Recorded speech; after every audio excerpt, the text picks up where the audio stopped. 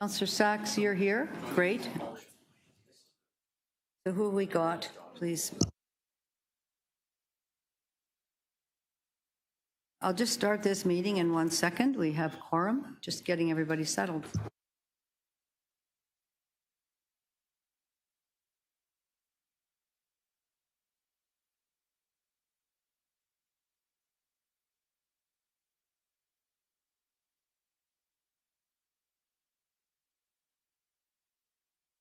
You're here for the Western Beaches. Or no, you're here for your letter that has to go on. Okay, great. Thank you.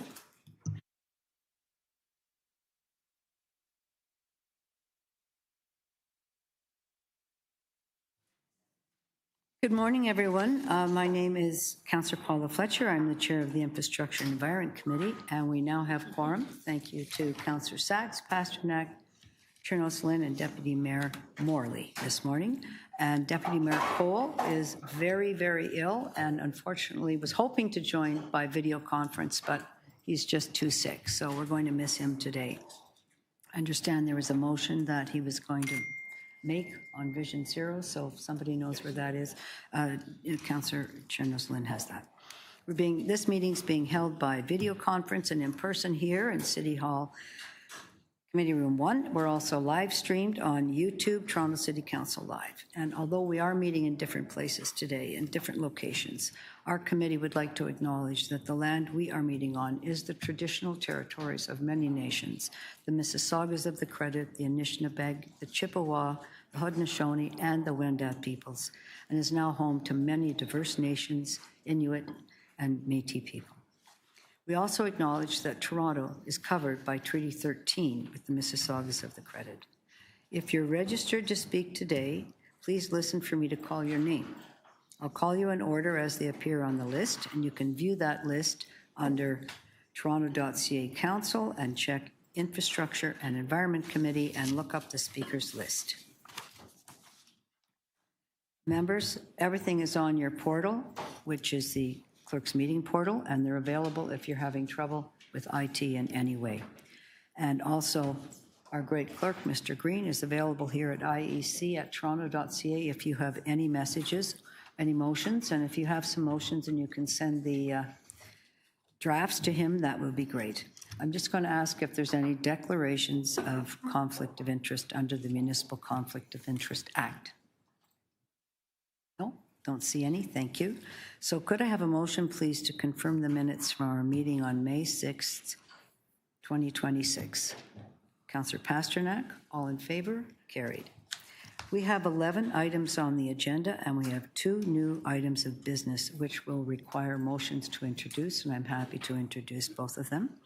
And we will now review our agenda. Sorry, I'm going to turn that off. Also, members, I have a emergency dental at 10:30, so I'll be out for an hour, and Councillor Chernos Lynn has graciously agreed to chair the committee during my absence because our Deputy Mayor Cole is at home quite sick. Thank you. So we have introducing item number 1, enhancing coordination with navigation platforms for road closures. There is an amendment that Councillor Myers has sent for me, and I don't know if we want to look at that and approve it with that. It's simply for all the geospatial information isn't quite getting to the locations as fast as it needs to, the same as we have with the roads. So it's to have city staff, again, get in touch with Waze and Google Maps and everybody else to bring up a very current list of parks. So with that, if we can agree to that, I'll move that amendment. Clerk, I'll move that amendment for number 1. And then we'll move the whole item, enhancing coordination with navigation platforms or road closures. All in favor of the amended? Thank you very much. Item number 2, long awaited, updates on Vision Zero road safety initiatives, enhancing safety in school zones, permanent roadside memorials, changes to parking regulations for intersection, pedestrian signals, and road safety improvement projects. We have speakers on that, and I believe there's motions on that, so that one will be held.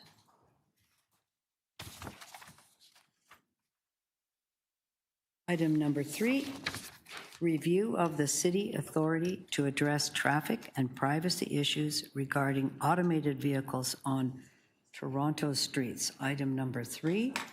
Is there any member that would like to hold that item? Councillor Sachs, I know you've been interested in this one. Are you interested today, or we're just going to let that go? I am very interested, but I am not holding it. Okay, all right. Thank you. Pardon me? Thank you very much. Moved or seconded by Councillor. Oh, sorry, to adopt. Motion to adopt by Councillor Chernos Lynn. All in favor? Opposed? That's carried.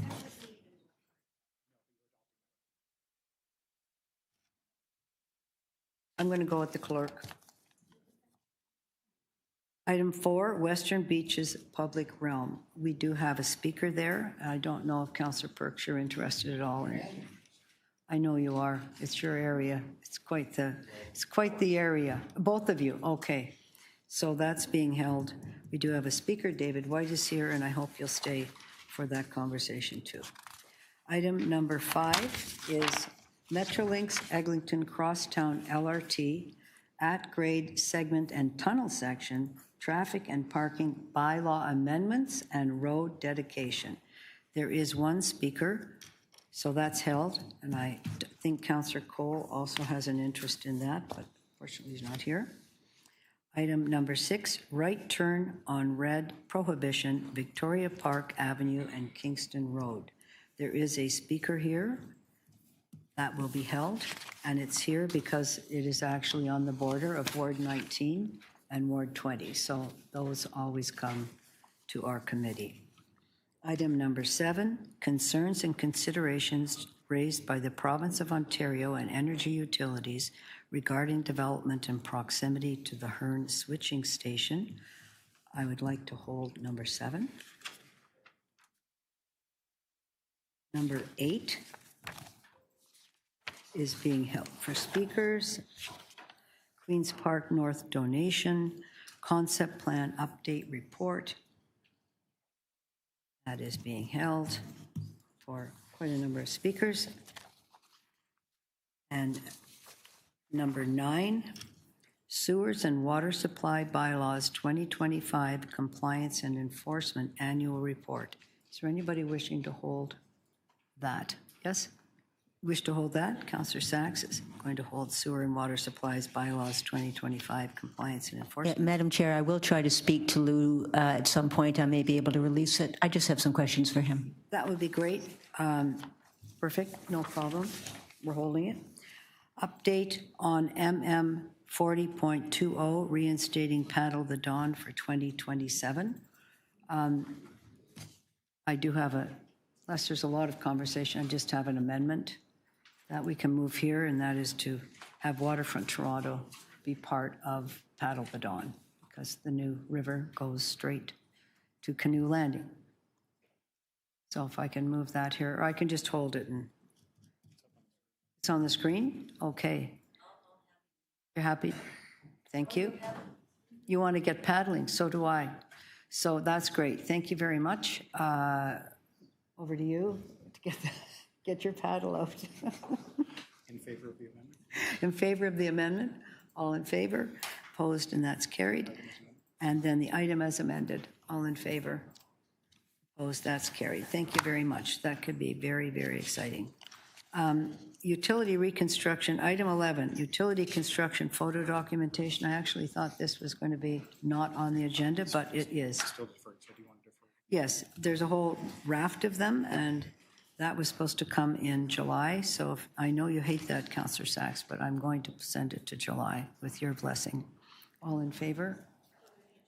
Yes, because it wasn't actually, I didn't want it here. We were going to do it in July, but it's here, so we'll do that. Thank you. All in favor, opposed, that's carried. And now we have a new item, correct? Or expansion, sorry, number 12. It's a new item, and I believe it's the item that you're here on, Councillor Perks, yes? Yes, and I think Can I just get it introduced? I think there's a member of the public or two who wanted to speak to it. That's fine. So what I just want to do is get it on the agenda. So item 30.12, expansion of Ontario's deposit return program. There's a letter here from Councillor Perks. I think it's online already, is it? Yes, so it's not a matter of introducing it. It's just to add it to our agenda today. So Deputy Mayor Morley, would you like to do that? All in favor? Opposed? It's now on the agenda, and thank you, Councillor Perks. I don't see anyone on the speakers list yet, so I will ask whoever wishes to speak to this to speak to the clerk and get their names on this for this item. So that would be, who would they bring that to? Yeah, we'll arrange that. If you're wishing to speak, come on up and get that in, or send your name in, we'll take it. And then we have one other one, which is the Davenport winter maintenance needs. There is a letter from Councillor Bravo, and I think we just have to introduce that. Would you like to introduce that, Deputy Mayor Morley? Thank you. All in favor, opposed, and that's carried. That's now on the agenda for discussion. Thank you.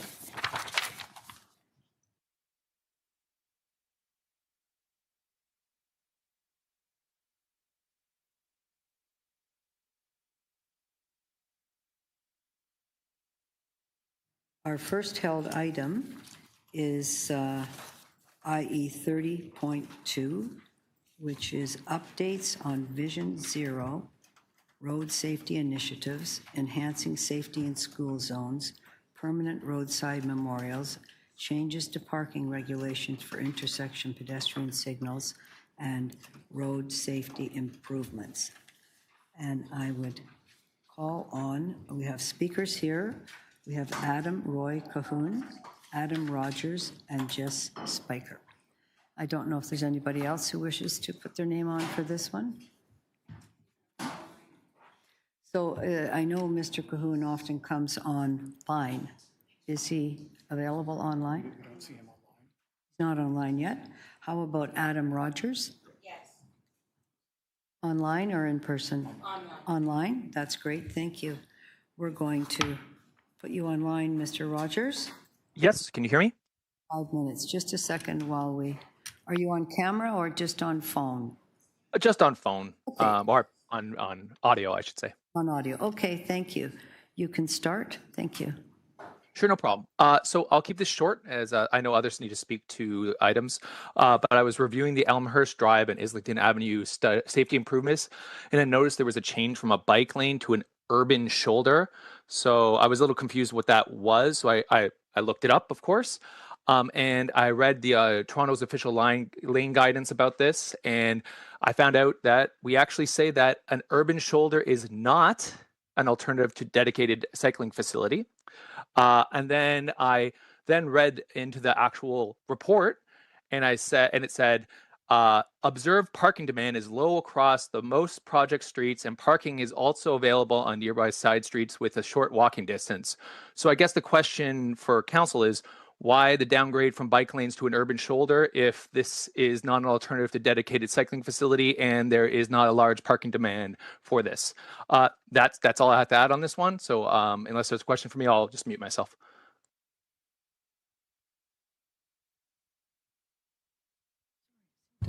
Sorry, thank you. Are you finished your deputation? Yes, that was Yes. on record the fastest deputation that we've had, so thank you for that. Are there any questions of Mr. Rogers? No? Thank you very much for appearing with us today.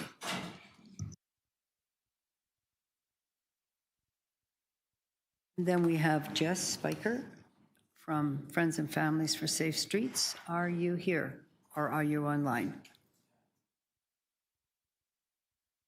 Not here? No? Is Mr. Cahoon with us yet? He usually never misses a committee. Is he here now? Okay, Adam.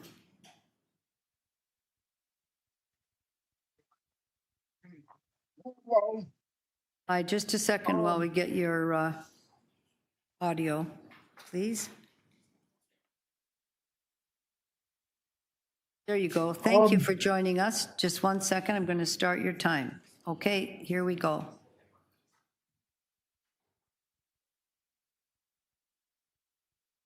Sorry, are you ready? What's that? Can you ask him to? I'm sorry? Can you ask him to? Adam, can you unmute your mic or perhaps turn it up a bit? I will, just give me 1 second. Yep, no problem. We're just having we can see you, but we can't hear you very well. Okay. Just give me 1 second. Yep.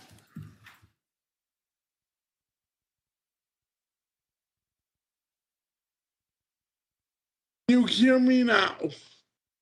Pretty well. If Can you you can hear- go a little higher, it would be better. All right, then.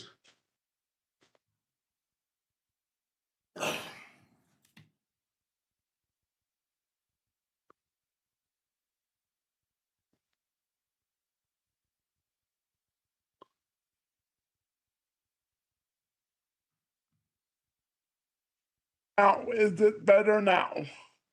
How's that for everybody? Yes. Okay, I'm getting the nod. Yes. All right. Okay, I'm going to start your time now. All right.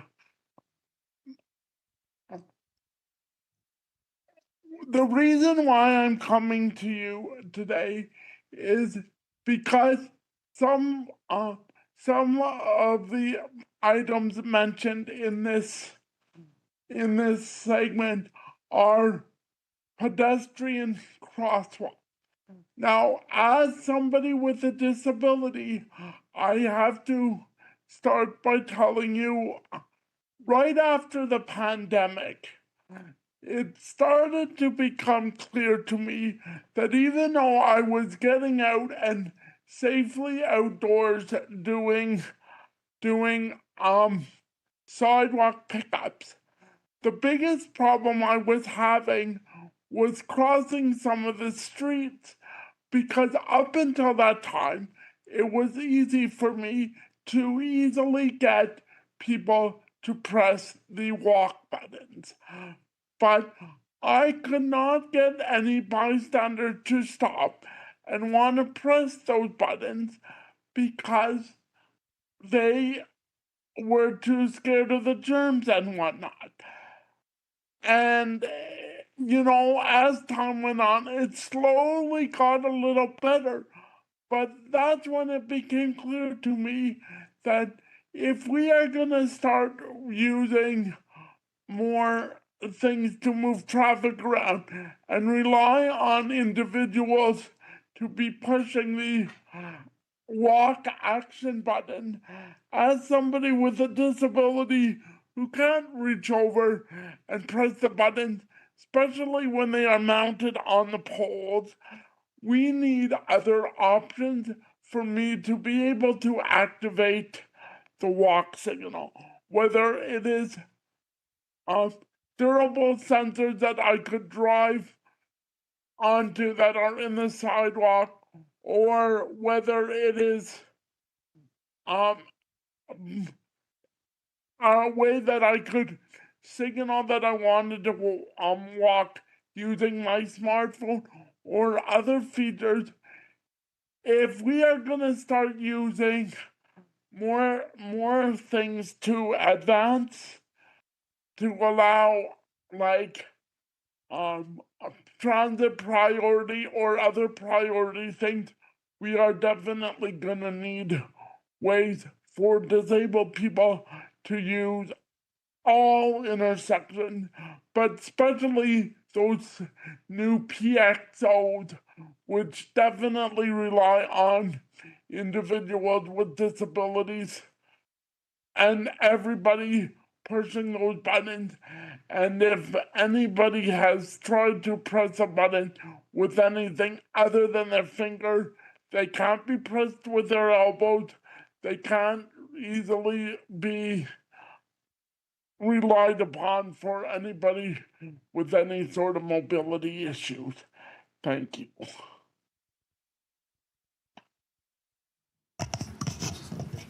Thank you. Thank you very much. Have you got any further comments? No, I'm waiting for if there are questions of me. Sorry? I'm just waiting because sometimes I hang up too early and there have been questions of me. Okay, yes. Now, Councillor Chernos-Lynn does have a question for you, so please proceed. Thank you. Hi, Adam. I just wonder if the things that you're suggesting, if you know of any municipalities or countries that have used those type of things that we might be able to look to for those. I don't know of other countries or cities specifically that have used them. I do know that during the games, there was companies here that were showing some of these things, and I do know of a few cities that have used, because they already have the technology for bicycles, so they have put them in for wheelchairs. I do believe Berkeley, California is one. Okay, thank you. Thank you. Are there any further questions for our deputant? As always, thank you very much for joining us with your insights. Appreciate it. Okay, I'm just checking if Adam Rogers is here now or not. Sorry, Jess. Just Friends and Families of Safe Streets? No? We'll have to forego that. Okay, let's bring this into committee, please. Sorry? 1 second. Do we have another speaker?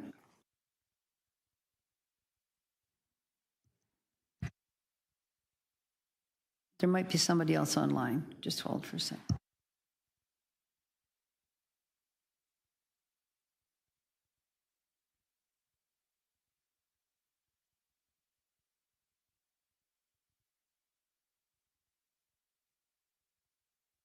Okay, thank you. We have two other speakers that have come in since 9 o'clock, Jeffrey Berkarich and Monakshi Sane. And I wonder if Jeffrey is here in the room or are you online? Yes, online. Might have stepped out. How about Monakshi? You're right. Okay, perfect. Please come on up. Very happy to have you here. Hello, good morning. Yes, please get settled. You have a little microphone in front of you there to put on.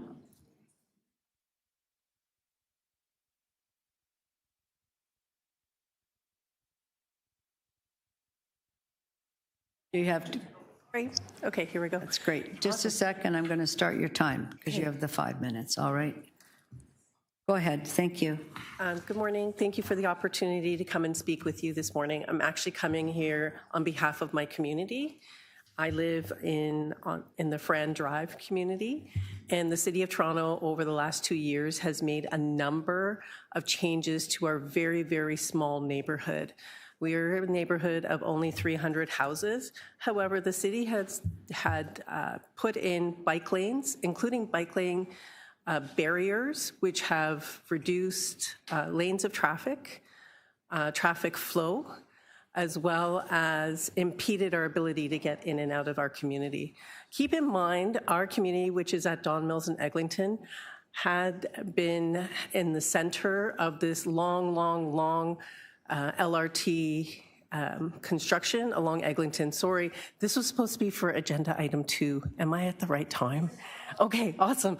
You are on the right item. Okay, amazing. Thank you. And so we were subjected to 15 years of construction with the Eglinton LRT. with ongoing traffic blockages with that. We are now subjected to the Ontario line and ongoing lane blockages with that. There is a new proposal from the city that we've been asked to comment on, which we did comment on, and all of our comments were ignored.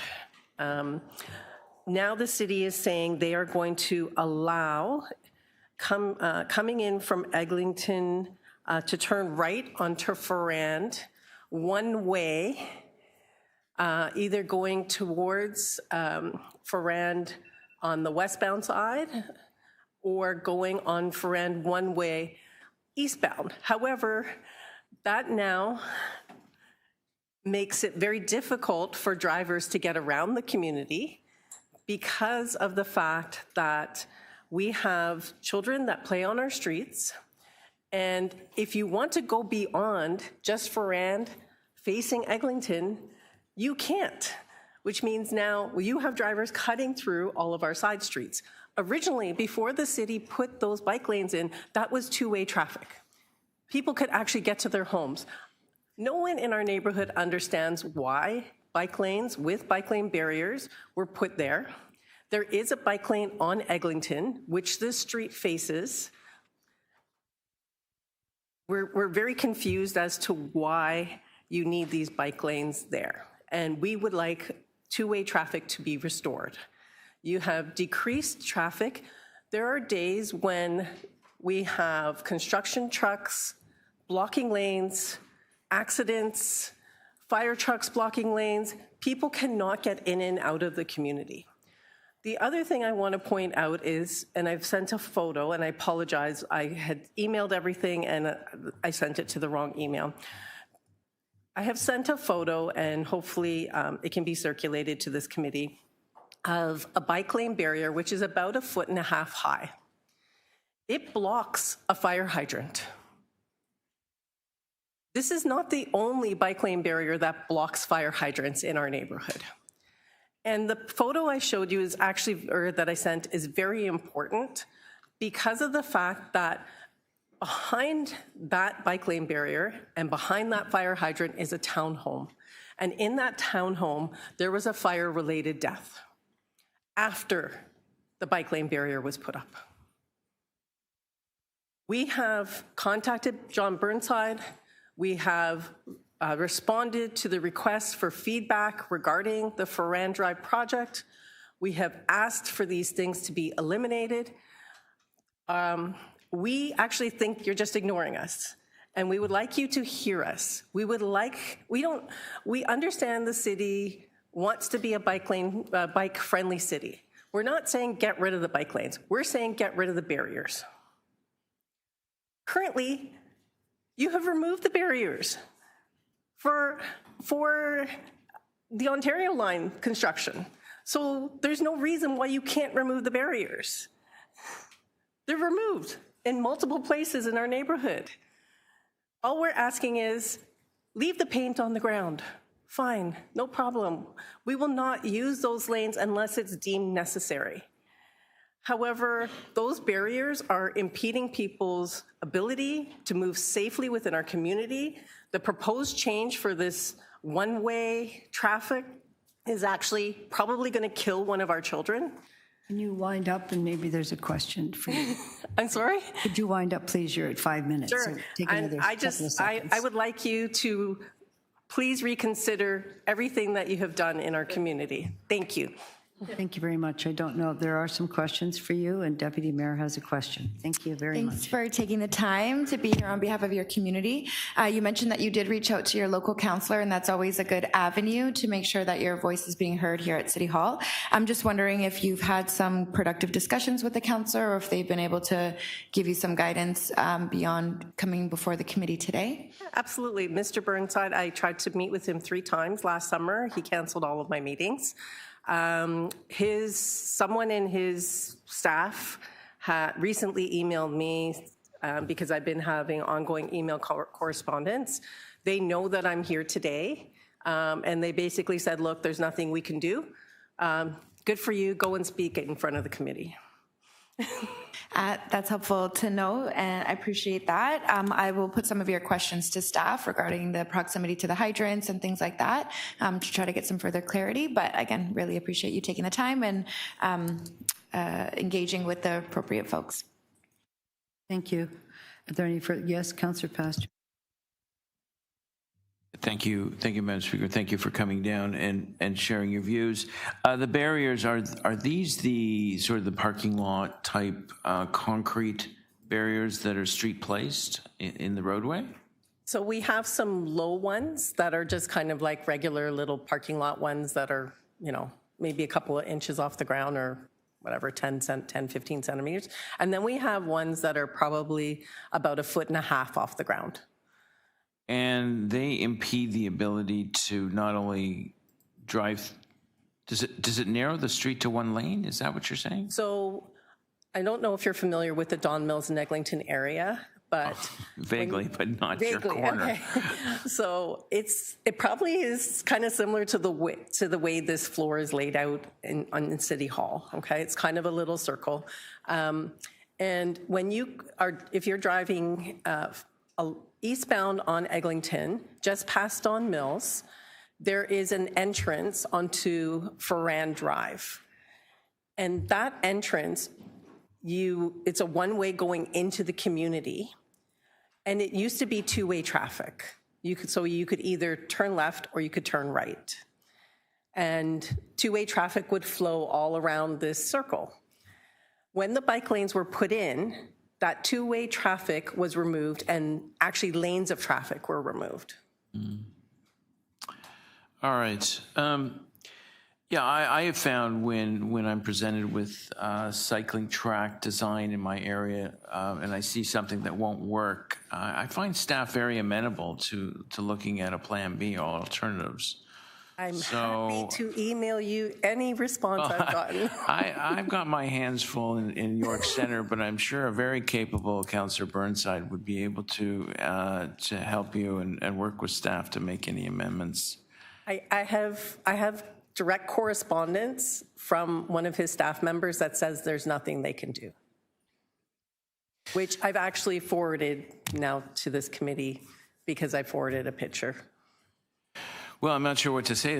Councillor Burnside is not here to explain his position on the matter, so I don't want to go down that road. But I urge you to reach out directly to staff. I'm here because reaching out directly to staff hasn't worked.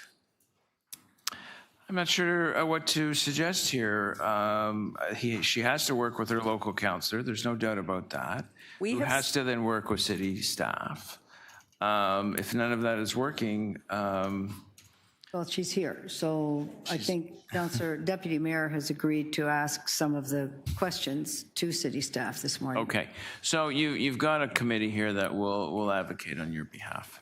We have sent a letter in to the Hearn Drive project with over 75 emails and addresses and names from our community. We could get more. We probably could get everybody, but our letter was ignored. Okay, well, Deputy Mayor Morley has very graciously taken on this case, and I'm certainly support her efforts in getting clarity on it. Thank you. I appreciate your time. Thank you. Oh, sorry, yes, we have another question. Hang on, please.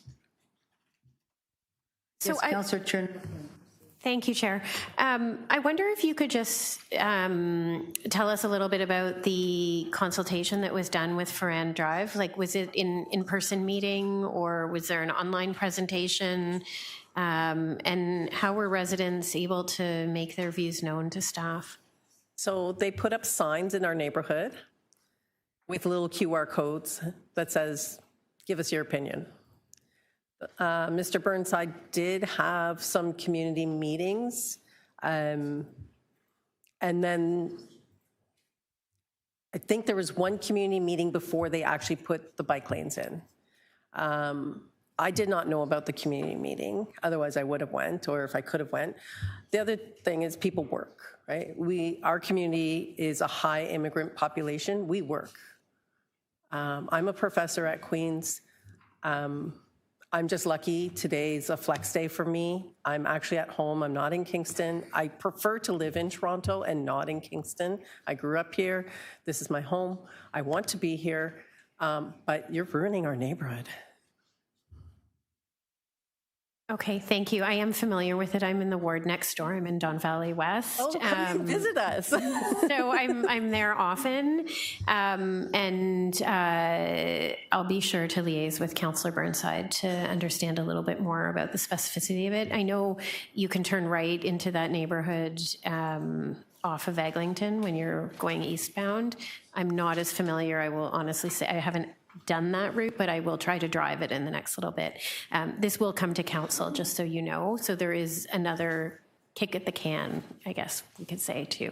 But I'll be sure to ask, and if Councillor Morley runs out of time, I'll be sure to ask any follow-up questions to staff today. Thanks. Thank you so much. And if you need me to come back, I'm happy to come back. I don't know. I think we're all really tired in my neighborhood. So.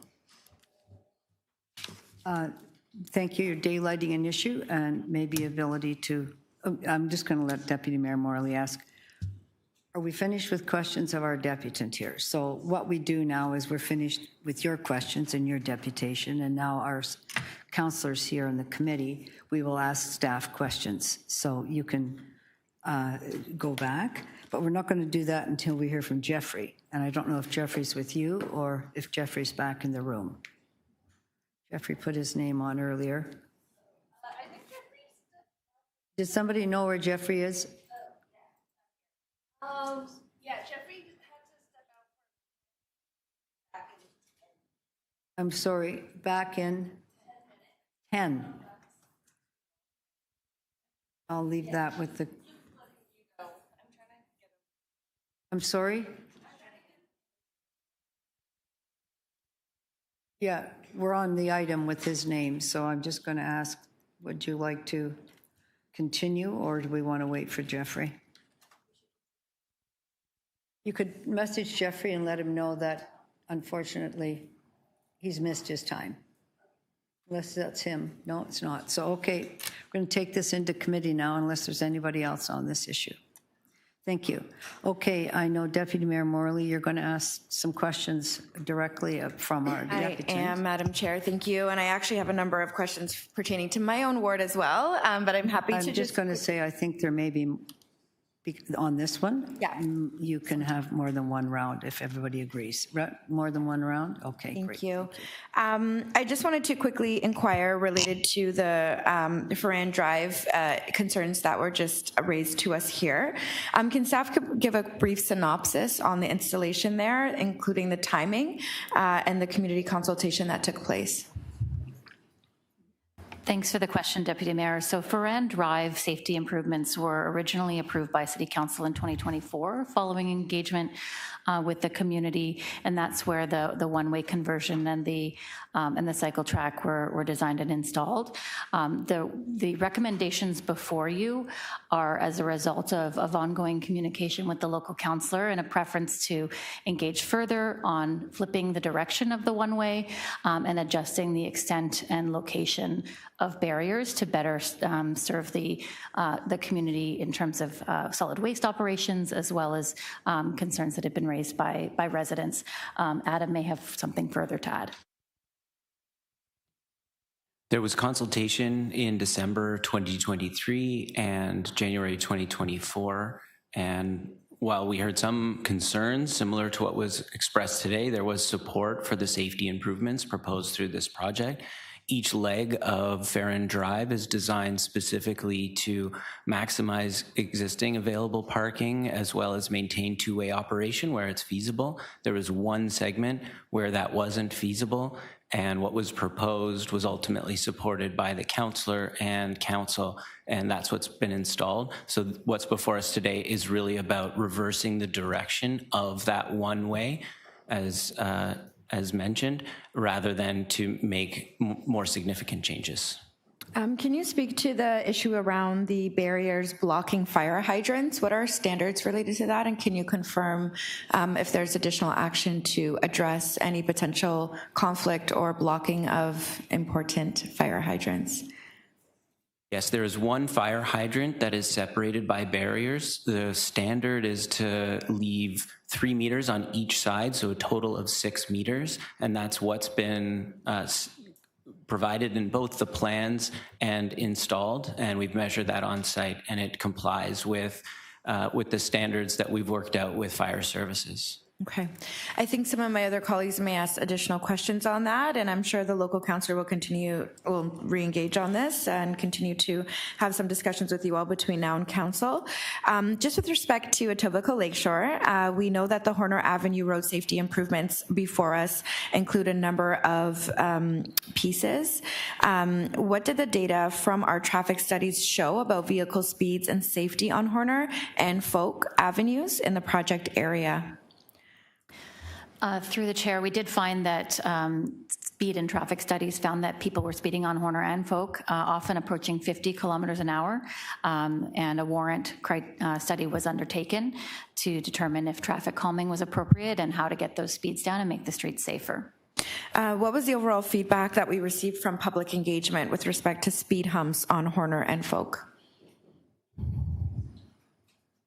Generally, public engagement with respect to speed humps on Horner and Folk, feedback was mixed on the proposed speed humps. The number of people with concerns was higher than those who were in support. There was general support for measures to slow traffic, noting the speeding issues just mentioned above.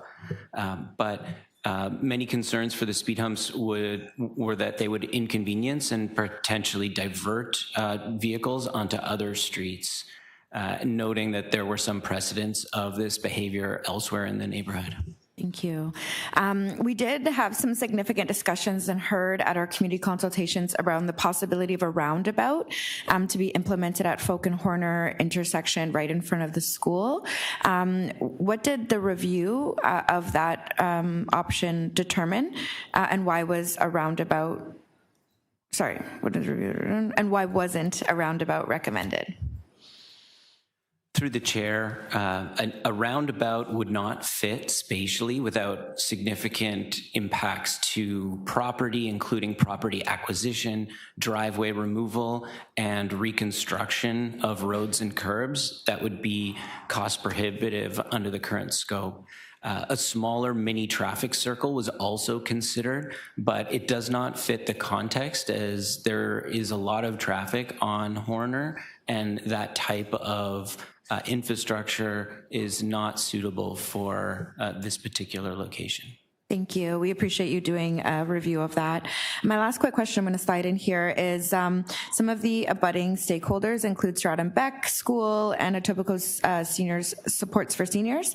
What was their feedback related to the proposed parking removals associated with changes on their street? Were there any serious concerns? They were generally supportive of the safety improvements, recognizing their residents and the way they come to this community. They use some of the parking on street currently, but believed that it wouldn't be an inconvenience given their private lot and their kiss and ride. Thank you. That's my time. I will leave it there. Madam Chair, if we go for a second round, I do have some more questions. Okay, thank you. Are there any other councillors with questions? We're on Vision Zero, Councillor Pasternak. Do you have questions? I suspect you might. No, thank you. Thank you, Madam Fill-in Chair. Yes, I'm focusing on the report back on the roadside memorial, permanent memorial engraved steel braces on utility pole motion that was adopted by committee in September of 2025. Staff have focused much of their response on the lack of occurrency in this being a safety measure. There was nothing in the motion that really saw this as something promoting safety. It was simply a memorial for the family and it was initiated by a family whose daughter was killed by a drunk driver at the corner of Calvington and Keele. But you've really focused on the educational safety aspects. Can we go back? I mean, I'm trying to think why it would be. other than people seeing it, and caution at a certain spot. But since so many cities are doing something similar, staff don't seem to favor this approach. Can you just elaborate a little more on why Toronto's the outlier, and while other cities seem to like it and do it, Toronto does not want to? Through the chair, yes, Councillor, what we saw is that the cities in North America that do have a program, and there are not a lot of them, that there's been very little uptake. Even the Calgary one that was referenced has been around for several years, and there's been no more than a handful of sort of residents that have shown interest in the program, and that seems to have repeated in other cities as well. So there doesn't seem to be, while other cities similar to Toronto have thought about it and have launched a program, there hasn't been an uptake for the program, partly because these memorials are seen mostly as something that the advocacy community would prefer, that the victims would prefer to work with the advocacy community and vice versa. So you've written here that the big problems are it would introduce ongoing administrative and maintenance obligations. Now, if you're worried that the program is so small, I'm trying to think what the burden would be if so few people are opting for this. Why would there be a burden on the city for maintaining them? Through the chair, through the chair, I think just to be clear, what we're saying is that we think there are better ways that we can more actively engage with victims of road violence and their families to come up with a solution which may be more fitting, more respectful, and deliver better benefits for those families than simply attaching a steel band to a lamp column. So you've also, you've also written here that this would not deliver a clear public benefit, public benefit or road safety outcomes. I didn't really see this as trying to achieve that. So I think that's really, through the chair, sorry, I think that's really a reference to the fact that in some jurisdictions where these memorials are present, they're often accompanied by some additional information for people to see, which often has a road safety type message associated with it. So I think what we're saying is that we want to work with the relevant different groups and the communities to devise a program which is fitting, which properly recognises remembrance, enhances the partnerships, and really enables those people to engage properly in it, as opposed to just one individual little static thing which sits there constantly. So these are on a cost recovery basis. I mean, I see other cities charge, so there's no cost to the city. The sponsoring families would pay. The chair, that's correct. Yep. Would we need secondary permissions from, let's say, Toronto Hydro, or has that been sourced? Through the chair, yes, we would need secondary permissions. We would need secondary permissions.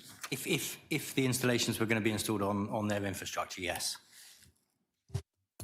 Okay, we'll leave it at that. Thank you. Okay, thank you. I have a question for staff, and then we'll go to second round. So my question is with respect to crossing guards. Now that we have so much less money coming into the city from the loss of ASC cameras, the report makes note of the fact that some of those dollars were used to pay for crossing guards. So does this mean we're going to have to lessen the number of crossing guards we have in the future? And if so, what is the impact in terms of, from a Vision Zero perspective? I would just say that this is probably one of the most significant things in my community that people write about in terms of keeping some of our most vulnerable users safe, and little children. So I would just ask. Yep, so through the chair, So there probably isn't a 100% straightforward answer to that at this point in time. The city remains fully committed to our school crossing guard programme. We're actively working with the province through the funding opportunities which they're making available following the removal of the ASE programme to provide funding for alternate measures, which in our mind also includes school crossing guards. So that's active work that's underway. We remain committed to that programme and we'll be doing all we can to sustain it. So just as a follow-up to that, when the province announced that they were going to be giving us some replacement funding for the loss of ASE cameras, were crossing guards included ever? I know they talked about roundabouts, speed humps, things like that. Did they ever mention crossing guards? Through the chair, yes, they did. And I know that in our initial conversations and in the initial funding which we received from the province, then our school crossing guard costs were eligible for that. Okay, thank you. Okay, Councillor Morley, over to you. Thanks, Madam Chair. I was actually going to lean into the crossing guard and provincial fund to address the ASC, so I'm happy to move to speaking. I'm good on questions.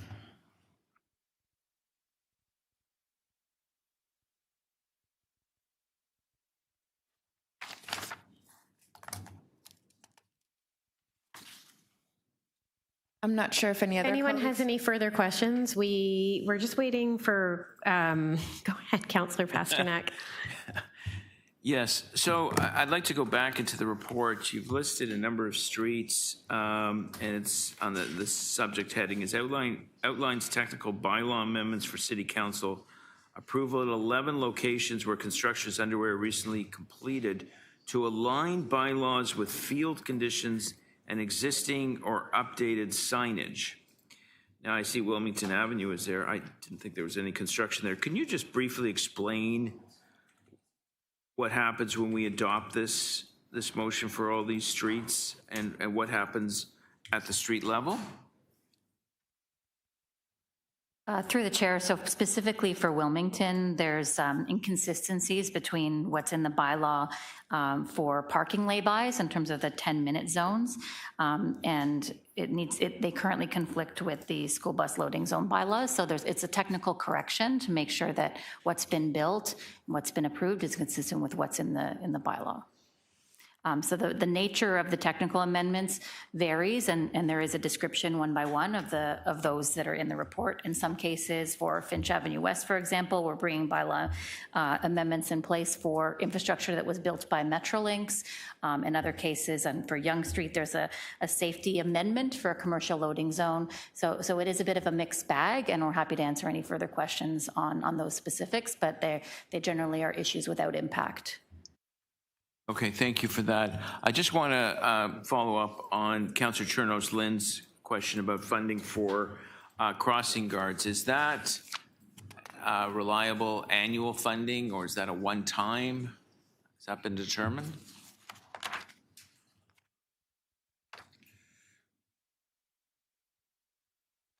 Through the chair, our understanding is I think it's one time, but I think those discussions are still underway.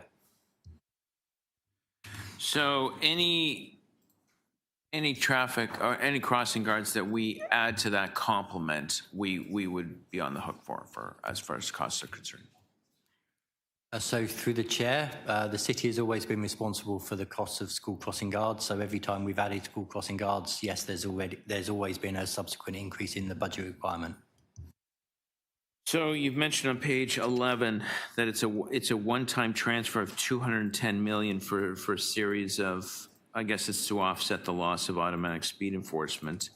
And I guess it supports a number of different safety measures in school zones and so forth.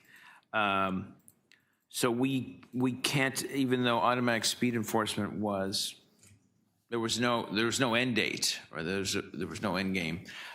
This is one time and one time only. And it's not likely it could repeat itself. It may not repeat itself because these are operational, these are annual operating costs. Sorry, Councillor, would you mind repeating that very last bit? But just to clarify why you're looking back to do that, Yeah, so you're the 210 million that you referenced, that covers the whole province? That's not I hope I'm reading this correctly. On page 11, you've said the province of Ontario identified up to 210 million in one-time funding to support road safety enhancements at locations previously eligible for ASC to offset the loss of revenue. So I guess one time means one time, and it will not repeat itself. ASC was an open-ended ongoing program with a revenue stream that, well, I guess we relied on. Through the chair, that's correct. Okay, thank you. Okay, thank you. No, we've got quorum now, so that's good.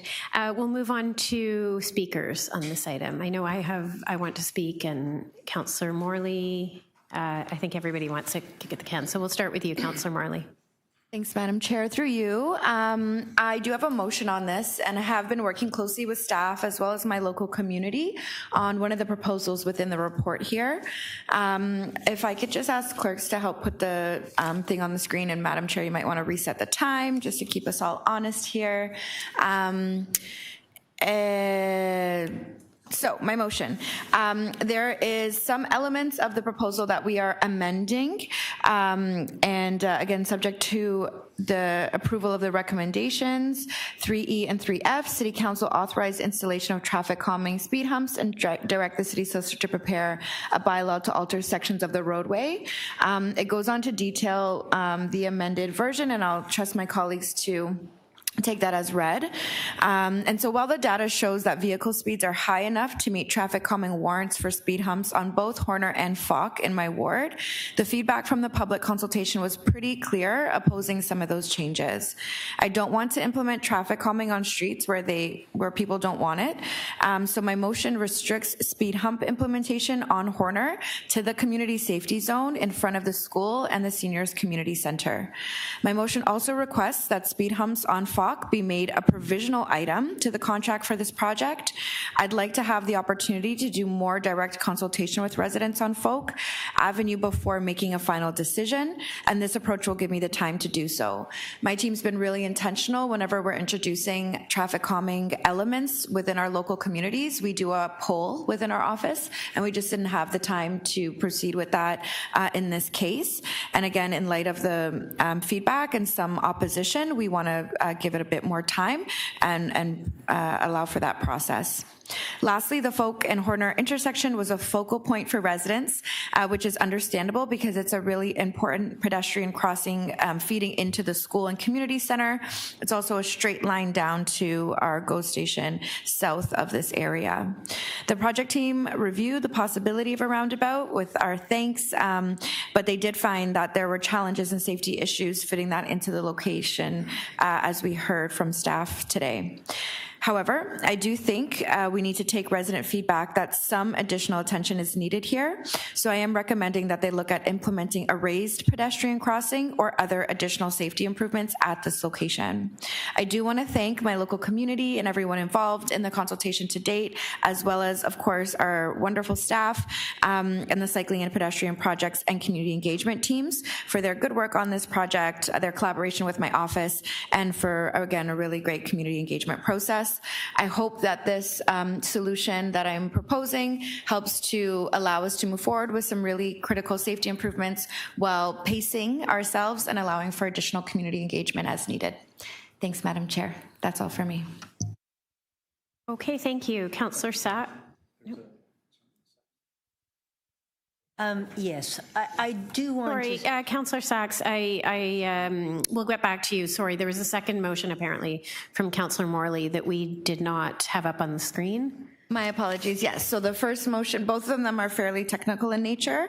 The second one is a request for the appropriate staff to include speed humps on Folk Avenue as a provisional item. So it's not automatically implemented, but included in the contract before us as part of the basement flooding protection project that has spurred this work. So that's before you on the screen. Happy to answer any questions on those motions if there are any. Okay, does anyone have any questions for Councillor Morley on those motions? No? Okay, so we're going to move on to other speakers. Councillor Sachs, go ahead. I just want to say to the staff how much we appreciate how hard they work on this and how difficult it is to do.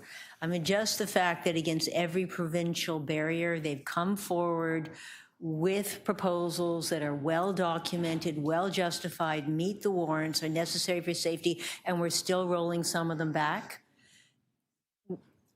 It's really hard to protect safety. And we know that the staff have worked incredibly hard for a long time to get the death and destruction rate down on our roads.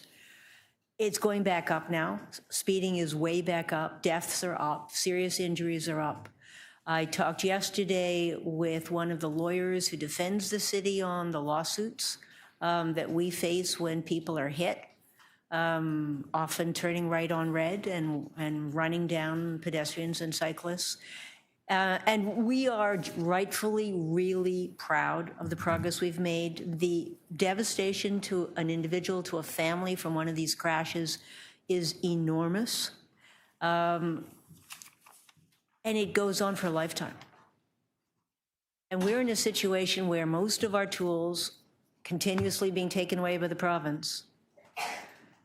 And then even then, we get community pushback of the changes we're trying to make to reduce the priority of cars so that more people can walk and cycle and get around and get home safely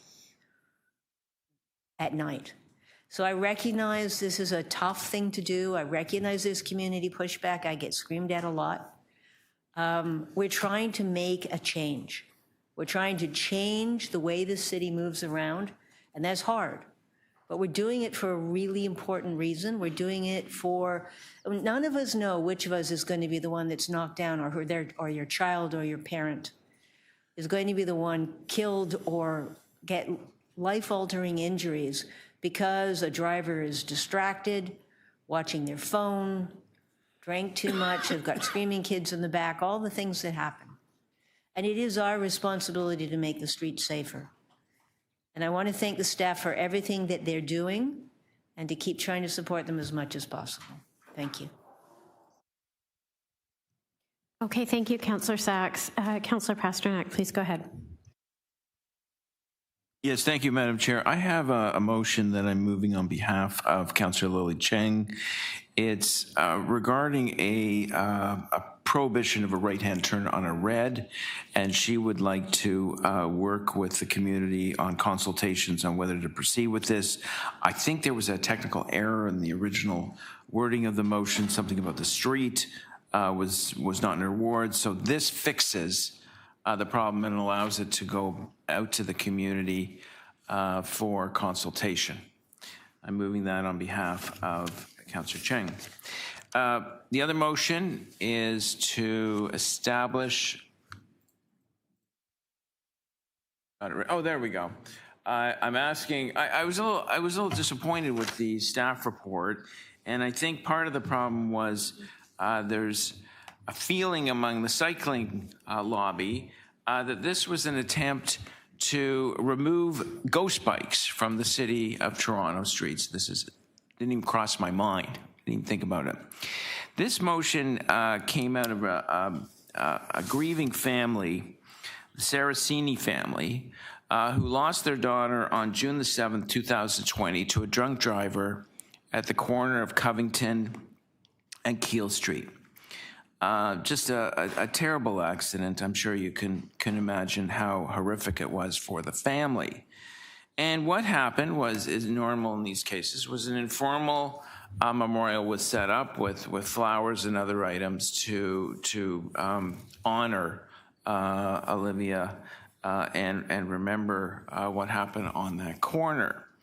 There were I believe some roadside improvements, and I think a utility pole or a stop sign had to be moved, and the memorial was dismantled. The mother, Olivia's mother, Mrs. Saraceni, came into the office with the idea of a memorial on a utility pole and talked about the Honor a Loved One program in Calgary. And that's how it originated. It was no attempt to remove ghost bikes, to replace ghost bikes. And despite that, that group, that lobby, vigorously fought an attempt to do an engraved steel brace memorial program in our city. So I'm suggesting here that we do a pilot, that city staff work with the Saraceni family, and that in order to not have to do a lot of work on design guidelines, use the Honor a Loved One program in Calgary as a guideline in order to accelerate this. So there's the motion. I think it's reasonable. I don't think it's a big onerous on staff. It has nothing to do with the Ghost Bike program. I think this is a good way to honor Saraceni family and their loss, and an attempt for others to see the dangers of impaired driving and what can happen when people aren't paying attention. So I'll leave it at that.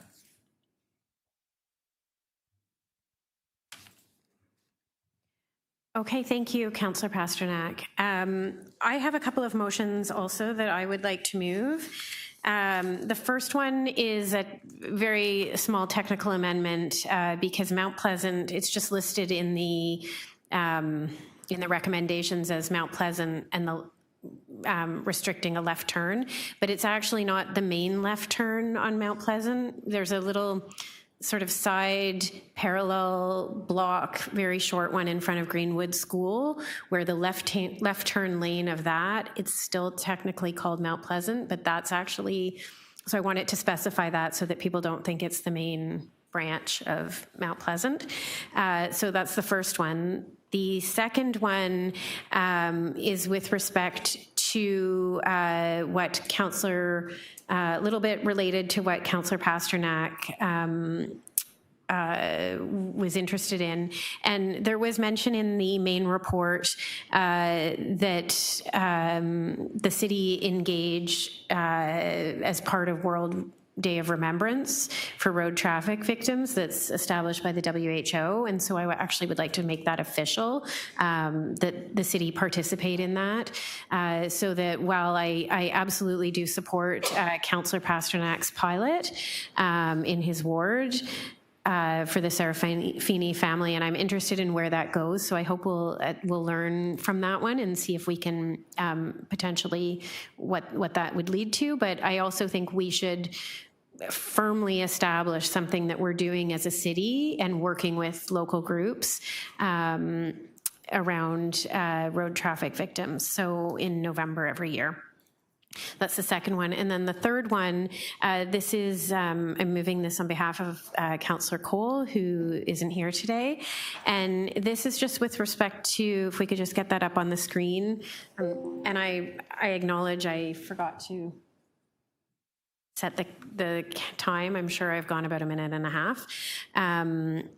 So this is just with respect to having lost the oversight of ASE cameras to actually request that we get an update on data in terms of fatal collisions and vehicle speeds, what's changed since then. So that's related to that because we've obviously lost the tracking on that, and that data was so very powerful in terms of telling us why we should have ASE cameras.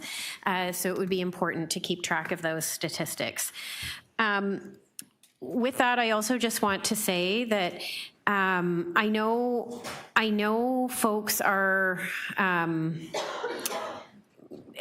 having consultation on some of the specific items of recommendation in this report. I just want to comment that while I understand it's important to consult with community and do education around community, I am reluctant to have community guide us as opposed to Vision Zero experts guide us on traffic regulations in terms of particularly left turn signals. And I'm just going to put this out there. There was a young child who was killed in my community. Her name was Georgia Walsh.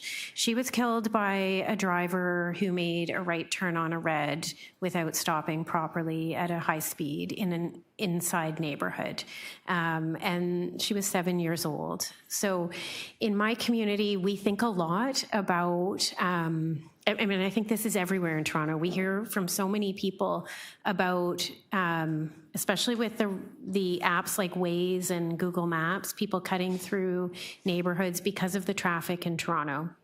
And that's part of why we've been reducing speeds to 30 kilometers in internal neighborhoods. And so I'm wary, while I understand the importance of working with community, and there may come a time where I'm in the same boat as some of my colleagues, I just want to register publicly that I think we have to think very carefully about second-guessing staff on things like no turn on red in places, because we have seen those, and I'm sure every single one of us in this room has been a pedestrian when they've almost been hit by a car who's making a right turn, either at a stop sign or an intersection or a red light. And so I just want to make sure I've said that publicly.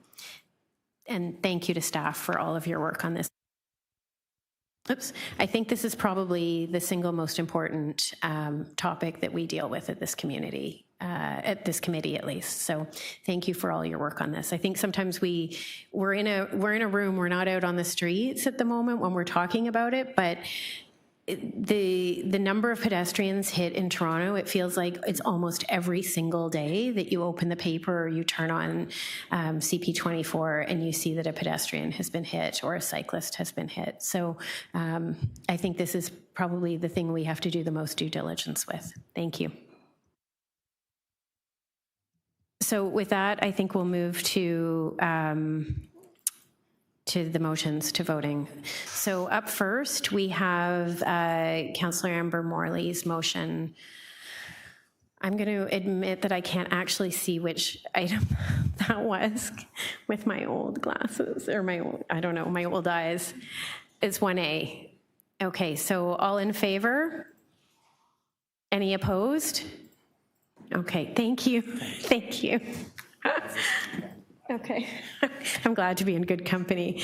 And now motion 2A, all those in favor? Any opposed? Okay, that has carried.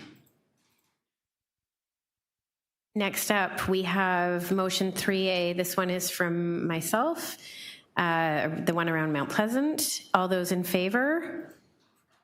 Any opposed? Okay, that has carried. And up next, we have Councillor Morley. I think we did this one already. Did we do this one? No. Okay, 1B. This is with respect to Falk Avenue. All those in favor? Any opposed? That has carried. And we'll just wait for the next one. Okay, this one is from Councillor James Pasternak. This is 2B. This is with respect to the pilot of the Steel Brace Memorial. All those in favor? Any opposed? Okay, that one has carried. Next up, we have one from myself. Again, this is with respect to participating in World Day of Remembrance. All those in favor? Any opposed? That has carried. And one more. This is with respect to update on data around fatal collisions with the removal of the ASC program. Motion 3C. All those in favor? That has carried. And I think we have one more. Okay, this is just the item as amended. So there's one more. And this one is as amended with all of those changes. If we could have all those in favor? Any opposed? Okay, and that item has carried. Thank you, everybody, for all your work on that.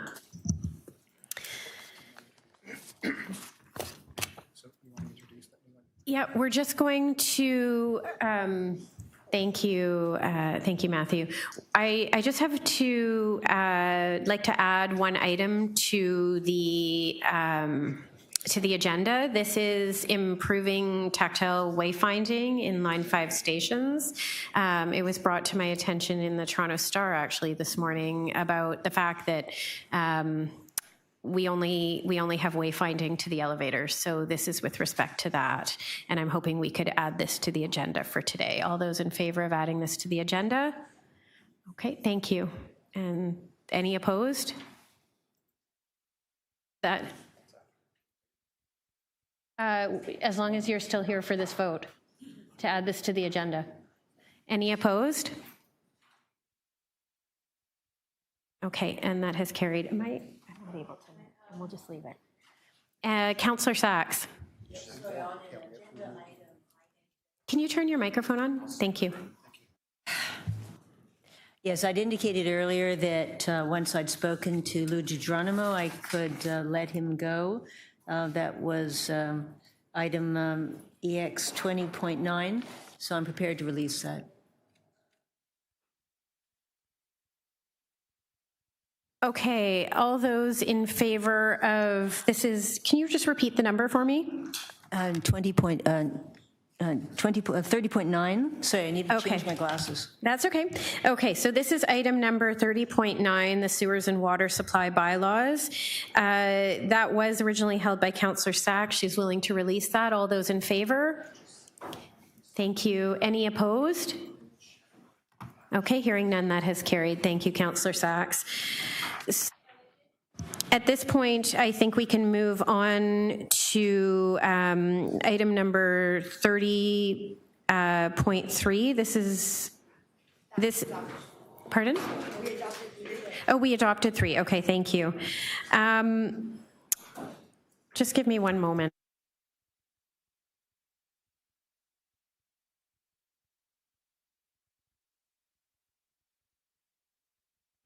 All right, so we're going to move on to item number IE 30.4, Weston Beaches Public Realm Plan. And I believe we do have a speaker. Give me one. Okay, David White. All right, is David White in the room or online? Oh, there he is. Welcome, David White. You have 5 minutes.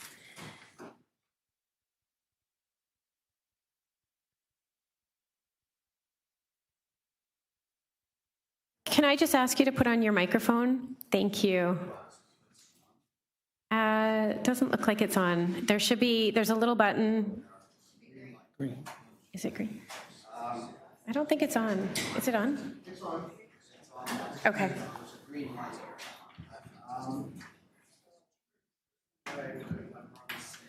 I don't think it's working. We're just going to ask you to pause for 1 second. The sound isn't coming through, so we're just going to get that fixed so that everybody can hear you.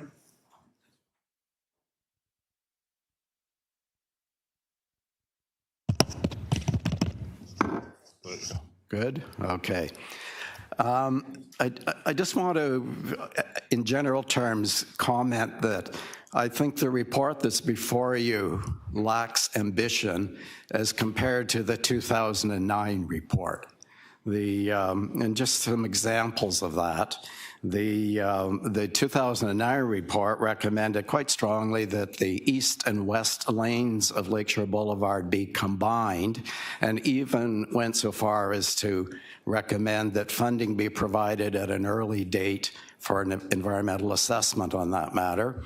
Of course, combining the east and west lanes would release a lot more land for the parks, and of course we know that our parks are under even greater pressure now than then.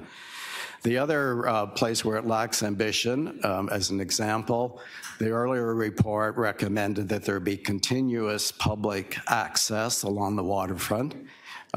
This report it recommends more studies on the matter, and then this is 17 years later after the earlier recommendation that was adopted by City Council. But the main thing I want to speak to today is safety on the Martin Goodman Trail, and I'm glad I'm following the earlier item which was dealing with pedestrian and cycling safety.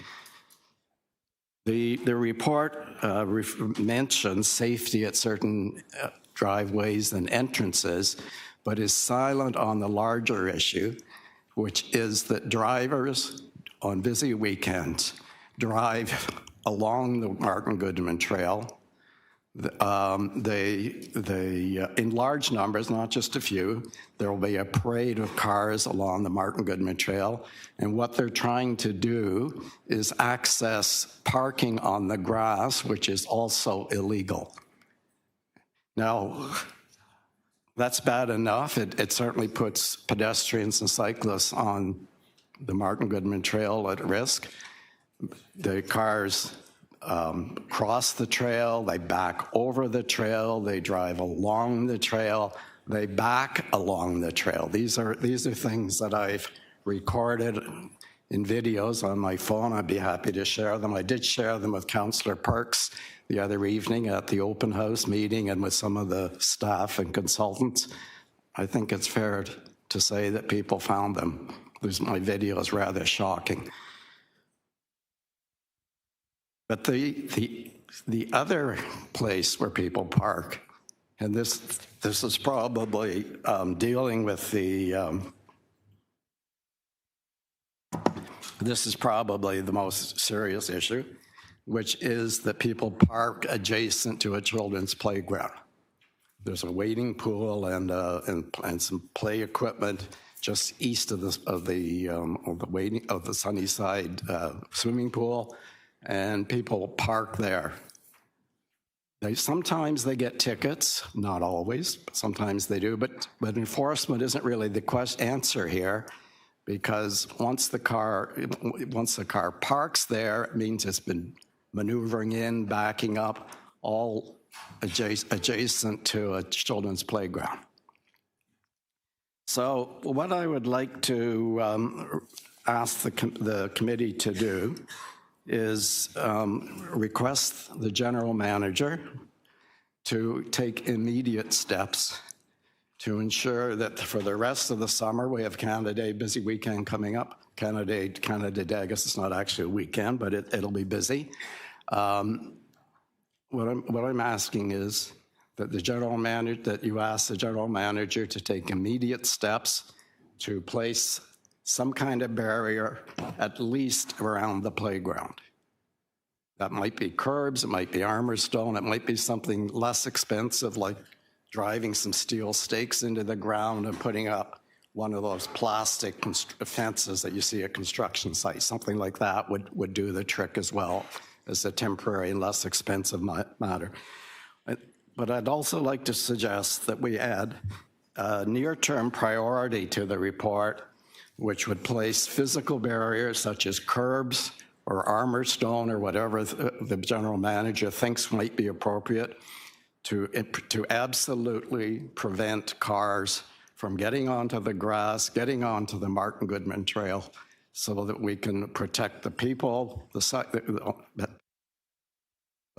and also the trees and the landscaping. So that's what I'd like the committee to do. Thank you.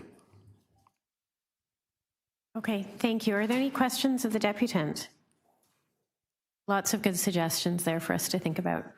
Okay, thank you very much for your deputation today, David. We're going to move on. We just have the one deputant, correct? Okay, so we're going to move on to questions of staff. Councillor Perks? No questions of staff. Does anyone else have? Okay, we have Councillor Sachs who's got questions for staff. Please go ahead. Yes, thank you. Question for Parks. The deputant has made, I think, really excellent points about the danger to pedestrians and cyclists. What measures can you take quickly to prevent cars from driving on the Martin Goodman Trail, across the Martin Goodman Trail, and next to this playground? Through the chair, thank you for the question. We could put Jersey barriers in certain locations, and we'd be pleased to take that back and look at it further. Can you have a supplementary report for us before council on that? Or get back to us on this before council? I mean, I think there's a real safety issue and there is something you can do about it. I'd like to know what the options are. Councillor, we can get back to you before council, yes. Okay, thank you.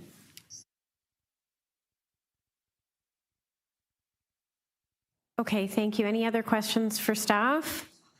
If not, we'll move on to speakers. I've got Councillor Perks first. As a guest of the committee, we'll give you... Oh, you have a question? Okay, sorry, Councillor Perks, you're on hold for a moment. Sorry. Deputy Mayor Amber Morley, go ahead. Thank you, Madam Chair. I could have just asked my colleague beside me, but I believe this work predates my time, and I'm just wondering how the area was selected, like the ending at Humber River, in terms of the Western beaches.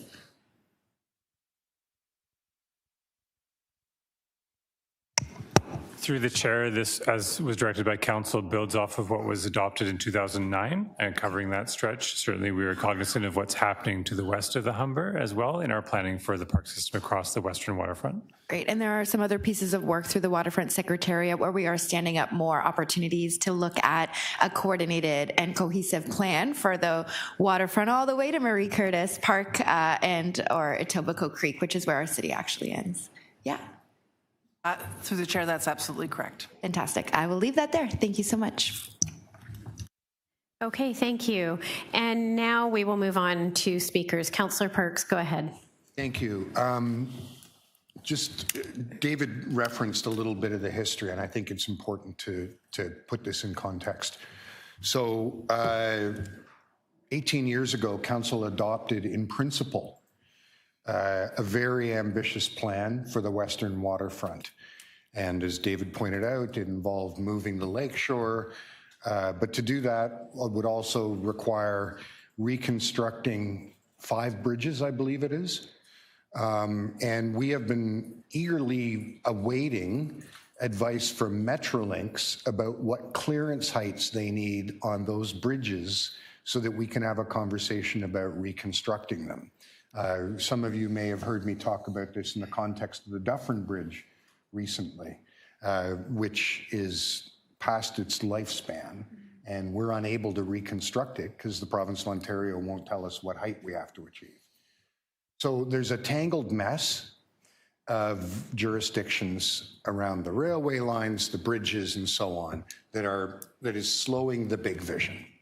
And what staff have very wisely done in this report is built in those principles so that we continue to have a negotiating position with other orders of government as the infrastructure down on the western waterfront is reconsidered.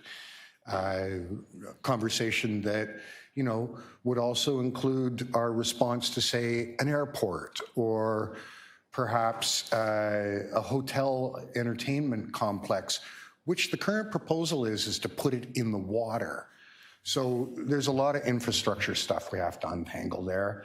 And because we wanted to get something coherent that established good principles in front of council before the end of term, while these other questions are still being discussed, what you have in front of you is what you have in front of you. But I want to speak to the value of getting those principles in place. When that original plan, which this is very much just an update of, was put in place, it was not legally possible for someone to walk from Parkdale to the waterfront without going all the way back to Bathurst or all the way over to Roncesvalles. There was no legal crossing. We have created those legal crossings. There was no sidewalk. We have created those sidewalks. There was no bike access over. We have created that. We have used the principles here to renegotiate leases with sailing and canoe type clubs along the waterfront to gain the public access along the waterfront as a lease condition. And we are continuing to do that work. This is unfortunately slow, long work because of the huge amount of infrastructure that is down there. I mean, frankly, if I could do one thing, I would go back in time and throw my body in front of the bulldozers that built the Gardner Expressway along our waterfront. But to undo all of that mess requires consistent, principled work on the part of this council. And I really am delighted with what the community has brought us, what city staff heard and reflected from those conversations and have put in front of us in this report. It's a great piece of work, and I advocate for it very strongly. In terms of the barriers, some of you may remember several years ago, a young child was struck by a car after his bicycle veered off the sidewalk on the south side of Lakeshore. Between that and trying to navigate the in-out at the Boulevard Club, trying to navigate the in-out at the Legion, at Toronto Sailing, it has been work that the Transportation Department and Parks have put years into.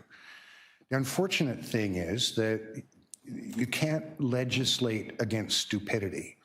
And there are people who will drive their car up across a curb, over a sidewalk, across grass, and onto the Martin Goodman Trail. We're continuously looking for ways to police that. And, you know, David, I've seen your videos, and I'm going to take them to staff, and we will continue to look at where the access points are. There are access points that are necessary. So Toronto Sailing and Canoe needs to be able to get sailboats and canoes down, so there is a road access. The Legion needs a delivery access.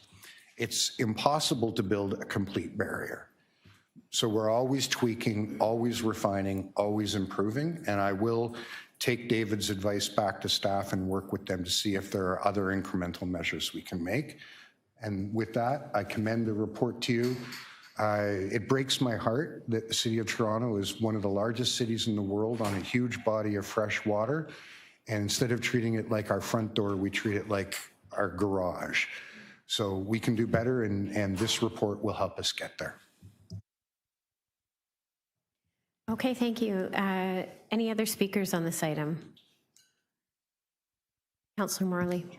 I'm just wanting to commend and thank Councillor Perks for his leadership on this file. As he mentioned, and as I'm sure we all know sitting around this table, a lot of this really critical city building work, it does take time, you know, to the chagrin of many residents who don't understand why we can't flip a switch and make things happen overnight. But I do want to recognize, you know, the folks who've gone before us to really make sure to set us up with a vision for what our city can be, and the work that we need to continue to do to make that successful. So with that, I'm happy to move the report before us. Thank you. Thank you, Deputy Mayor Morley. So all those in favor of this item, number 30.4, any opposed? Okay, seeing none, this has carried. Thank you. Thank you all very much. Thanks for joining us, Councillor Perks. Oh, you're coming back. Great. All right, and it looks like Councillor Fletcher's here. You'll be back in 1 minute.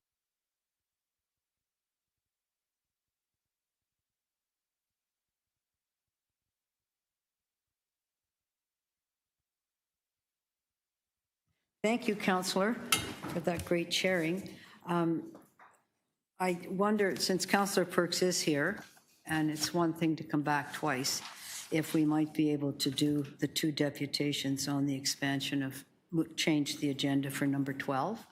So when he comes back from his washroom visit, we would hear from the 2 deputants that signed up for that item today. And I just wonder if they're here. I'll check that first. What are their names again, please, Matthew?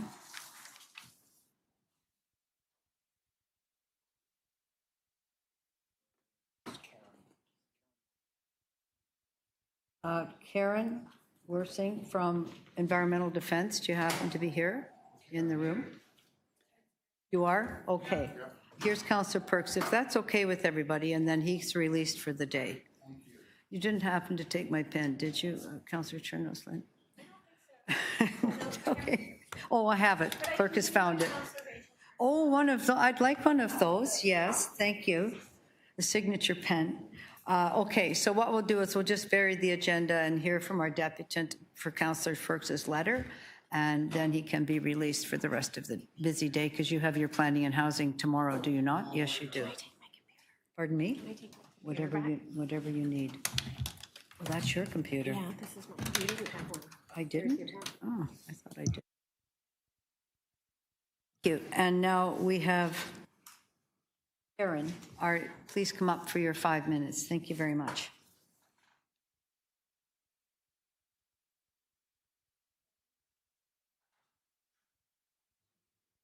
Thank you. Thank you very much, Madam Chair and members of the committee, and to Councillor Perks for putting forward the motion for a letter in support of expanded deposit return. Today, we're on the eve of one of the biggest public events in Toronto's history, hosting World Cup games. And it is my fervent hope, and I think it should be yours as well, that this be the last major event in Toronto without a comprehensive deposit return program. For beverage containers, obviously. I suspect we are in for a tsunami of beverage container trash littered around Toronto over the next month, and it will be worse here than in Vancouver. And that's because in Vancouver, there is a deposit return program for almost all beverage containers. And in Ontario, as you probably are aware, we only have such a program for alcohol containers. Basically, pop, water, juice empties are treated like garbage in Ontario, unlike in BC.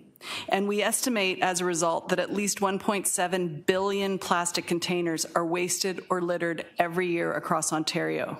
That means hundreds of millions of containers in Toronto alone.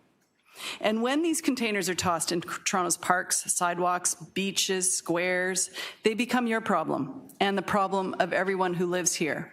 People, animals, habitats. The best way to solve the problem is for producers of these beverages to take responsibility for their packaging through a deposit return program. And it's not just me saying it.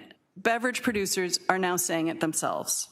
Experiences from other jurisdictions and provinces and jurisdictions around the world have long demonstrated that deposit return programs are the most effective system for ensuring empties get picked up and managed appropriately.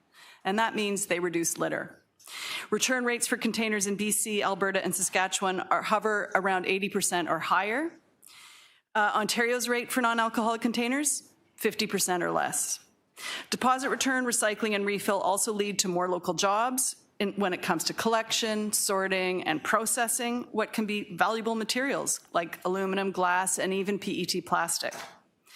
Our provincial government was close to expanding deposit return 2 years ago, but unfortunately blinked and left the expensive and less effective Blue Box program to handle non-alcoholic empties. In the meantime, the government has received letters from tens of thousands of people across Ontario and their municipalities that it's time to finish the job. And I really urge the City of Toronto to add public support to this cause. We need to stop treating packaging like garbage and ensure producers take full responsibility for the materials they put on the market. And I just, for fun, brought a picture. We participated in a Don't Mess with the Don cleanup along the Don River for Ontario Day of Action Against Litter. And they had brought this picture of a swan nesting in plastic waste on the Don River. And you can see very clearly there are beverage containers there. So it's just really important to remember, like, this hurts everybody. It hurts our public spaces, and it hurts the animals that call Toronto home. Thank you very much. Thank you very much. Are there questions for Deputant? Yes. Just very briefly, was it the small grocery store and variety store lobby that fought returns because they couldn't manage the intake? Was that why that legislation died?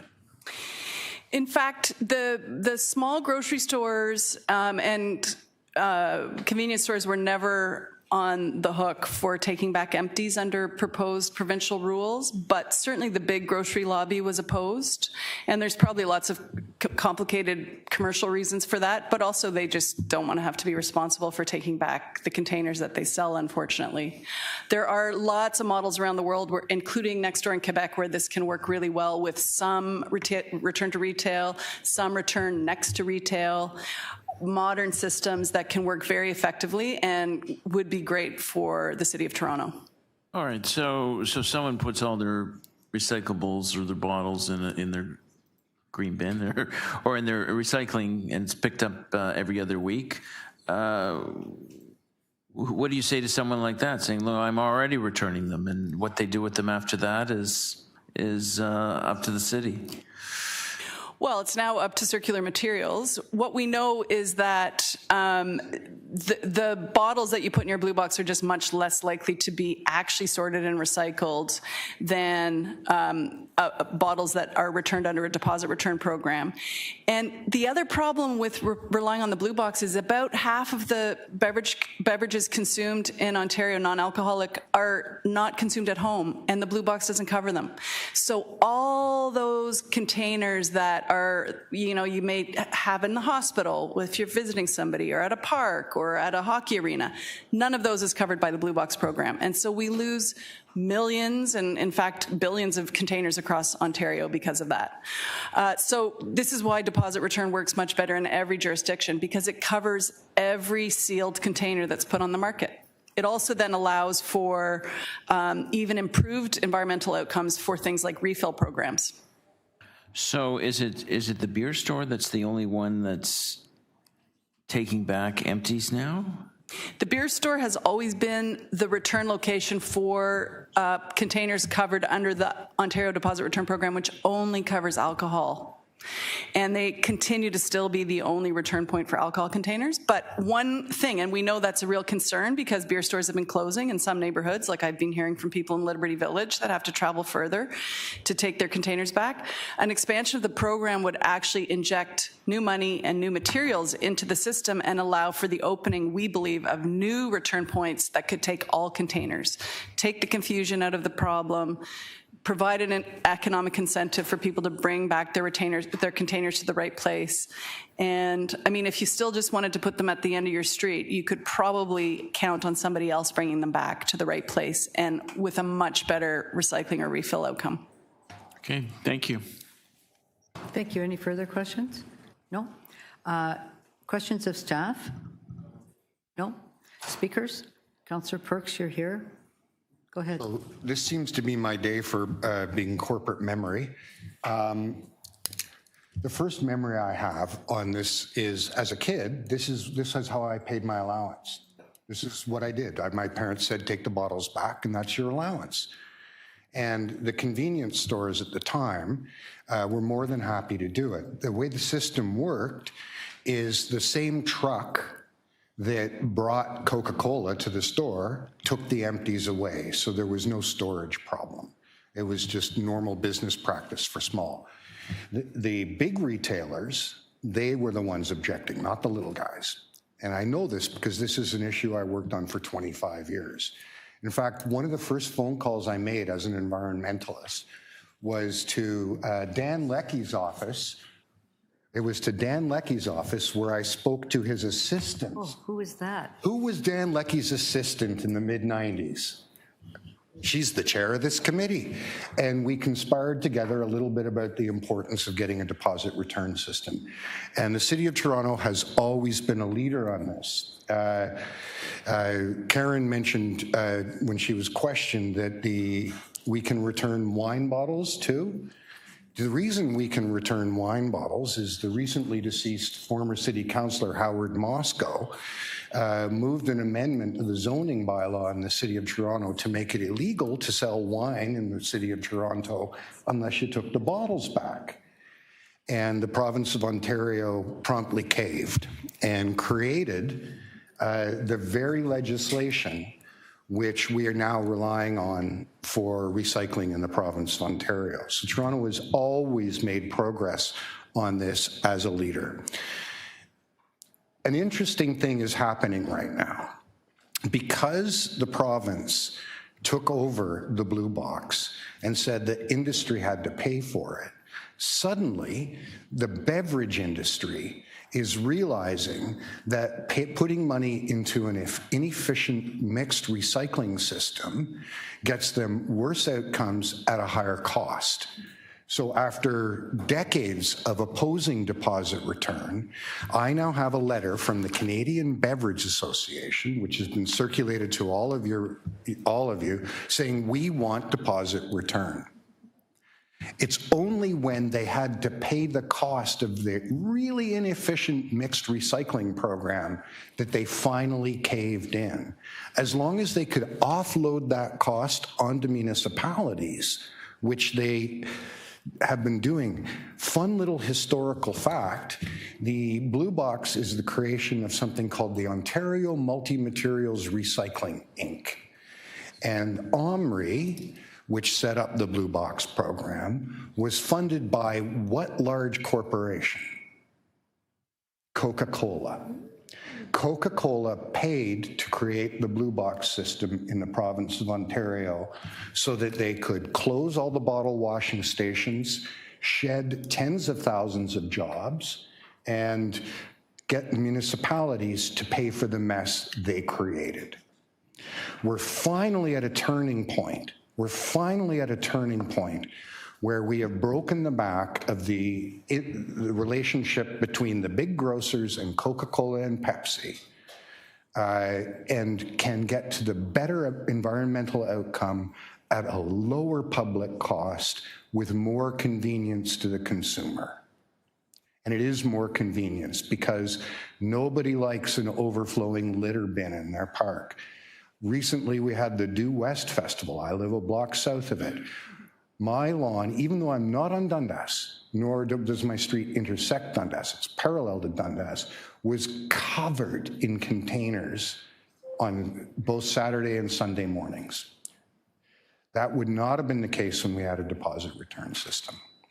So better outcomes, cleaner city, lower cost, and good for the small guys. And finally, with the support of the beverage industry itself. Time to move is now. Thank you. Thank you, Count. By the way, you were very good at dealing with constituents when you were working for Dan. Thank you. Thank you. Had some practice before I got this. Councillor Chernoslin, you wish to speak to?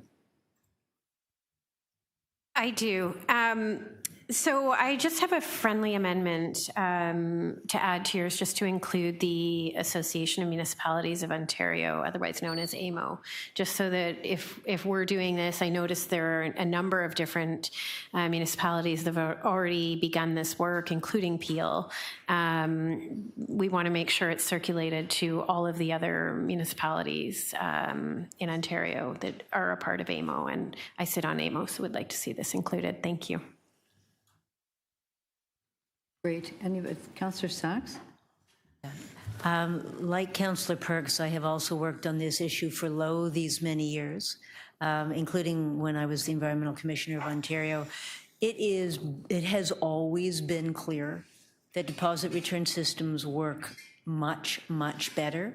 It's not just kids who do it for allowance. There's also a significant number of very low-income people in our city who have made their livings picking containers, taking the beer store, and again, all of those folks have had their lives made much more difficult as the province is trashing the beer system in order to get more alcohol into corner stores, which increases alcoholism and other kinds of problems. But there is absolutely no doubt that a deposit system, you look at a community such as Nova Scotia where it has worked beautifully all along. They have, among other things, much lower contamination rates. 50% of the garbage that we pick up at public dispense, for which we are increasingly have nowhere to put, is stuff that doesn't belong in our garbage. A lot of it is plastic containers. The plastic industry has been very successful for a long period of time in forcing their costs onto the public. So we know that the Ford government doesn't pay any attention to any of the things we send them, but they do pay some attention to what industry says. I would also ask that our solid waste folks think about ways to communicate this to the public. And it's going to become worse as we lose recycling pickups in public places, which again has happened this year. So the problem is getting worse. We need to find better ways of communicating to the public that there is a very simple solution that will make their lives better, make the city cleaner, will save money, and that works all around the world. We just need to bring it back. Thank you. Thank you. Thank you. Thank you, Councillor. And thank you for visiting today, Councillor Perks, before your committee tomorrow, which I know is going to be a busy one, and for your work at Greenpeace in every part of this city on these issues. It certainly is recognized, and we thank you we're very grateful for all of that. So please feel free to be a deputant at any time next term. We'd like that. Not everybody knows all the history. It's pretty important to move things forward. So thank you for bringing that letter today. We do have that amendment from you, Councillor Chernos Lynn, so let's vote on that. All in favor? Opposed? And that's carried. And then on the letter of recommendations from Councillor Perks, all in favor? Opposed? And that's carried. And thank you very much. And with that, we release you to your next orb of planning and housing. That's right. Thank you. Great.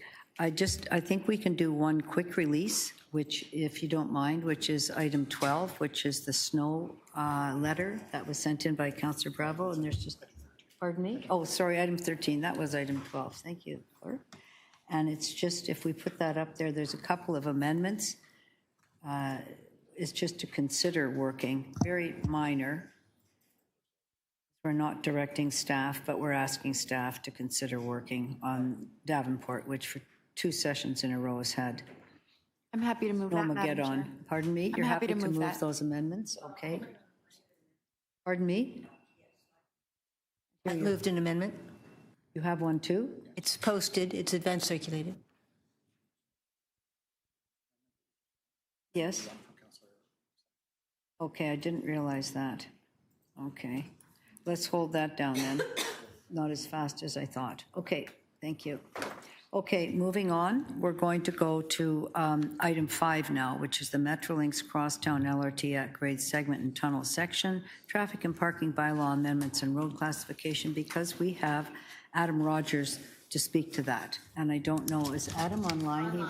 He's online. Thank you very much. Adam, you have 5 minutes. Thank you. Proceed. Hello, and I thought I'd jump on video, and I commend you on your speedy dental work. Anyway, I'll get right into it.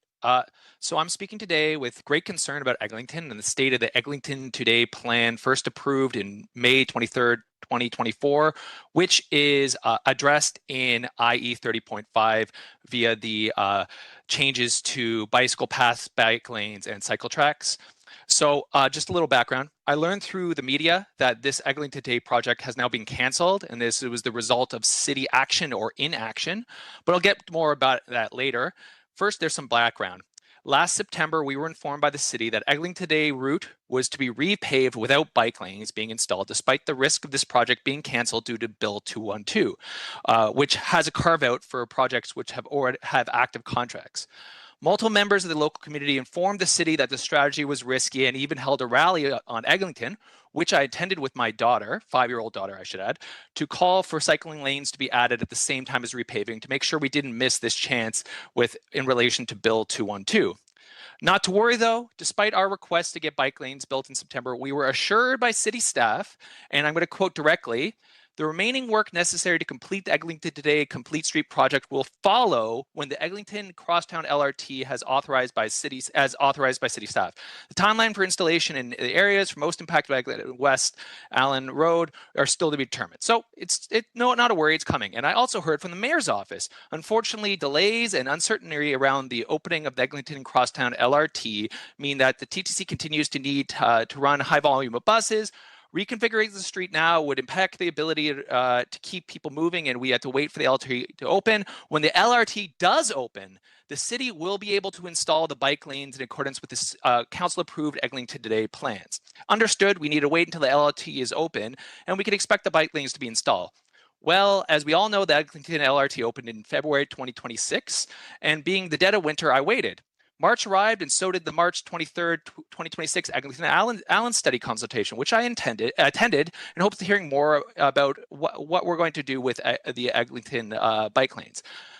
During that meeting, a question was asked about these bike lanes, to which staff replied, "The timing of installation has been delegated to transportation staff to align with the LRT opening when surface transit vehicle volumes minimize. The LRT only opened a month ago. The LRT is only open a month ago, and the LRT will change how people travel in Eglinton West. Traffic patterns will continue to adjust. Installation of the complete street requires warmer weather, and the timeline for installation has not been set."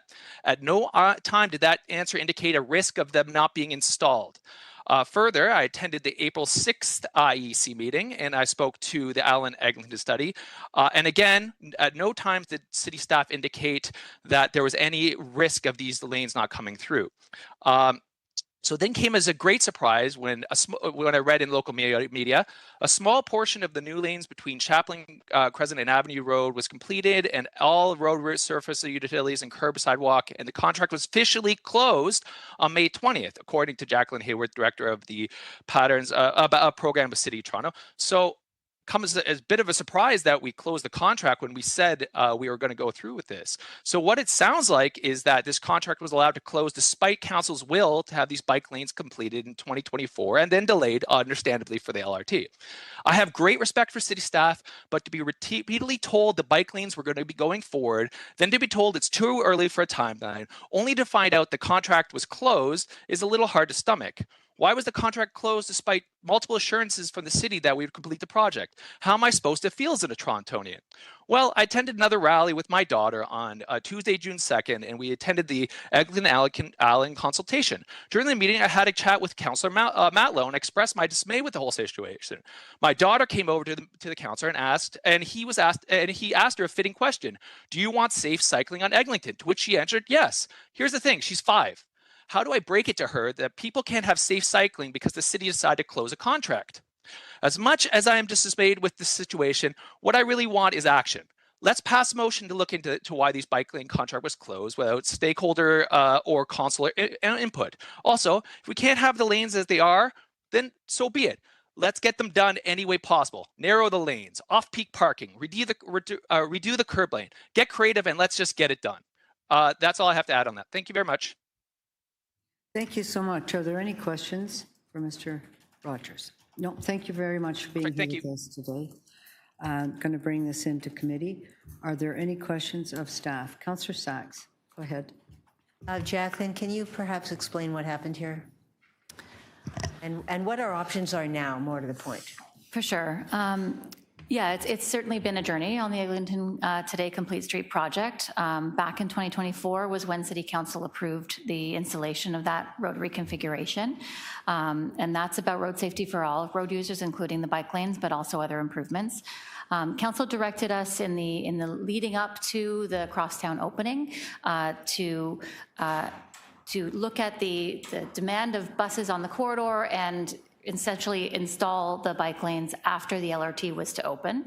And so that was the plan. The work to undertake the state of good repair improvements proceeded in late in 2025.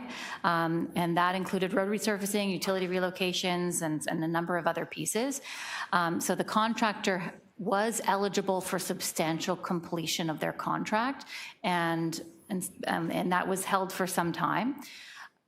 Unfortunately, the province's legislation does not allow us to proceed with a new contract, but the contractor was within their rights to file for substantial completion, and the city was required to grant that. So we no longer have an active contract in place, so we cannot proceed with the delivery of that project, and it would be subject to an exception from the province. There isn't currently a process to request an exception from the province, but certainly given Council's direction and approval on this project, at a future time when there is a process in place that we can request an exception and provide our data and the analysis that went into the recommendation, then at this point it's Council's direction that we would proceed with those steps. Can you explain a little more why the contractor was eligible to file for substantial completion if this critical element wasn't built? Given the value of the work associated with the road resurfacing, utility relocations, curb and sidewalk repair, and one section of bike lane that was completed by the contractor between Chaplain and Avenue Road, the scale of that work, the volume of the work, and the time that had passed since the contract was issued, it did meet the threshold for substantial completion. Contractors have obligations with liens on their company to need to be able to act on other contracts. It had already been deferred quite a bit, and so they wanted to be able to have that release, and they were eligible to do so. We had no legal means of saying no. Right. And again, the threshold for substantial completion is set by provincial law. I don't know if a lawyer could answer that, of where the threshold is set. Scott? Through the chair, yes, the Construction Act, which is a law, does speak to that. Okay, thank you very much.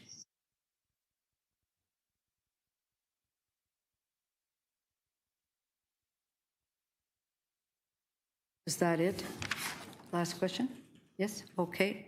Any other questions? No? Then we can go to speakers.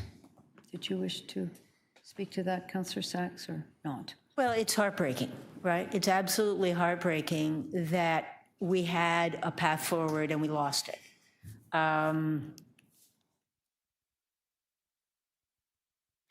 You know, it's a generational project that we were promised, that we did. Council feels we did everything we could do. I understand you feel you did everything we could do, but we still lost it in a way that, you know, we've talked about how we need to transform the city, how we need to give people safe options, how we need to give people safe options that are inexpensive. That the affordability is an enormous challenge for people across the city. The largest single thing we can do for affordability for most people is to make it possible to live well without a personal vehicle. And this was an essential piece of it, and we lost it. So, infuriating, heartbreaking. I think it was helpful to get the explanation, but the result still is we don't have what the community was promised, and we don't have a way to get it. Having said that, I don't have any opinion about the at-grade segment and tunnel section parts of this. So someone whose ward it is will speak to that. Unfortunately, someone whose ward it is sick at home. So I'm not sure if that's going to council or not. If it is, he can speak to it there. But I understand he's been engaged in this whole thing. So technically, Councillor, you're saying that this is about the the tunnel, and it's very unfortunate that the way it's rolled out. I hear you. Okay. Wards 5, 8, 9, 12, 15, 16, 20, and 21. Quite a number of wards in the north end of the city. Okay. Do you want to move that then? Move the report, receive the report? Information? To adopt it. I can move the adoption, Madam Chair. Move the adoption. Thank you very much, Deputy Mayor. All in favor with regrets? Thank you. That is passed. Thank you very much. Item number 6, right turn on red Prohibition, Vic Park and Kingston Road. And I think Adam Roy Cahoon is going to be joining us again for this item. And I'm sure he must be online. He is. Yes. Great. So whenever he's ready, we're ready.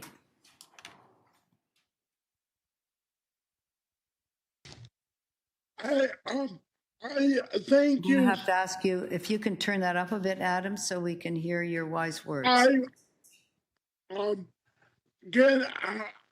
you hear me now? Yes, we can. Thank you. Okay. I thank you again for letting me speak on this item. I do realize that I am able to speak on it as a technicality, that it was brought because it's at the corner of 2 wards. But we as a pedestrian community want to realize that even though we are going through another oil crisis or fuel crisis, and that the red turned on red was actually brought in as an idea during the last crisis, the vehicle types have changed, and we not only do we think a prohibition should be put in at this corner, but like Montreal and New York, and during this time we are talking as trying to be a world-class city because we're hosting the World Cup, we need to look at doing no right turns on red at every corner. The main problem is that when people are making right turns on red, they're not really concentrating on what's happening right in front of them. Frankly, they're looking to the other lane that they're trying to turn into. They're not really understanding pedestrian activities and the onus and cognitive energy is totally being put on the pedestrian, and everyone has already probably had one or two close calls with even every season as pedestrians when there is a right turn on red. And it's one of these things where I know it may cause traffic, and the last time this was brought up a few years ago, that's where it got stalled, because it does maybe cause a little bit of traffic to back up in certain areas. But if we, as we just talked about at the last item, want to be a city that can encourage pedestrian first and maybe even makes people double think about when they need to use their cars, we need to start making these things more in the pedestrian mind. And the cars have only gotten bigger and scarier, but they are more comfortable. So if people have to spend a few extra seconds in their vehicle, then getting a quick right turn, we need to make that change for everyone. Thanks. Thank you very much. Any questions for our deputant? No, thank you very much for that compelling rationale for this, as well as the TTC rationale. I appreciate you being here. Any questions of staff? I'll just ask one. This is in particular because it has to do with the TTC loop in this area and problems for the TTC moving around. I think Mr. Clements over there. Good morning. Through you, Speaker, that is correct. It was initiated by the TTC, and staff agrees with the TTC. And then we'll have the added benefit here of what Mr. Cahoon's talking about, of just further assisting pedestrians in crossing that major intersection. Yes, we agree. Great, thank you. With that, I will happily move that, unless anybody wishes to speak to it. No? Okay, all in favor? Opposed? That's carried. Thank you. I will now just go to that clearing up item.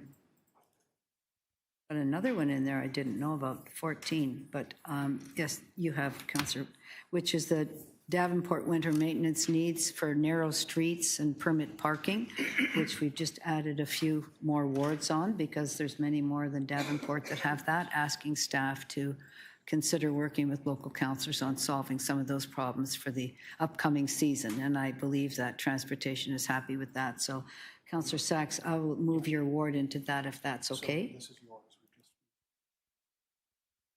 yes, there it is with basically permit parking streets, small roads, and snow problems, which everybody else has other problems, but when you have permit parking and narrow roads, you have exceptional problems in your ward. So if that's okay with everybody, then I'll just move those amendments. Pardon me? What was covered here? You have other changes? Okay, holding that down. Thank you.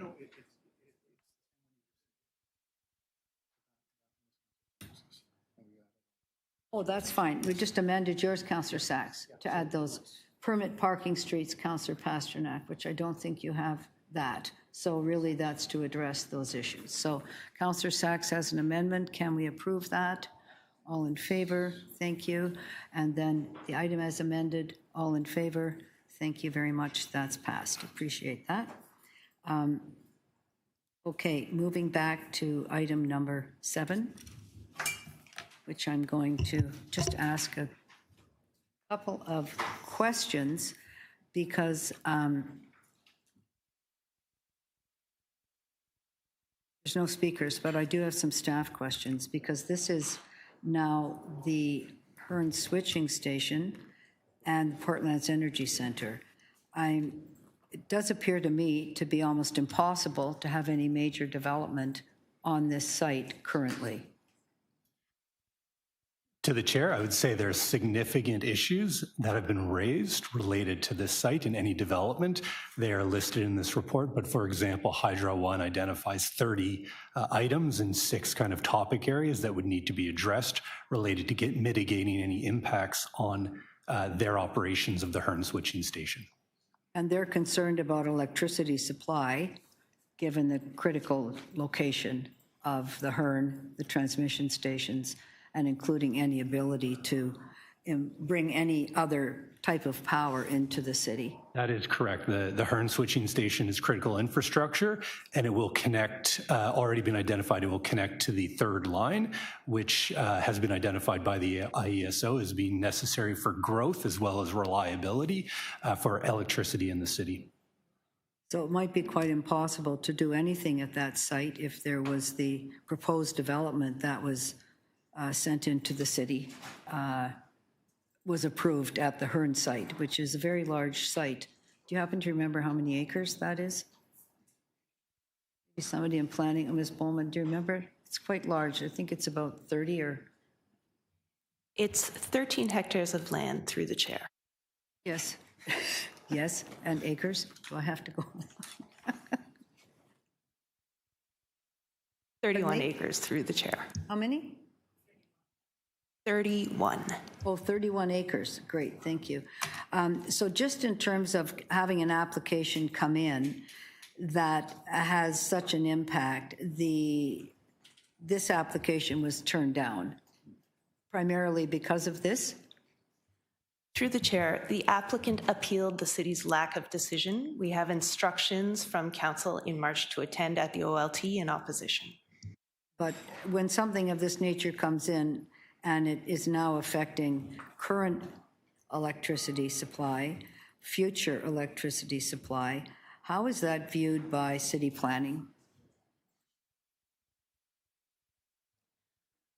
We draw on the expertise of our colleagues, but we do have provincial policy around major facilities that guides the city's approach on how we would consider a proposal such as we saw on the Hearn site.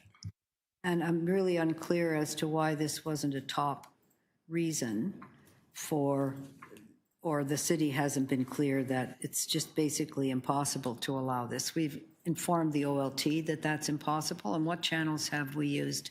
I'm going to ask you and Mr. Nolan, because somehow the Ontario Land Tribunal could technically approve this, could they not? We have had 2 case management conferences on this item at the Ontario Land Tribunal. The city's instructions are to oppose the application. There are, in addition, parties at the Ontario Land Tribunal, including Hydro One, who has been granted party status. They have expressed an interest in this matter. But my question was, is it not possible for the Ontario Land Tribunal to approve this massive development at this very important location? Yes or no? I'll point to City Legal to assist. Thank you. Where are they? Through the chair, I'd have to get back to you with an answer. I don't have that at this time. I don't know where you are. Just over there. So through the chair, I would have to get back to you with an answer. I do not have that at this time. So that's fine. We'll just hold on. I'll find a way to send this to council so the city solicitor can answer that, because I'll just ask Mr. Nolan, is that once you would have such a major development, then everything else would be impossible to construct or dangerous, very difficult. I would say, based on what we have seen and our understanding of the process and my understanding, I would say there are significant challenges that would need to be mitigated to be able to construct. And there's a lot of uncertainties as well. The 3rd line is an early stage project. The work is just underway to go out to procurement. So there's additional work that is even unknowns that may impact what could happen in that area in the future. And that has been identified by the IESO as a provincial priority and will be located in this area. There are no other areas that it could be located. Is the IESO a party? The IESO is a party through the Ministry of Energy. Is there anybody the Ministry of Energy at the OLT? Municipal Affairs and Housing attended the case management conference. Okay. Sorry, to correct that, it's through Municipal Affairs and Housing. They are the one window. Ministry of Energy works with Municipal Affairs. Thank you. And they have been added as a party to the hearing. That's fine. I'm just going to hold this down while I find a way to forward that so to council, because these are, it's not just any old site. It's a fairly significant site. How many megawatts of power for the city transfer at that transfer station, Mr. Nolan? Right now, it's approximately 550. With the third line, we'll increase to 900 megawatts Not at minimum. from the Portland's Energy Center. Correct. I'm talking about as a switching station. So the switching station right now is connected to the Portland's Energy Center. In the future, our view is the Portland's Energy Center will decommission and the third line will provide that power. And that is approximately 900 megawatts is what's planned through the third line. So increasing. But the Manby and Leaside lines, is that not the switching station for power moving from one side of the city to the other? So those, the Manby and Leaside are the two kind of main entry points in terms of the transmission system. The Hearn connects into Portland's, but it will become the third connection point to the third line. I'm talking about the switching from Manby, that is also consideration. That's correct. They are all, it's an interconnected process. So yes, that would be a consideration. Whether there's third line or no third line, that is the switching station for power from the east end to the west end to the east end at that node. Thank you. Okay, I will just hold that down, Mr. Clerk, so you can help me with the motion that we get that to council. Thank you. Pardon? Clerk just says, do we just want to move your item there, Councillor Chernos-Lynn, before we go to Queen's Park North? That's improvement of tactile wayfinding in Line 5 stations. You have a letter? Which, yes. So, no, do we need to introduce that? I need to do something with it already. Thank you. I did introduce it before, but I actually want to just delete the recommendation. We've just tweaked it slightly in the last hour and adopt instead the following recommendation. And so really this is just that City Council requests the CEO of Metrolinx in consultation with the CEO of TTC, the Toronto Accessibility Advisory Committee, and the Accessibility Advisory Committee on Transit to improve tactile wayfinding for those with visual impairments in station along Line 5 to ensure that riders can safely navigate to escalators, elevators, and stairs, and to establish this as a standard approach for future stations and existing stations that are undergoing refurbishment. And the reason we need this is just that I think everybody, every councillor would know that there's often a time when an elevator is out of service, and when they're out of service, they're often out of service for significant amounts of time. And it's often the only, you know, if that's the only way that you have to navigate, if you have visual impairment, is to the elevator as opposed to also to the escalators or the stairs. If we're really creating accessible stations, they need to truly be accessible stations and not just in one way that could be interrupted, making it essentially an inaccessible station. And so this is really an ask of, you know, we can't do this just ourselves, but an important one for us to note. And I think it's something that we should all stand behind. Thank you. Thank you, Councillor. And because you're amending your own letter, we don't have to do it as an amendment. We're just going to adopt your recommendation. Perfect. So thank you so much. All of those in favor, opposed, that's carried. And thank you for thinking about that and bringing that forward. It's very important. Okay, we'll now move on to item number 8, Queen's Park North Donation Concept Plan Update Report. And we do have a number of speakers here, in quite a few, and we will start now with Matthew Baker. If Matthew is here, there you are. Great, please come on up. And as you know, we have 5 minutes. I think we'll probably go to 12:30. We'll break for lunch and we'll come back once we see where we're at with the speakers. Okay? Pardon me? At 12:30, yeah. We won't try to work through because there's a lot of speakers and probably a lot of conversation. So thank you very much for being here. You have 5 minutes. Good afternoon, City Council.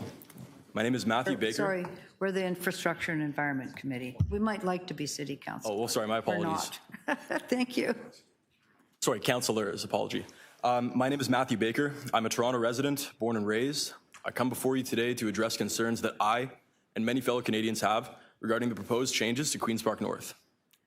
The beautiful and historic park we're discussing today began as farmland in the township of York. It was purchased by King's College, now the University of Toronto, and in 1843, the land was developed with residences, lecture halls, libraries, and a museum for students. Following negotiations between the university and the municipal government, a 999-year land lease was signed in 1858 and construction of the park began. On September 11, 1860, the park was officially dedicated as Canada's first municipal park by Edward, Prince of Wales, later King Edward VII. He named it Queen's Park in honor of his mother, Queen Victoria, whom Canadians still commemorate every May. Since its inception, the park has been enriched with important symbols of our history. The Russian cannons at the Legislative Building entrance were gifted by the British government as trophies from the Crimean War, a conflict in which many Canadians traveled to Britain to enlist and serve. In 1984, 2 eastern white pines were planted on the grounds. These trees symbolize an important part of Ontario's early economy and heritage. One was planted by former Deputy Premier Bob Welch, and the other by Queen Elizabeth II. Throughout the park stand monuments and statues dedicated to important figures in Canadian history. These include King Edward VII, who supported Canada's growing autonomy within the Crown, Sir John A. Macdonald, a father of the Confederation who oversaw the completion of the Canadian Pacific Railway and the creation of the Northwest Mounted Police, and Lieutenant Governor John Graves Simcoe, who helped establish courts of law, trial by jury, freehold land ownership, and the abolition of slavery in Upper Canada. The land we are discussing today is more than just a park. It is a piece of living history.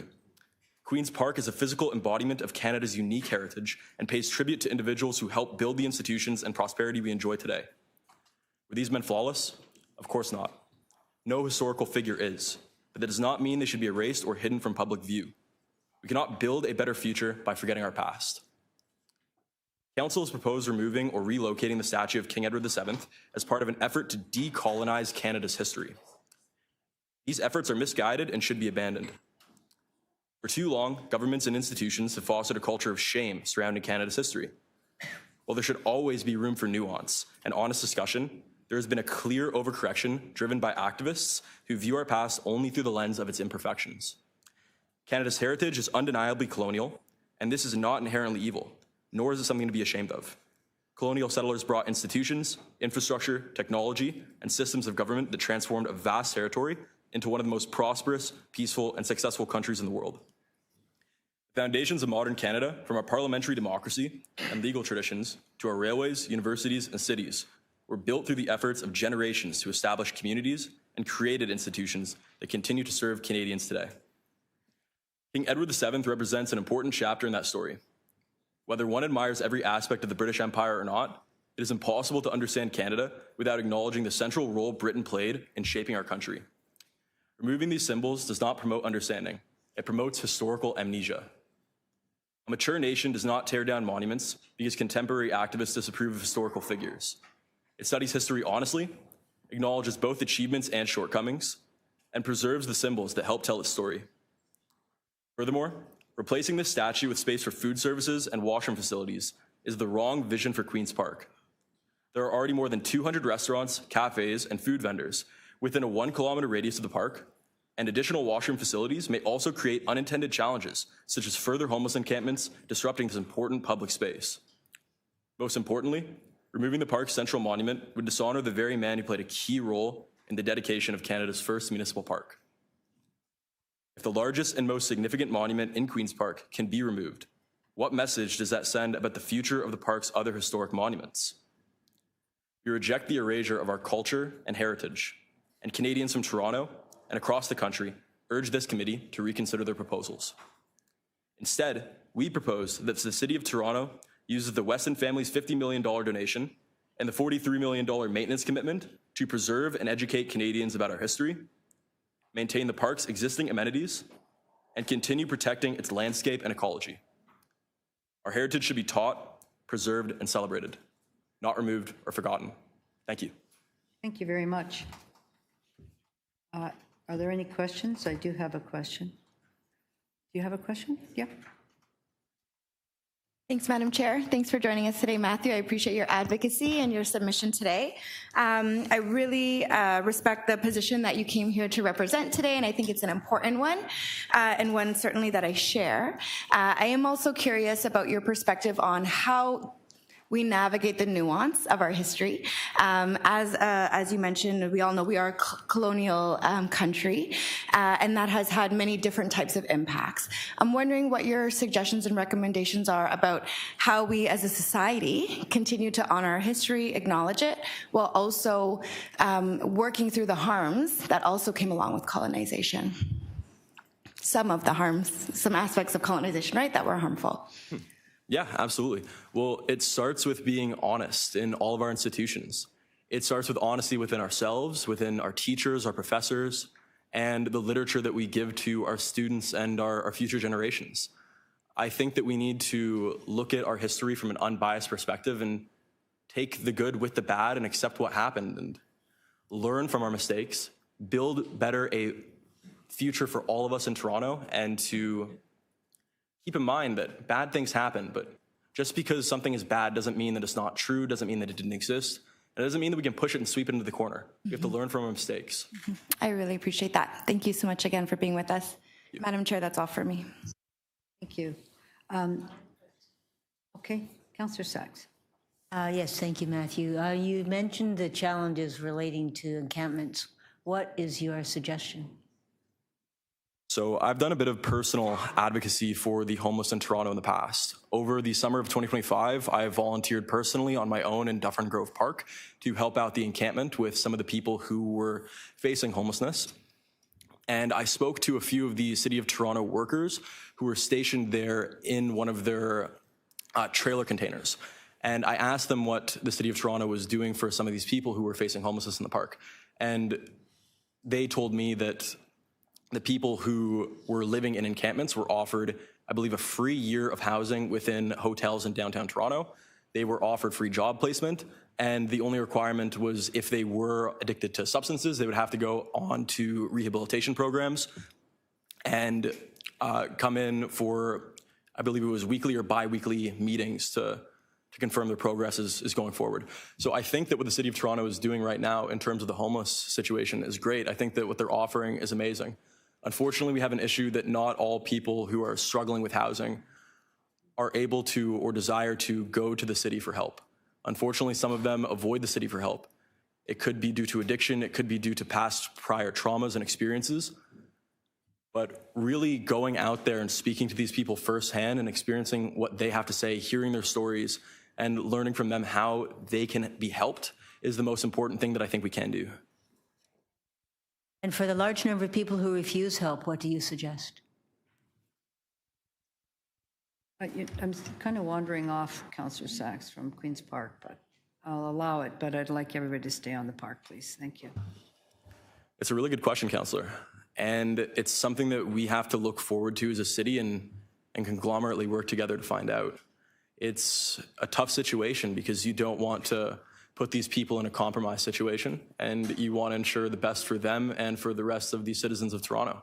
It's a very tough question. I wish I had an answer for you, but I think together we can work on that in the future. Thank you. Just Matthew, I'm just looking at Appendix 2, which I'm sure you're quite familiar with. And you'd mentioned the suggestion to remove the statue. And I think we're looking at the same one, it's quite clear it's not being removed from the park, correct? From Appendix 2, yes, we're looking at the same document? Correct, but... Okay, but would you not agree with me? You might not, but I see that moving that statue to the corner of Wellesley and University, it's quite a prominent location for everybody that's not necessarily in the park, but even just going by the park. I think there's probably tens of thousands of people that would see that might not see it otherwise. Would you not agree with that? I think people can really enjoy the statue and its historic significance when they embrace themselves in the park and when they take their time to stroll through, enjoy the grass, smell the flowers, and listen to the birds. I think that people driving by, walking by on their way to work may not be able to take that time to truly enjoy the beauty of our Canadian history through that statue. But it is a gateway. That is the southeast gateway and it's a very prominent gateway. There's only 4 gateways into that park. So we agree it's not being removed, correct? So that language, I hope that you realize that. I do. It was just a prior proposal that I was reading about. But you were talking about today's Appendix 2. So no removal and a very prominent location. Actually, there's no other sculpture at any other gateway. So it does have a prominent location. You'd agree that a gateway is significant. Might not be where you want it, but at least it hasn't been taken out or put somewhere that nobody will ever see it. I would say it's not as significant as this original place, and I do think that rather than spending the money on moving the statue, like I said prior, I think that putting that money towards education, parks programs through Queen's Park or affiliates, and maintaining the ecology and using that money towards purposes of preserving the current amenities and adding possibly new monuments would be a much better use of the $50 million donation and the $43 million commitment. Thank you. Thank you for being here today. Thanks so much. Next speaker, Mona El Sayeh. Mona is here. Hello, how are you? Good morning, Mona. Hello, Madam Chair, members of the committee. I'm here on behalf of the St. Lawrence Neighborhood Association, but also as a citizen resident of Toronto who has gone through Queen's Park North many times when I used to work in the area on Bloor Street. It's a lovely park. I think the revitalization would be very useful for everybody who would be interested in using the park, because I remember wanting to stop there for a coffee and not being able to do so on my lunch hour when I was working there.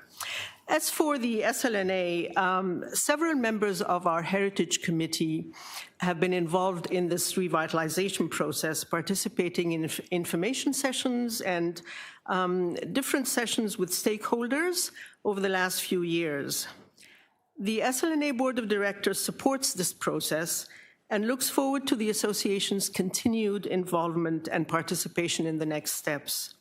The board appreciates that the City of Toronto has a unique opportunity to revitalize the existing park and transform it into a destination, rather than just a place that we all walk through and don't stop and enjoy. In a city with limited public realm, specifically park resources, it's critical that we maximize the use of our existing parks through cost-effective and engaging programming. Public spaces have many stakeholders, and the residents and tourists alike, basic amenities such as washrooms and a coffee shop would encourage people both to visit the park and to remain there, rather than, as I said before, just simply passing through. Given the park's unique configuration, there's a significant opportunity to further animate the space by inviting people to enjoy the Temple of Trees, the Indigenous interpretive scope of work, and the broader history of the land. The city has invested considerable resources in community engagement, and the community in turn has provided thoughtful, sensitive, and constructive feedback. At this stage, both the SLNA board and its Heritage Committee believe that the city, its consultants, and the private donor have sufficient input and information to move forward with the next phase of the project. SLNA also suggests that the city can continue to benefit from these types of public-private partnerships in the future. Looking ahead 10, 20, even 50 years, a cafe and other amenities would help create a place where people visit, gather, linger, and enjoy the space throughout the seasons. With strong pedestrian activity in the area, encouraging people to pause and spend more time in the park should be viewed as a desirable and positive outcome. Governance and stewardship of the park is also important, and the city has many successful examples to draw upon, including advisory committees and other models. The success of this particular public-private partnership is vital in that it may encourage other donors to support future civic projects. This revitalization has the potential to transform the park into a destination, particularly given its proximity to Yorkville, the ROM, and other significant visitor attractions. Expanding the amenities in the park by adding a cafe also creates opportunities, possibly, for modest revenue generation and could help support additional park programming. This type of revitalization is not unique to Toronto. Other parks, such as Bryant Park and Madison Square Park in New York City, have seen amenities and food service become integral parts of vibrant and successful public spaces. The SLNA believes that there is now sufficient information and more common ground than areas of disagreement to be able to move forward. The SLNA supports this revitalization project as well as its amenities. Thank you. Thank you. Are there any questions for Mona? I just have one then. Just when you called that a temple of trees, that was most interesting because, of course, that's what it has been. It's the oldest park. And so I think you've indicated that things have moved from March until now in the report, with the foundation being this green oasis in developing things for the park, that the trees are there are living beings there. Would you agree, SNLA, that we need to make sure that things that we're looking at honor the trees and make sure that we're not cutting or disrupting or roots and all of that basic information about trees with the forest protection plan that's been developed since March? Absolutely, yes. So you're supporting that, and amenities that would come in are all, they're great, but would be dependent on how well they would fit with our living, however many there are, hundreds of living trees and beings in that park. So yes, that's your proviso. Yes. Oh, great. Thank you. Thank you so much. Calling on Catherine Holden, please. Yes? Great. Thank you.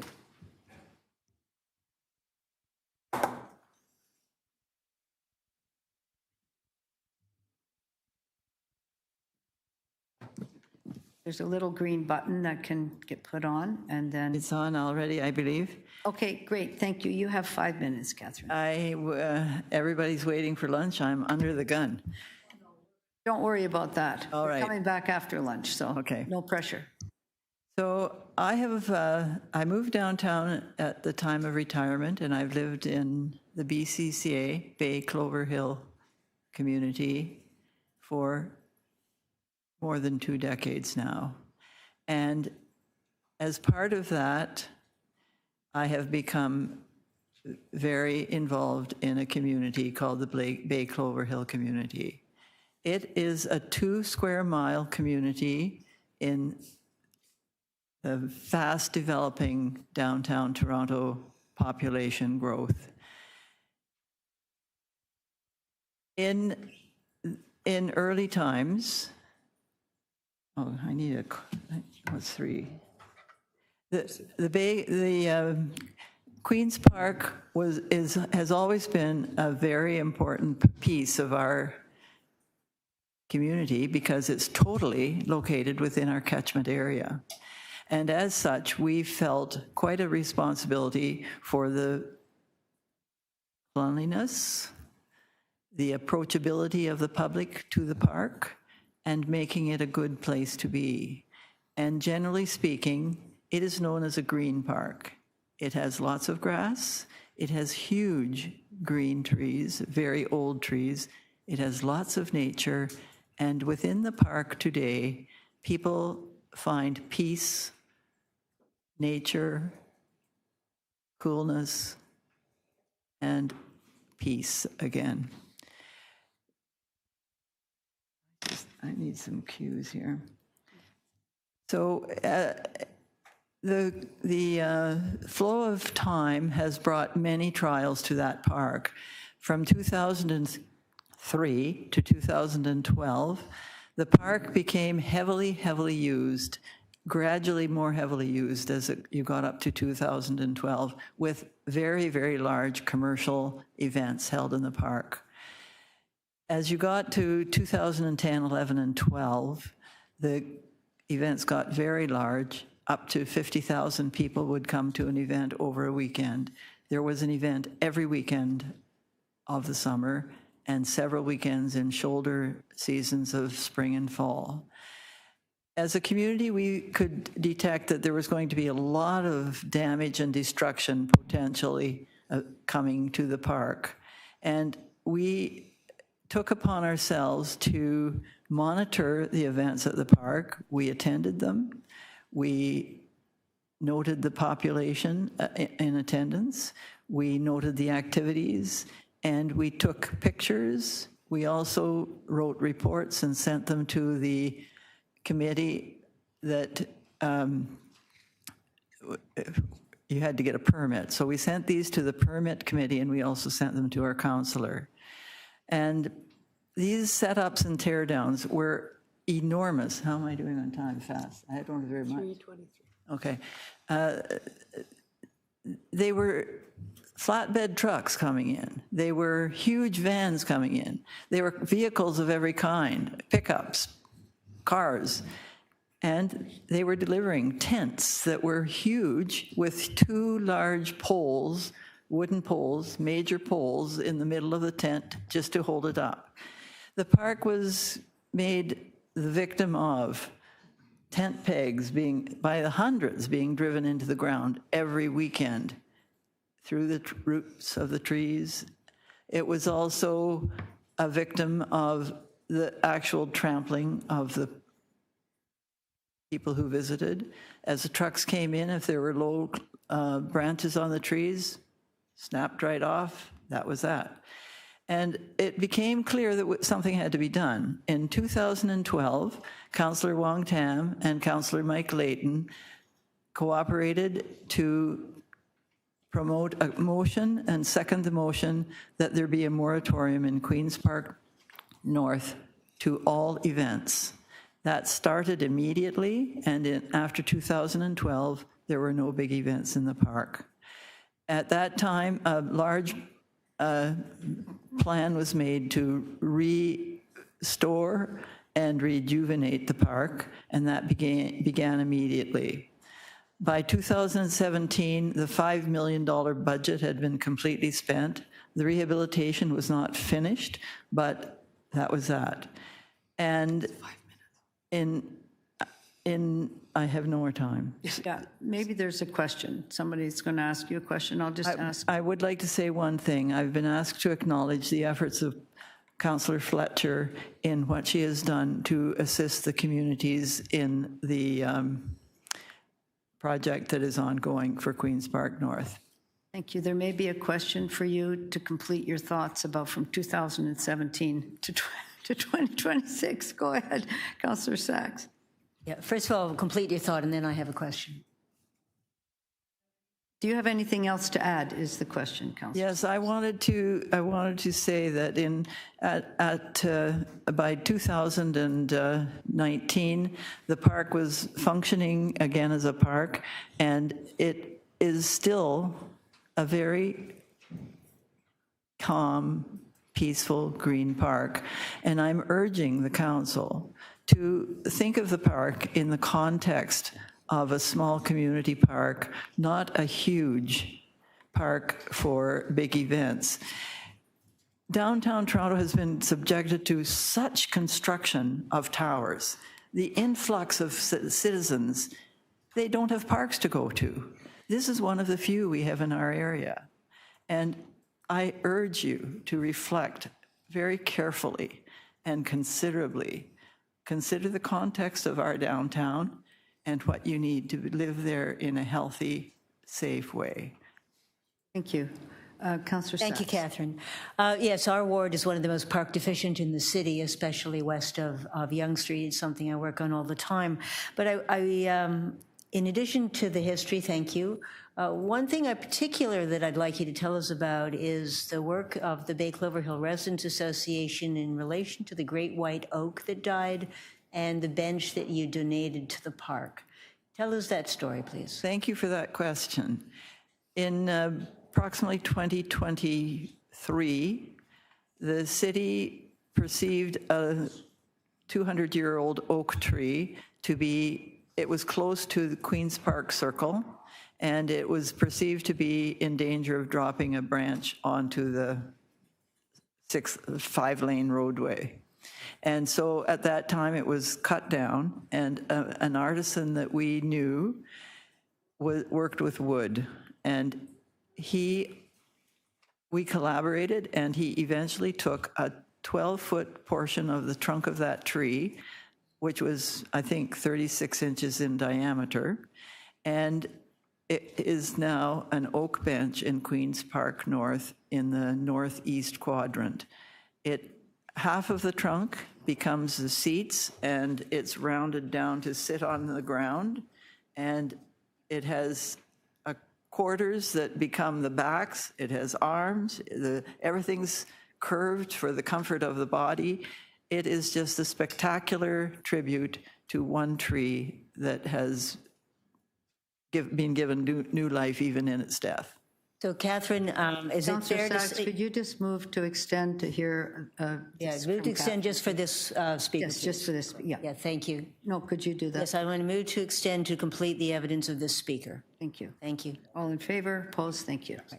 So, Catherine, do you agree that it's important to the Bay Clover Hill Residents Association that this great white oak bench be kept as part of Queen's Park North?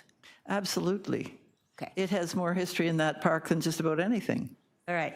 And the other element of the park that your association has been very vocal about for the last 4 years is the old fountain, the 1950s fountain. And again, I know I discussed this with Christine, but can you tell us what is the view of your association about that fountain? Do you want to see it replaced? Or are you looking to see the original physical structure maintained, and if so, why? So this is a very aesthetic piece of art. It was installed around in the 1950s. It was created by an artist that was commissioned to specifically create something for the place it is in the park. It's opposite Queen's Park South, the legislature. It's a round bowl that's about maybe 35 feet in diameter, concrete bowl, and it had a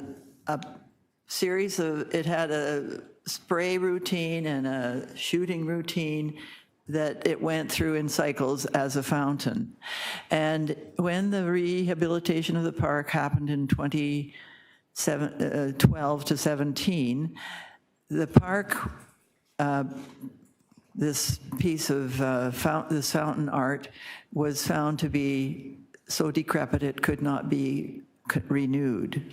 And at that time, the people who were doing the park rehabilitation retained a water source and an electrical source, which are still there in the close vicinity of this fountain. It would have to be replaced with the basic structure elements, but it is a part of the history of the park, and part of the money, I think it would probably be a few $1 million because it was prohibitive at the time to repair the park, this fountain. So perhaps some of the money from this wonderful legacy gift would be well spent to rehabilitate that fountain. It's quite a beautiful piece with a rich garden around it. Anyway, I just want to thank the Bay Clover Hill Residents Association and all the volunteers over the last 15 years from your association who've been very active in protecting, looking after, and speaking up for the park. Thank you. Well, it is our park. We like it to, it's our park, but we invite everybody that needs a place of comfort and peace in Mother Nature. She puts out her green arms and just pulls everybody in and seats them on the grass or on a bench and says, "Come to my house and be at peace." Thank you. I just want one question, and then we'll recess till 1:30. And that you talked about these large events, and I do remember those were all permitted through the Parks Department, I believe. And then Councillors Wong-Tam Leighton moved that motion. Are you at all concerned that anything here would move to restoring those types of events, or that the nature of events that would be taking place here with your concern over what somebody called the temple of trees? Very certainly. Large events in that park are truly destructive. The people that, even in the last 2 or 3 years, when big events were not in the park, there were illegal raves that were advertised in some kind of underground connection, or maybe not even, maybe just open connection. And there would be thousands of people there on a weekend, 10,000. One weekend was especially bad. It had, I think they had dozens, if not maybe hundreds of magic markers. Everything in the park was totally covered with graffiti or just wanton lines. It was indelible. You couldn't remove it. It was on the paths, on the interlocking stones, on the signage. It was on the benches. It was everywhere. And that kind of destruction, I don't even know how to deal with. It is a statement on our society, perhaps. Thank you. That's very important questions for staff. Thank you so much for being here with us today. And with that, we will recess until 1:30 in the afternoon. Thank you.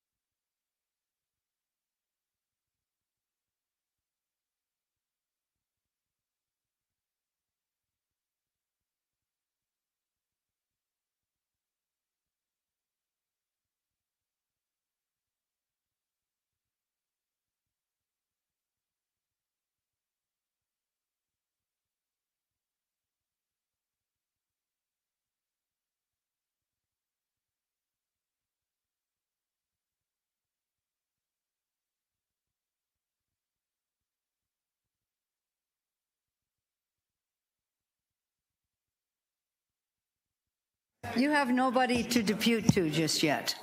You'll have to wait.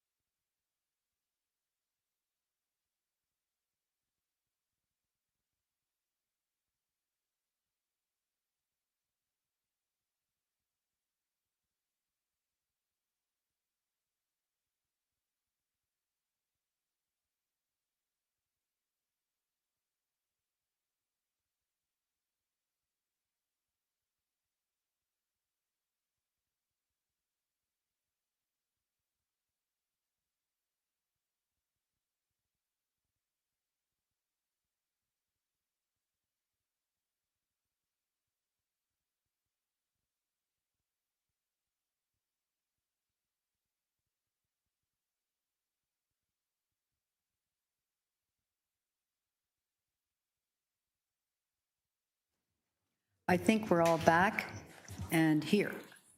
I don't know where Councillor Pasternak. Is he here? No, we'll have to start without him. So we just have quorum now. Thank you very much. We're going to go back to Queen's Park North donation concept plan update report. And we have our next speaker. I'm just going to move Sandy Smith up from U of T, because I think you're on a time thing. Yeah, I got another meeting. So we need to have you tell us that. No problem. Do that. So without no further ado, please start. Thank you, Sandy. Yeah, thank you, Chairman. I'm Sandy Smith. I'm a professor at the University of Toronto. I'm here as a professor of forest health, and someone's been involved in looking after forests for a long, long time, probably too many years now at this point. Last time I deputed, I'm going to try and make this one shorter. Last time I deputed about 2 items, and I still have those 2 items. It was about the forest and about the process. And what I wanted to say, this has been a great opportunity in the last several months of being involved in this process of trying to get this right. I thank the staff for the work they've done. I thank the donors. This is an incredible opportunity of generosity and vision. And so I'm feeling better about the forest. I'm still, of course, always worried about it because that's the important piece to me. The process was really improved with the urban forest management plan that's in the report, and I think that's really important. And to reference back, what the donors have made very unique is this idea of maintenance. They use the term maintenance and 20 years. I have not seen this before. This is fantastic. Wish it was 50, but 20 will do for a good start, and I really appreciate it. To me, it's not just maintenance, no, it's just not keeping it status quo. It's about stewardship and encouraging it and bringing it forward in a very healthy way and ensuring that that's sustained. And when I look at the report, process is better, forest has greater opportunities, but I think the report, when I try to glean through it, is still somewhat unclear of just exactly how this stewardship is going to be implemented. There seems to be a lot of players. It's convoluted. There's different places where it's referenced. And that's concerning to me because I don't think it's been worked out yet. And I understand that this is many pieces in motion and we're still trying to get it right. And so I'm hoping the way it's set up and with staff involved that will be sorted out. It's not clear who's doing what and the reporting structure. I don't know. I'm looking for some sort of structure of who's ultimately responsible. I recognize it's a tripartite arrangement, but I think that's important to get that clear in the process. There's a mention of an advisory body that's become an advisory board. There's working groups, so there's all sorts of players involved, but how do they relate to one another? The university does not have capacity for the forest health piece unless they hire consultants. That's not inherent. I mean, that's why it's worked into the arrangement, unless they want to engage some professorial staff out there in landscape architecture or forestry who could come on board, probably volunteer their services. However, they probably have to hire a consultant. The city as well probably doesn't have that expertise. It's the obvious caretaker, I would say, the overseer, perhaps in collaboration with the university. Both need to hire consultants, so I think that piece is really important, and it's not necessarily articulated in that report. So I think it needs work. The process needs work, and I see that they talk about continuing to do that.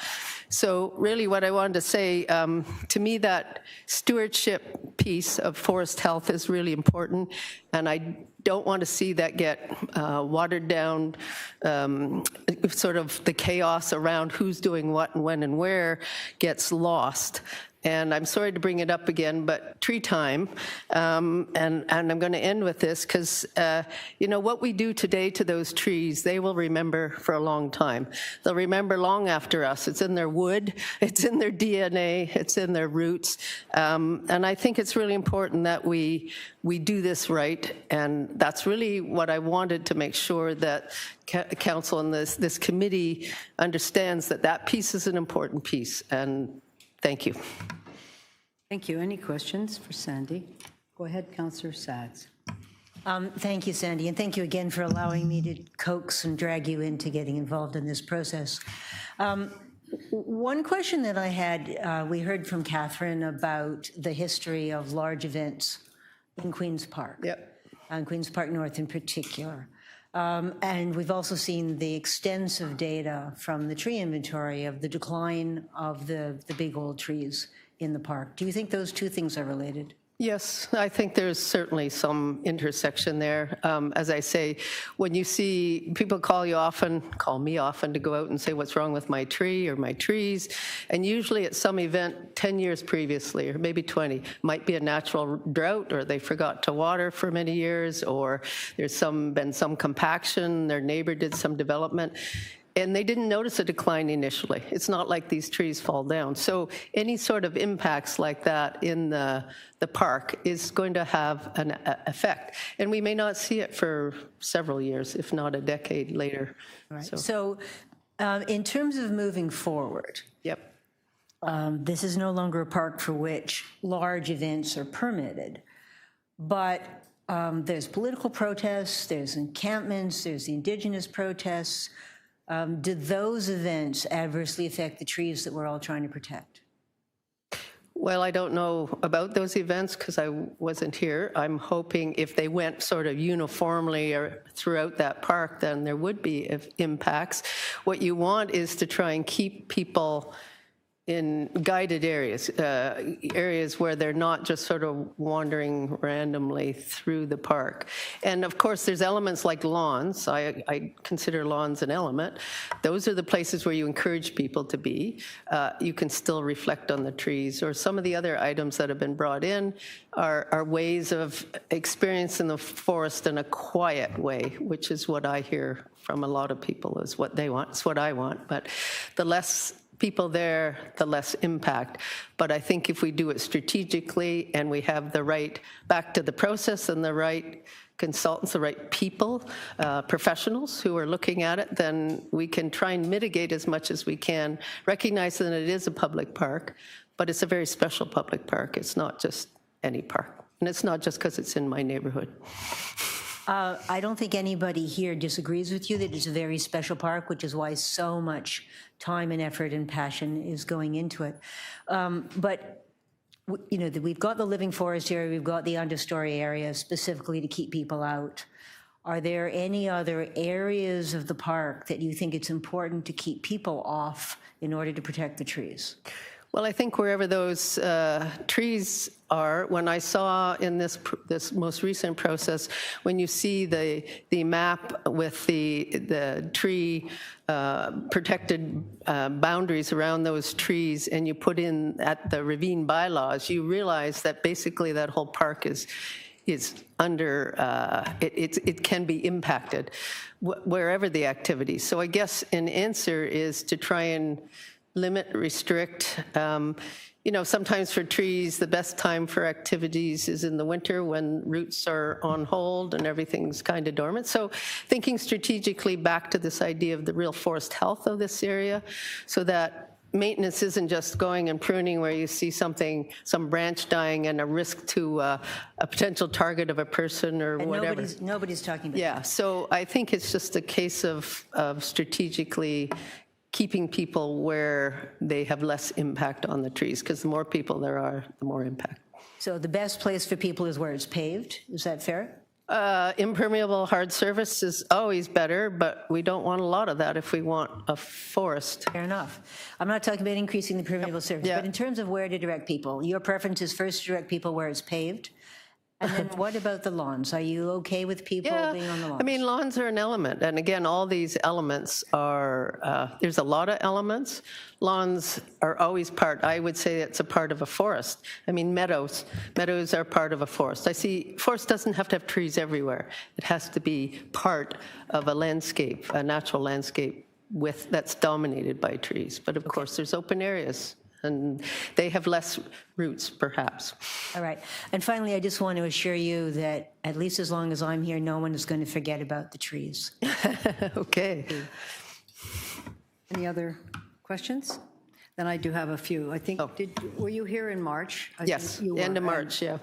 You were a big advocate for ensuring that we looked after the trees forest, yes, and the forest and any of these. I call it a forest. Some people just say it's not big enough, but there's a bunch of 358 trees. I think it's 10 acres, so it's pretty big as a downtown forested glade. And you were here and concerned that the forest was not getting the attention it deserved. And we've been working on that to get the urban forest management plan. So would you say that's a huge step forward from March? That it's a game changer? It's a game changer because I've never seen that before in the projects I've been involved with, sort of more on the outside, but that forestry is at the table the same as landscape architects, other professionals, that they get to decide.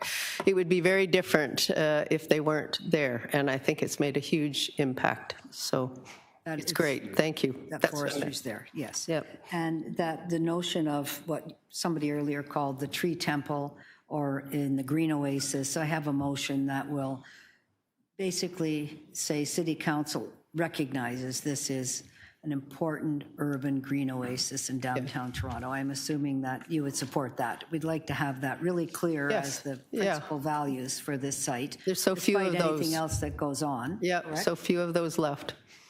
And that the forestry through the management plan, that would kind of guide what's possible there. So nobody's saying you can't do anything, but there's roots, there's other things. So that has now been elevated to oversee the design principles or the concept that we have in front of us in Appendix 2. Yeah, and I think it's important that the forestry advising oversees that, not the architects or landscape architects. Like, only a forestry professional could actually know, as close as we will ever know, what those impacts are going to be. Right. And the learning forest, former tree walk learning forest, that has now been shifted a bit to look after the trees rather than also show it's off shorter. the trees. Yeah, lower. It's shorter. Yep. It's moved. Its relationship to the ground has now been recalibrated, so the impact on trees itself.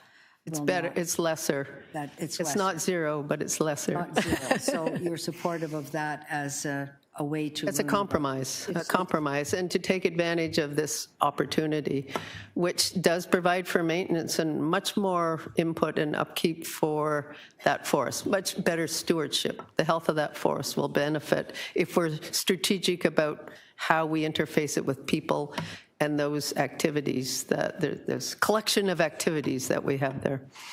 And you would see that, and I'm 756, but I piggybacked on Councillor Sachs, so that their U of T Forestry and the City Forester and City Forestry are continuing to work together on this element, on these core principles Yeah, I'm certainly supportive of that, for sure. That's different than what I think is the official U of T partnership, the partners at more an administrative level, but for sure, in terms of forest health and stewardship, great team. Thank you very much.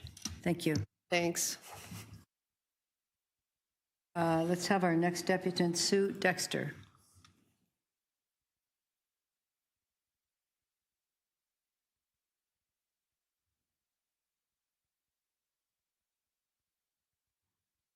You have 5 minutes.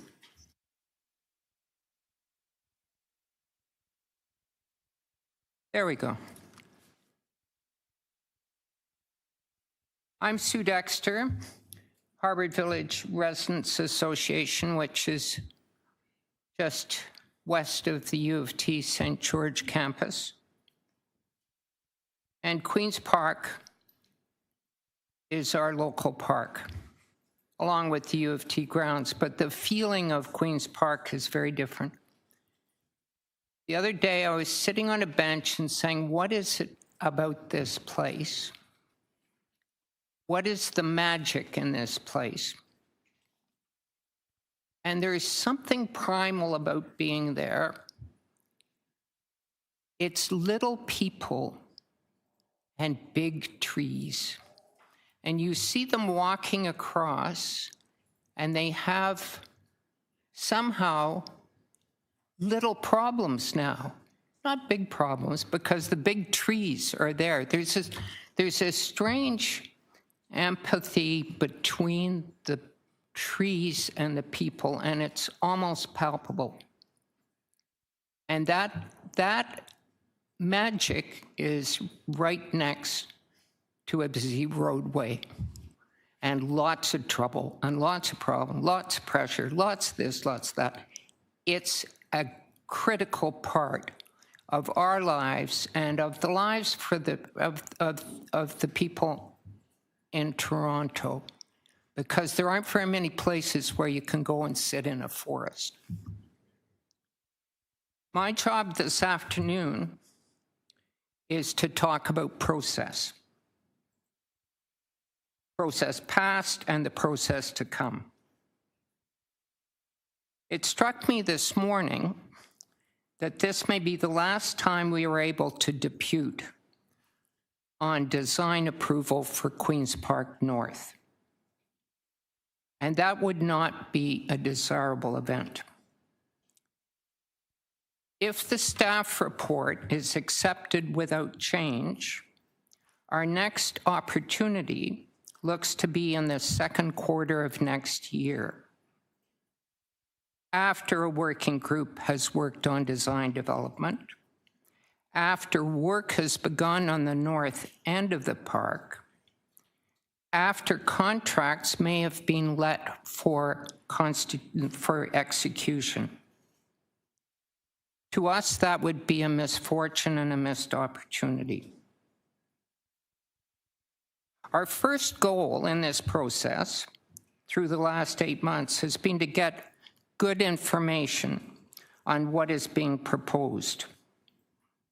We've not been successful in that effort. Park staff maintained plans did not exist.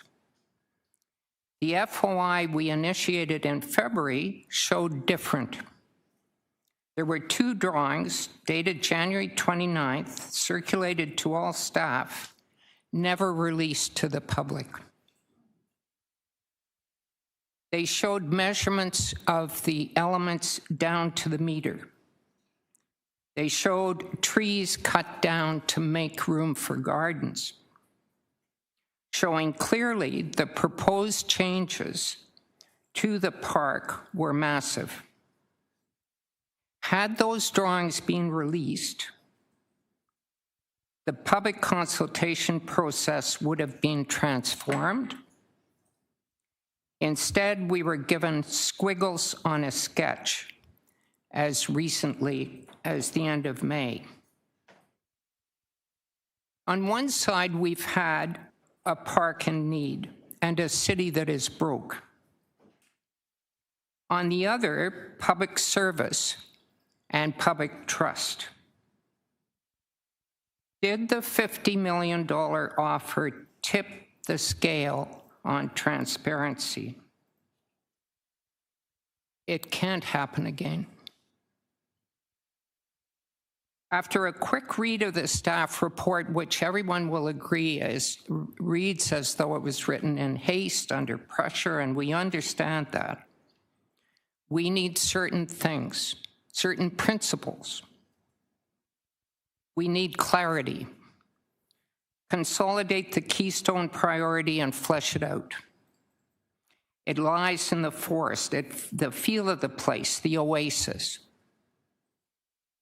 All change must be tested against that priority and through heritage and forestry management. Three prongs, three pillars of protection. We need to clearly define next steps in a timeline flowchart and organizational structure. Who's doing what? Who's reporting to whom and when? Who has carriage? Who has responsibility? On oversight, donated plans defended by donor experts, and it's not a pejorative, it's just a fact, deserve independent review. And we've started to build that in, and that is great news. Sorry about that. There may be some questions for you, because you're at 6 minutes. I told you I'd be long. No, I have to stop. I'm sorry about that. Stopped. Let's see if there's any questions of the deputant. We'll just say, is there any further to add? Yes, absolutely. So the community and potential other members of the working group that would carry out design development analysis need to know what limits they must observe.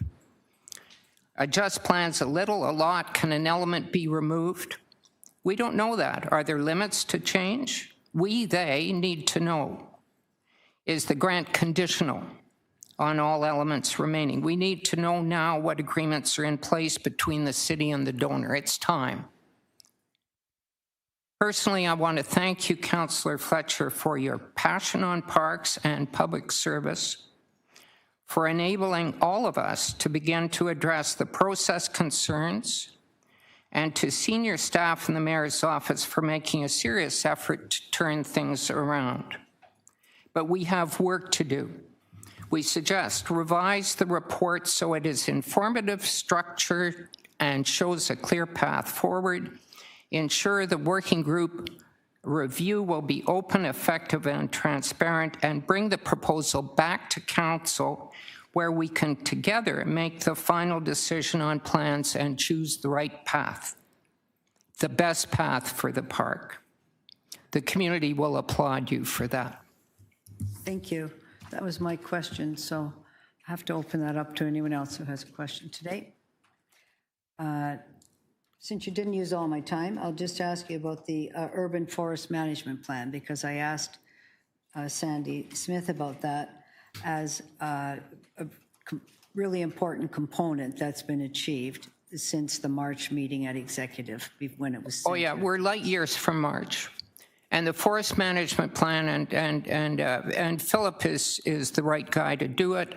And the thought that you can plan ahead for the forest and make small changes now that are going to create benefit over the generations of forest life is a profound benefit and very reassuring for us. Great. Thank you.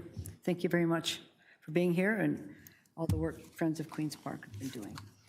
Christine Burke, University of Toronto. Afternoon. Do you have something to show? Have you got slides? Pardon me? I have Christine. Yes. We're also bringing Antonella Cultero, also from the University of Toronto at the same time. Okay, you're both here. Yes. You have, by the way, sorry, that was Elizabeth. I'll have her come after you. Do you have any slides? It kind of looked like you had some slides, but. No slides. No, okay, no slides. Okay, thank you. And are you each taking 5 minutes, or you're sharing that? We're sharing, we're doing a brief deputation and then sharing questions. Okay, great. Thank you. Thank you. So thank you to members of the committee for the opportunity to speak. My name is Christine Burke. I'm the Assistant Vice President of University Planning at University of Toronto. And with me is my colleague, Antonella Colchero, the Director of Building Services, Grounds and Trades on the St. George campus. We're here representing the University of Toronto in support of the Queen's Park North Update Report. The revitalization of Queen's Park North, as reflected in the staff report, we feel is both a compelling concept plan that reflects passive and active park uses, and we see it as a model for long-term sustainability and collaboration. Located in the heart of the university's St. George campus, Queen's Park North provides an integral green link through the campus. The university recognizes the benefit the revitalized park will have for university users, in addition to the general public, in alignment with the university's educational mission and as well purposes. Since this item was last before Council in March, representatives of the university have worked very closely with city staff and donor to advance the concept plan, terms of reference for the Queen's Park North Advisory Board, and the particulars of the proposed cafe to deliver on this historic donation. The university supports and agrees with staff's update report. Through extensive community and stakeholder engagement, as summarized in the report, the concept plan has been revised to reduce the number of structures, enhance and protect the distinctive trees, and consider the developing statement of cultural heritage values, all while improving amenity of the park as the public as well as for university users. The terms of reference for the Queen's Park North Advisory Board will ensure continued regular councillor and community as well as stakeholder engagement directly with the steering committee and the future executive director for the park. The proposed cafe has been the subject of reviews by the donor, the city, and the university to ensure it aligns with their joint vision for the park and the city's recent food and beverages and parks policies, and will provide the appropriate amenity for all park users. We are supportive of this project and the approach outlined by staff. We look forward to finalizing agreements and to implement the delivery of the revitalized Queen's Park North. Thank you for your time, and we would be happy to answer any questions you may have. Under 5 minutes.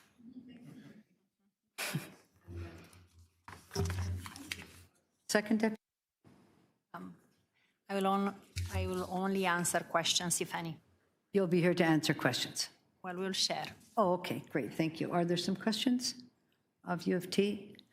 I do have that it's your understanding, first of all, when you were here in March, or we had it in March, again, the urban forest management plan hadn't happened. It wasn't part of the concept. In fact, the community really spoke out and said, what about the trees? So I'm just wondering if you're understanding that that's a kind of a new place now that we're at with that having taken place and that plan in place. Yes, and I think that it's been a really great process in the past few months in terms of that motion to move that forward and that due diligence.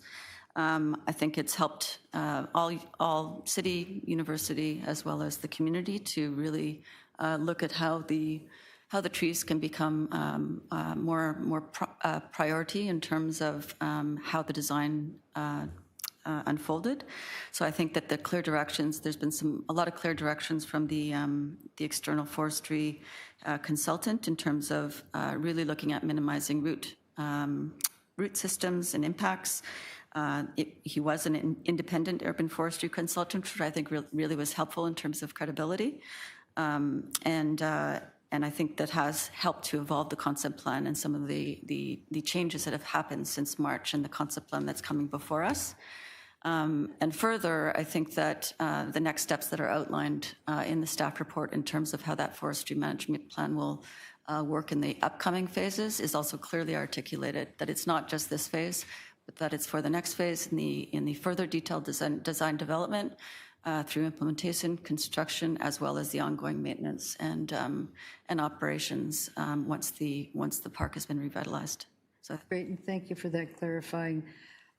So the concept plan is here, and then the detailed design, the urban forestry management plan will be very big advice to the detailed design as to how things may roll out, including the food and beverage. So previously it was a restaurant and now it's being captured as a cafe. Is that something that you support at U of T? Absolutely. I think that the cafe has progressed over the past few months. I think it's been in response to the forestry management plan, but also I think it's had cues from the heritage work that's been undertaken as well from the city and the city's external consultant. Absolutely, the university's role will be to, and it will be clearly articulated through the tri-party agreement as that's worked out, but the University of Toronto will be with the city working to ensure that the cafe is operated by the right partner. I think that's very important. One that reflects the character of the park, serves the full community. The operator hasn't been selected yet. That will be a next phase after this stage. And the operator selected. How will the operator be selected? I think we've outlined it in the it's reflected well in the staff report, but essentially it's a phased approach. So I think part of it will be to I think part of what has not happened as much to a great detail right now in the cafe is really working through some of the operations, the logistics, even the to support long-term cafe operations. And so that will be the next phase in terms of led by U of T. We would be looking towards operator selection criteria, et cetera, and then moving on into an operator selection consultation with the city. Yes, with the city. So with the city? Who's selecting the operator? U of T or the city? The city will be involved in terms of selection, but U of T is leading the process, and then U of T will be holding the operator under a license. Yeah, and one of the things I think that's key in terms of this operator selection is that by choosing the operator, they can then be part of the detailed design of that cafe to make sure that it will be designed in a way that all of these operational logistics, how do you move food across into the park, et cetera. It'll all be part and parcel of the detailed design and a successful operation going forward. Any other questions? No? Thank you very much. Next deputant is Elizabeth Sissom. I swung by you by mistake, and I'm sorry about that. Thank you. Well, thank you very much for having me here and being able to depute. As you know, my name's Elizabeth Sissom. I've deputed before to the Executive Committee and have been involved in the ongoing discussions and community engagements. Today I'm here representing the Friends of Queen's Park North, which is drawn from 7 residents' associations and is dedicated to the responsible stewardship of Queen's Park North. We have participated fully in public engagement sessions since August 2025. The March 10th Executive Committee meeting marked a welcome turning point in the thought process of the design of Queen's Park North. Everyone at that meeting agreed that it's a much-loved historic public asset with its own distinctive sense of place and character. Thank you, Councillor Fletcher, for your intervention at that time. We pressed for an urban forest management plan and a heritage statement of significance through the public engagement process. These are tools to assess the concept that was being proposed. We're pleased that they've now been included, but as of yet, they need to be finalized. They're necessary to determine the cumulative impact on the character of Queen's Park North and the sense of place, our green oasis. The city's design review panel echoed the same comments. They too questioned the extent of the robust program and the number of program elements. The Friends of Queen's Park North submitted detailed information supporting a 3-pillar concept of the park. First, as a green oasis, having its own sense of place and character. This was characterized as the Temple of Trees in John Ralston Saul's presentation. The park, honoring and preserving the cultural heritage and the ecologically significant area with old growth forest. In the past weeks, there have been some modifications to the original concept. Not many, but for everybody in this room, it still remains a squiggle diagram that was shared at the last public meeting. So this is the diagram that we were presented at the last public meeting. I note with interest the former deputant, Christine Burke, mentioned that there's been ongoing discussion and detail about the restaurant. Well, in this diagram that the public had, that restaurant is this little circle here with no information. So where has this conversation been occurring? As always, the devil's in the details, and the details are unknown. Park policies applicable to every city park have been overlaid on this special area. Queen's Park North should have a unique designation signifying its special status as the People's Park, graced by an ancient forest. This status should be recognized immediately so that those policies appropriate to this park apply, not the entire laundry list of policies that are identified in the staff report. Not everything needs to be put everywhere in every single park. We urge this committee to recommend further review and assessment as constructive proposals as the project proceeds. We think it will add to a better process. So these are the 3 items. The first is that the terms of reference for the working group are stated. We know that there's a working group. We don't know what they're doing. The question here is whether the design elements, any of them, can be eliminated by virtue of the agreement with the benefactors. Is there a restriction? Are they a condition of the donation? That the concept plans for University Park are reviewed together with the plans for Queen's Park North to ensure that they're fully integrated. The review should include the public, not only city staff. And 3, that the final design returns to City Council for approval prior to proceeding with construction drawings, which we understand may well be underway if they are planning to proceed in 2027. These drawings will include the missing information and details. Elizabeth, got to wind up. Last sentence. Thank you. Thank you.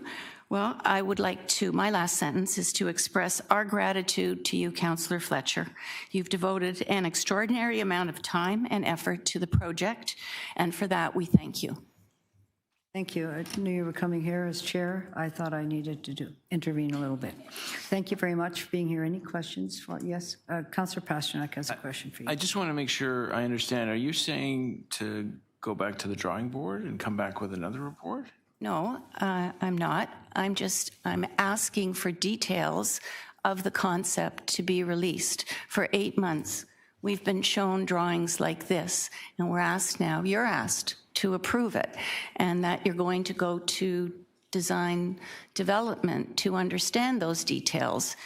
We were told there was nothing to show us, but yet we've just heard that there have been detailed discussions specifically about a restaurant. The problem with it is that a restaurant isn't just, you know, a flying saucer that lands on a piece of land. I'm sure you know there's garbage pickup, there's service deliveries.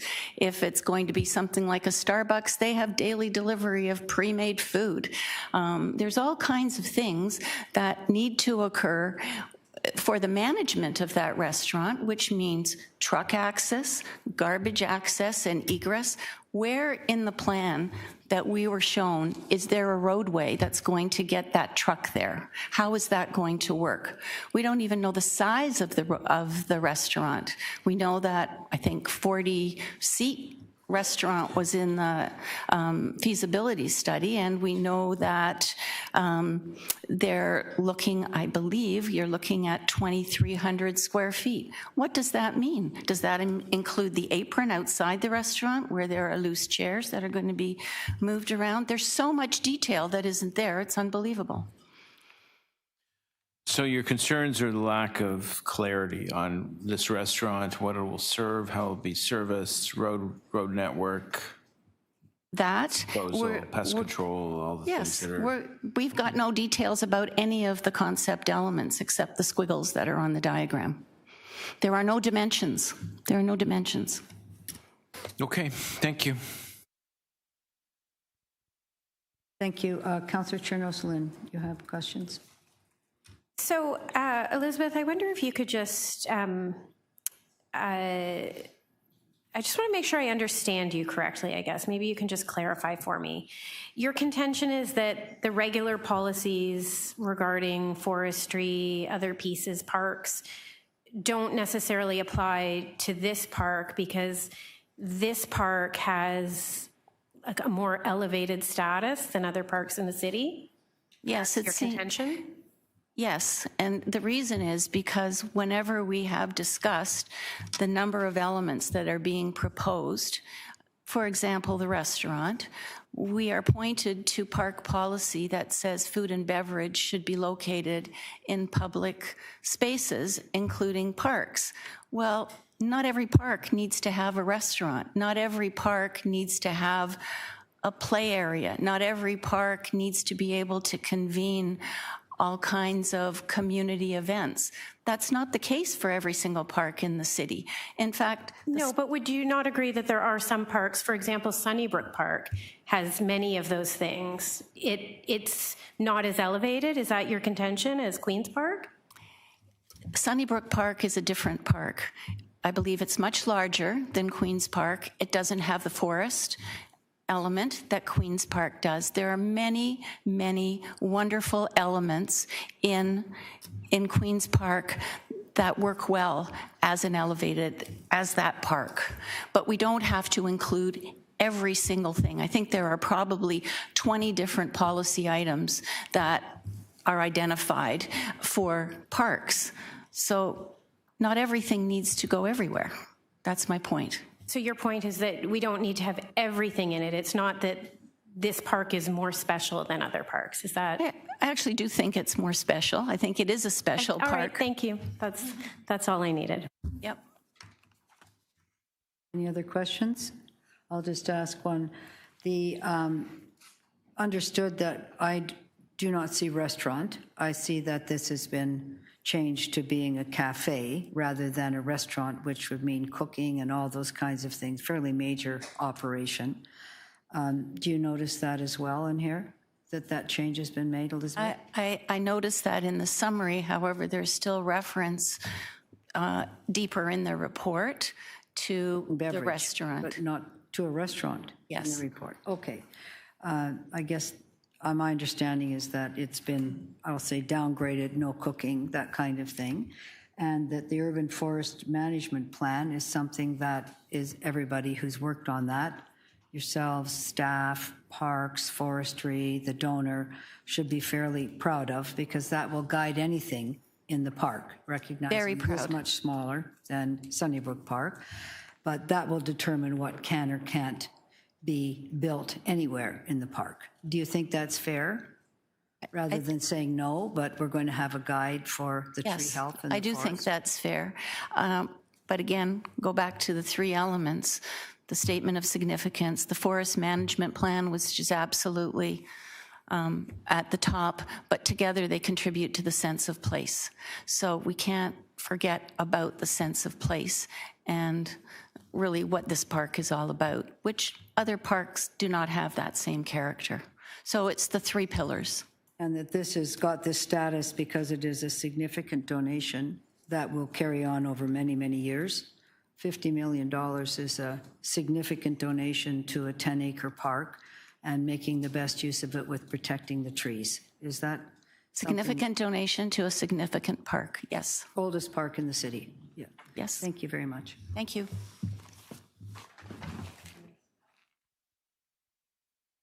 Sorry, next up is Glenn Wheeler. Good afternoon, Glenn. You have your 5 minutes. Afternoon. Yep. Thank you for the opportunity to speak on this issue, which is very important to many of us, as you can tell. And thank you, Councillor Fletcher, for your engagement on this at executive, at council, and here today.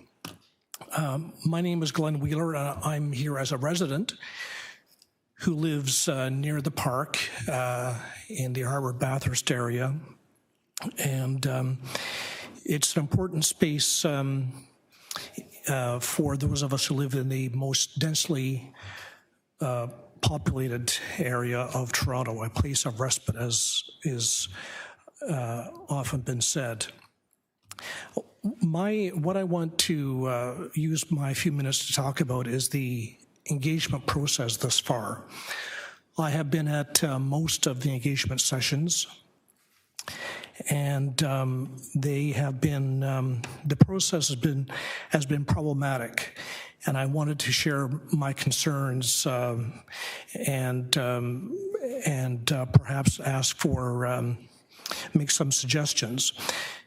Councillor Matlow at the council meeting in March eloquently set out those concerns in his remarks about public space and private dollars. And I just want to recall some of the words of Councillor Matlow at that time. He said, and I'm quoting, "As long as the private dollars that philanthropists want to contribute to the public realm, they're fine with it," but he was referring to members of the public. They're fine with it. And they're fine with acknowledging their generosity, as long as there is public accountability about the process, that there is genuine public feedback and consultation, and ultimately full accountability and transparency when it comes to all the steps that have been taken. In other words, this is still Councillor Matlow, so that they know that the plans and the designs weren't done simply at the request of the private philanthropist, but that the community that cares about the public space knows that their voice and their vision were part of that too.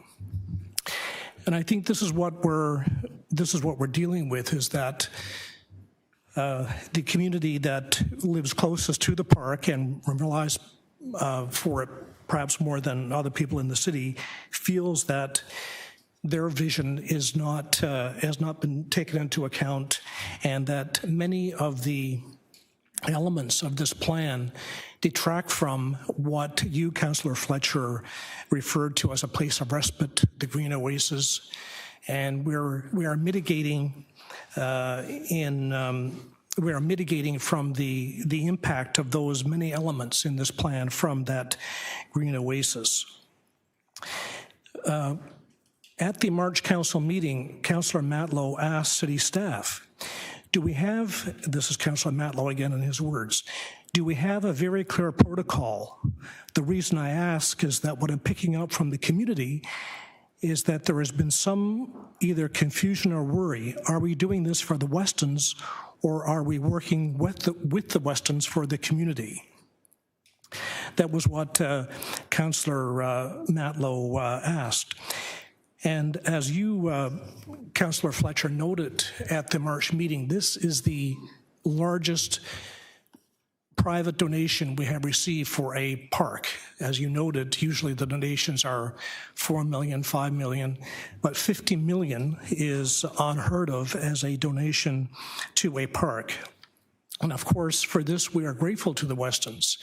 The city obviously is, shall we say, financially challenged, and to receive a generous donation is a very good thing. And I'm sure the donors, council, and the staff want a good process that leaves people feeling they have been heard. Now, Councillor Fletcher, when you, at the March meeting, you noted that the staff from the city manager's office will be coming in to help manage this. I see I'm very quickly running out of time. I just want to say that the protocol that was discussed at the March meeting was not included in the plan, and this is something that perhaps council should consider in projects, especially of this size. Thank you very much. Any questions of the deputant? No. Thank you very much, Glenn, for being with us today. Thank you. Next is Melda Burr from the Weston Foundation. Melda, are you here with us? Yes, please come up. Thank you very much. Nice to have you. Don't think you were here in March. Were you here in March? I was watching in March. You were watching, but you didn't have a chance to speak. I wasn't able to be here. Okay, very happy to have you today. Thank you so much. Rick, by any chance? This is Justin Robitaille. Oh, okay. He'll just be joining me for questions. That's great. Fine. Okay, Thank you so much. Off you go. My name is Melda Burr, and I'm the design advisor for the donor. Thank you for this opportunity. And thank you, Councillors Sachs and Fletcher, for your interest and guidance.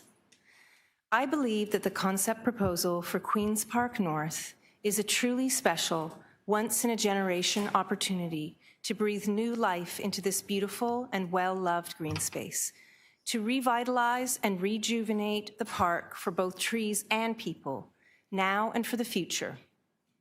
I have worked with the Weston family for over 16 years and had the great privilege to work directly with both Mr. and Mrs. Weston. Hilary Weston was Lieutenant Governor of Ontario from 1997 to 2002, and from the window of her office in the Legislature building, she admired the beauty of Queen's Park North. Last summer, before Mrs. Weston's passing, I was able to share some of the early ideas for the park with her. Queen's Park North is a wonderful park, but it can and should be better.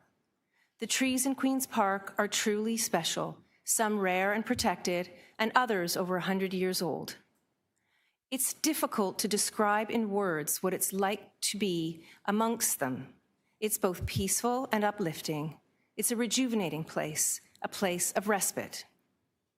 Like urban parks around the world, the trees of Queen's Park North face multiple challenges. The soil is compacted, the trees need more support and care. And because most of the trees are mature, the next generation must be introduced and nourished. By creating restoration zones, all of these challenges will be addressed. This work is essential to the future of the park and is by far the largest component to the revitalization. We began this collaborative partnership with the City of Toronto staff in January 2025.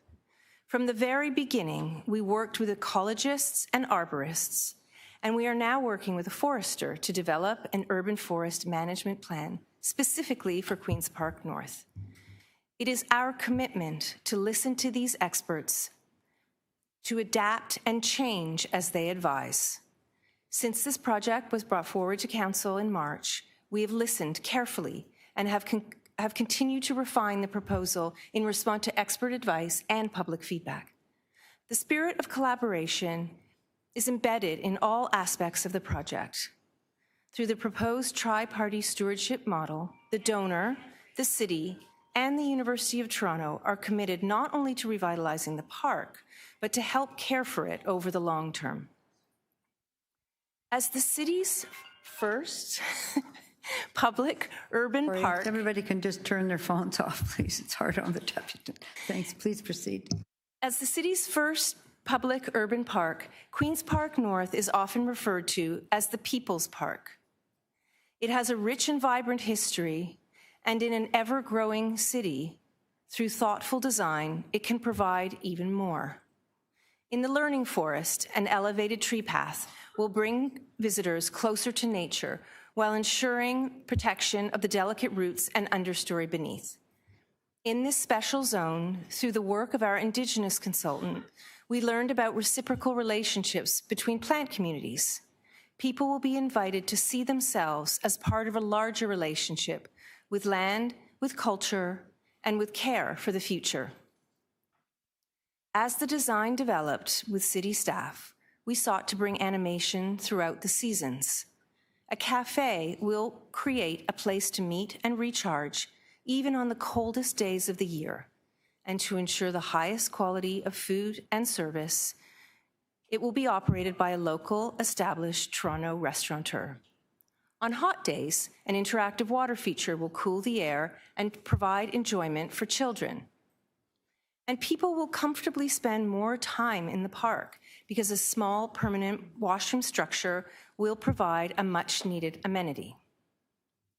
Within the park, a commemorative garden will provide a welcoming and unique experience, a place of exploration and learning, respite and enjoyment for all. Over a year and a half ago, with the city and through public consultation, we created a vision statement exemplifying the spirit of the project.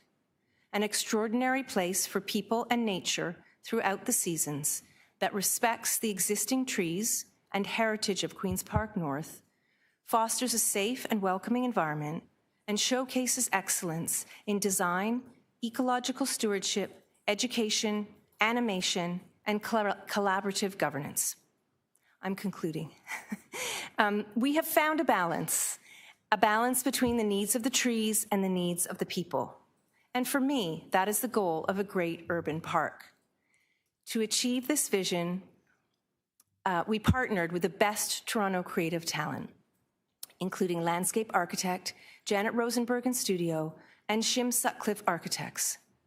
Working on this project with these inspiring teams, the city and the community has been a highlight of my career.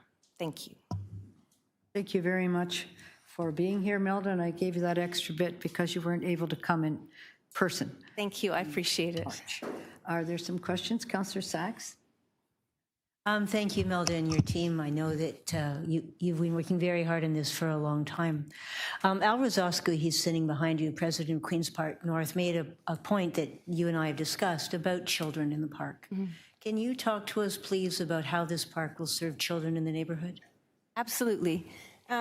So in my mind, every aspect of the park relates to all people of all ages and all abilities, including children. I touched on the interactive water feature specifically. It will be beautiful to both observe, but also to be able to play in. And the children will be able to cool during the long, hot summer days. We have a plan to include QR codes within the park for all new elements and also some elements that have been there for a while, but people want to learn about. We had conversations about activities to engage children both within the learning forest, because there'll be lots of great ecological opportunities to learn about the understory and the plant communities.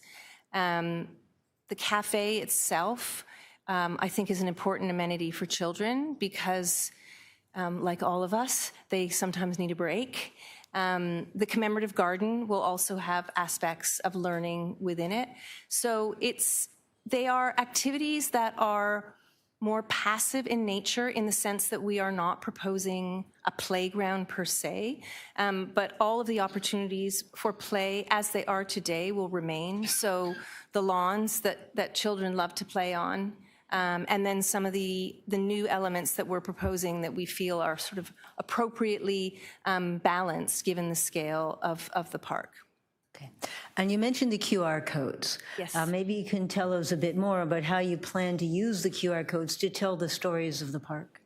So the idea around the QR code, we've been thinking about it from early days on the project. We haven't developed it in detail, so I'll be honest with you that is to come.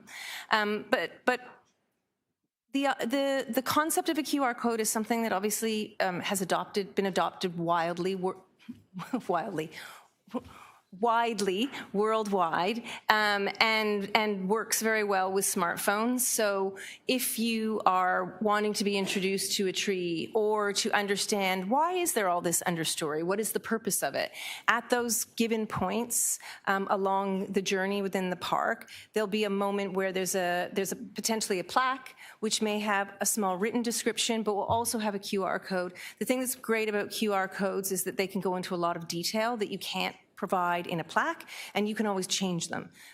So there are opportunities to change them as activations potentially change over time. Okay. Now, I want to ask you about the two items that the Bay Clover Hill Residents Association have specifically asked for. First of all is the preservation of the great white oak bench from a very beloved tree in the park that they donated to the park. Do you agree that that's an important feature to maintain permanently in Queen's Park North? I understand that it's very well loved, and I understand that it has a rich and meaningful history, and as a result of that, I think it's important. There's no reason that it wouldn't stay within Queen's Park. We talked about ensuring that it was fully accessible, so you could get to it easily from a path, regardless of whether or not you needed additional help to reach it, and also the potential of adding in a QR code to tell people about its rich history. Okay. And the other feature that's been of particular importance to the Bay Clover Hill Residents Association, which they've raised over and over and over with me over the last 4 years, is the fountain. Tell me, I understand that safety codes have changed since 1950, but what are the options? It's recognized in the Statement of Significance as one of the key built heritage elements of the park. What are the options for preserving it, enhancing it, conserving it, making it the best it can be, given that 70 years have gone by? Excellent question. So the heritage elements within the park are clearly define the character of the park, and the fountain being one of them. I have a particular affinity to the fountain. I think it's beautiful.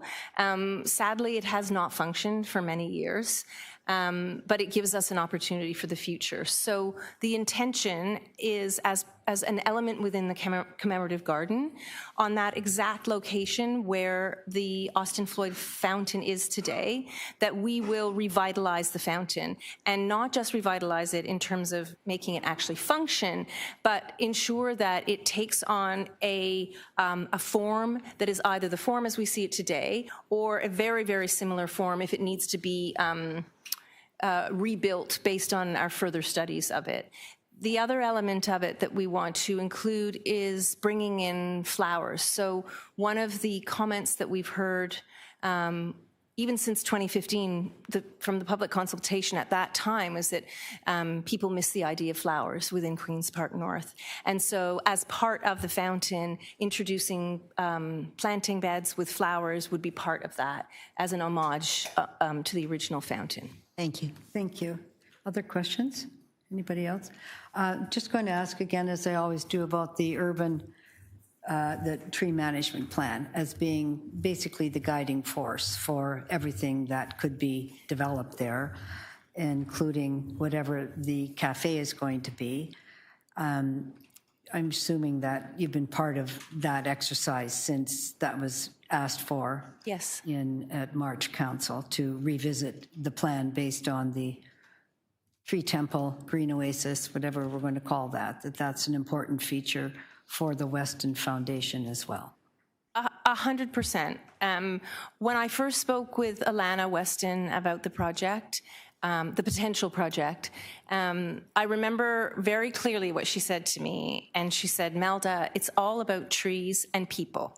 And I talked about trees and people in my words, and I did that for a reason, because I think essentially it beautifully sort of crystallizes the reason that this project is so important. Alana also said to us, the trees will guide us and they will effectively tell us what to do. So we could not be more positive and in favor of the urban forest management plan.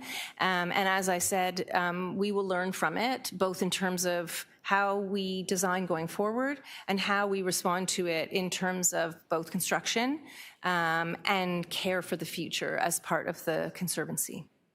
Thank you. And so the concept plan, Appendix 2, that I've talked about all day with deputants, yes, that is their concept plan that we're looking at to approve, but all the detailed design still to come through the working group, yes, and that sometimes the urban forest management will tweak things in the concept plan based on where things can go and utilities and other things and the TTC underneath and all the rest of those Correct. kinds of things, right? That's your understanding.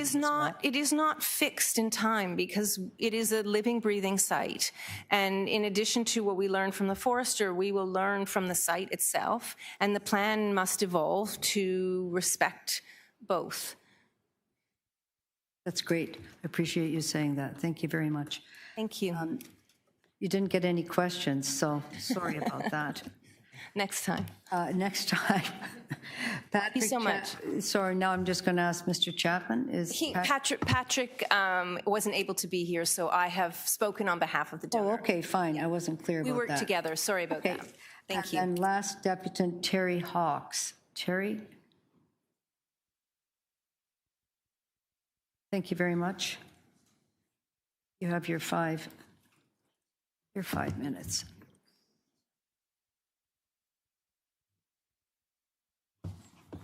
I want you to be able to see me, so I sit on my Pardon leg. me?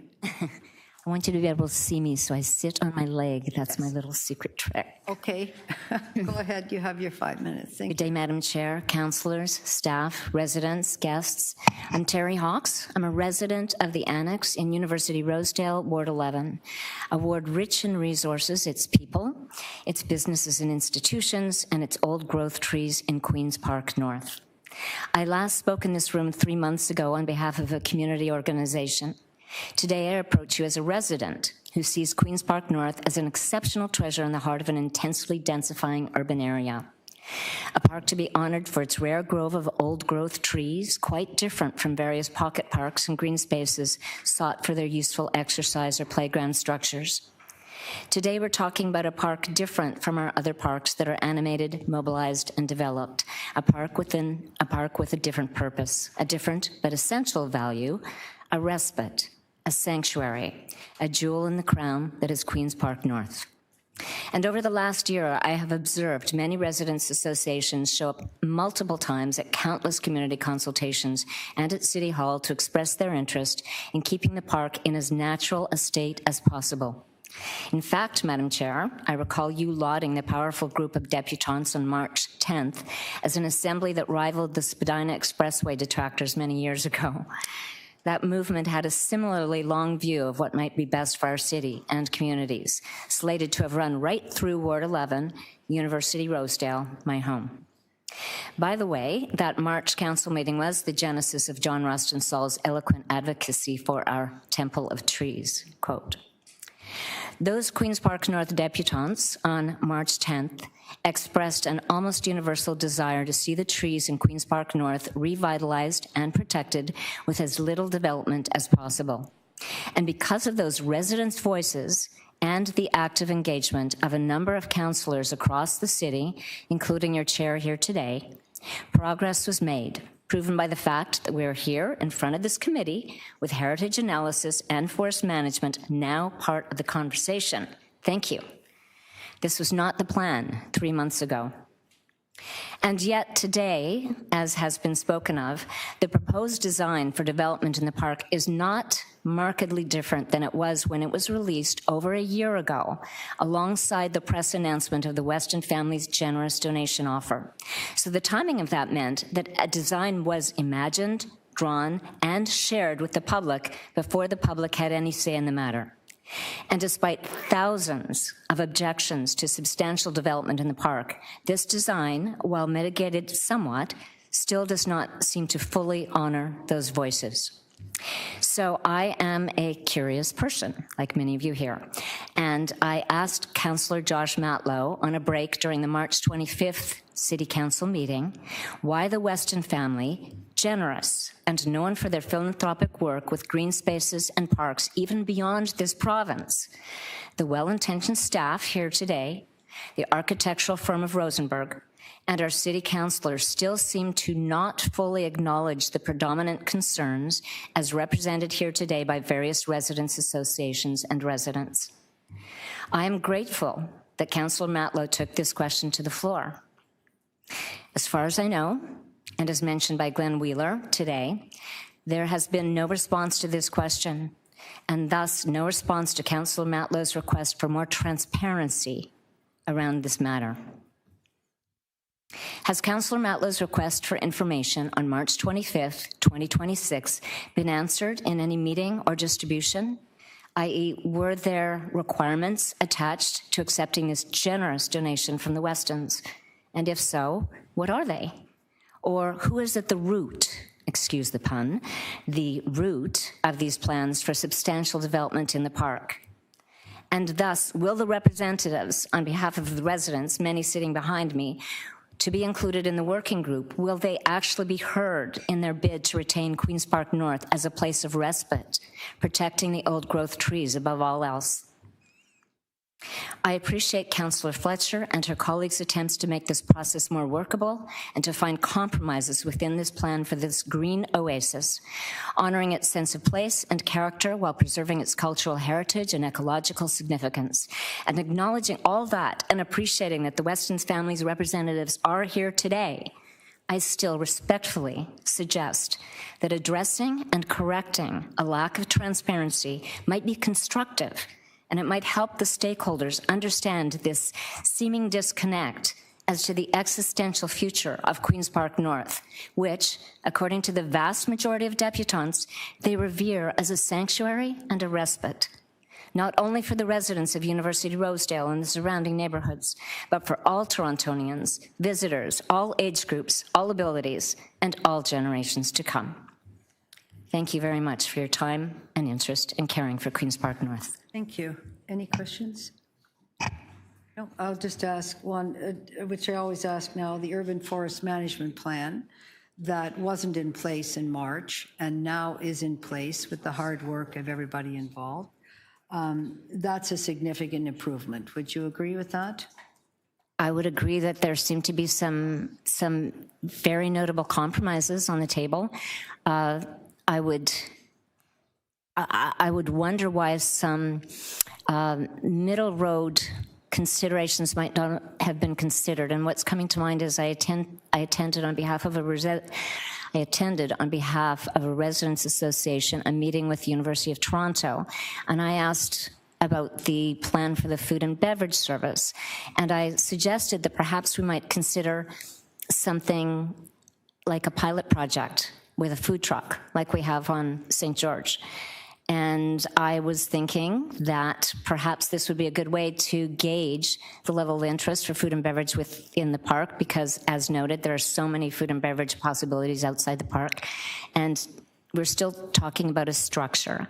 And I know that people who are purists believe that any kind of structure, whether it be a restaurant or a cafe, might be deleterious to the roots of the trees. I'm not an expert in that matter. I'm reflecting what I've heard through many, many meetings. I just asked you, though, about the urban forest management plan that was not in place and is now in place based on the hard work of the community, councillor, city staff, Weston Foundation, that's a game changer. Do you not agree with that? It's huge. Okay. Absolutely huge. Thank you. I thought I mentioned that. Maybe I just didn't say it with enough emphasis. You talked about the restaurant, which is no longer a restaurant. So I understand. But I just wanted to clarify that that is an incredible new basis for all decision-making for Queen's Park North. And you would agree with that? It has been an excellent addition to this conversation. Thank you so much. Okay. No more deputants. We'll bring this back into committee, and I'm sure there'll be some questions of staff.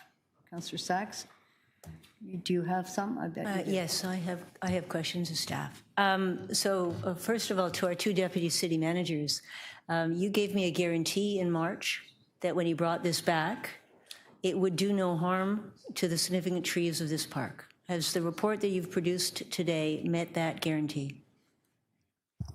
To the chair, to start, yes, I believe it does meet that guarantee, and as has been expressed today, the development of the urban forest management plan at the core, at the lead of all decisions that are made around design reinforces that. Well said, Deputy. I would say the same. Right. And the two buildings that are proposed, the food and beverage building and the washroom, are they going to do any harm to the significant trees of Queen's Park North? So through the chair, the urban forest management plan has guided all aspects of this project so that the park revitalization is in service of tree protection, enhancement, and maintenance, not the other way around.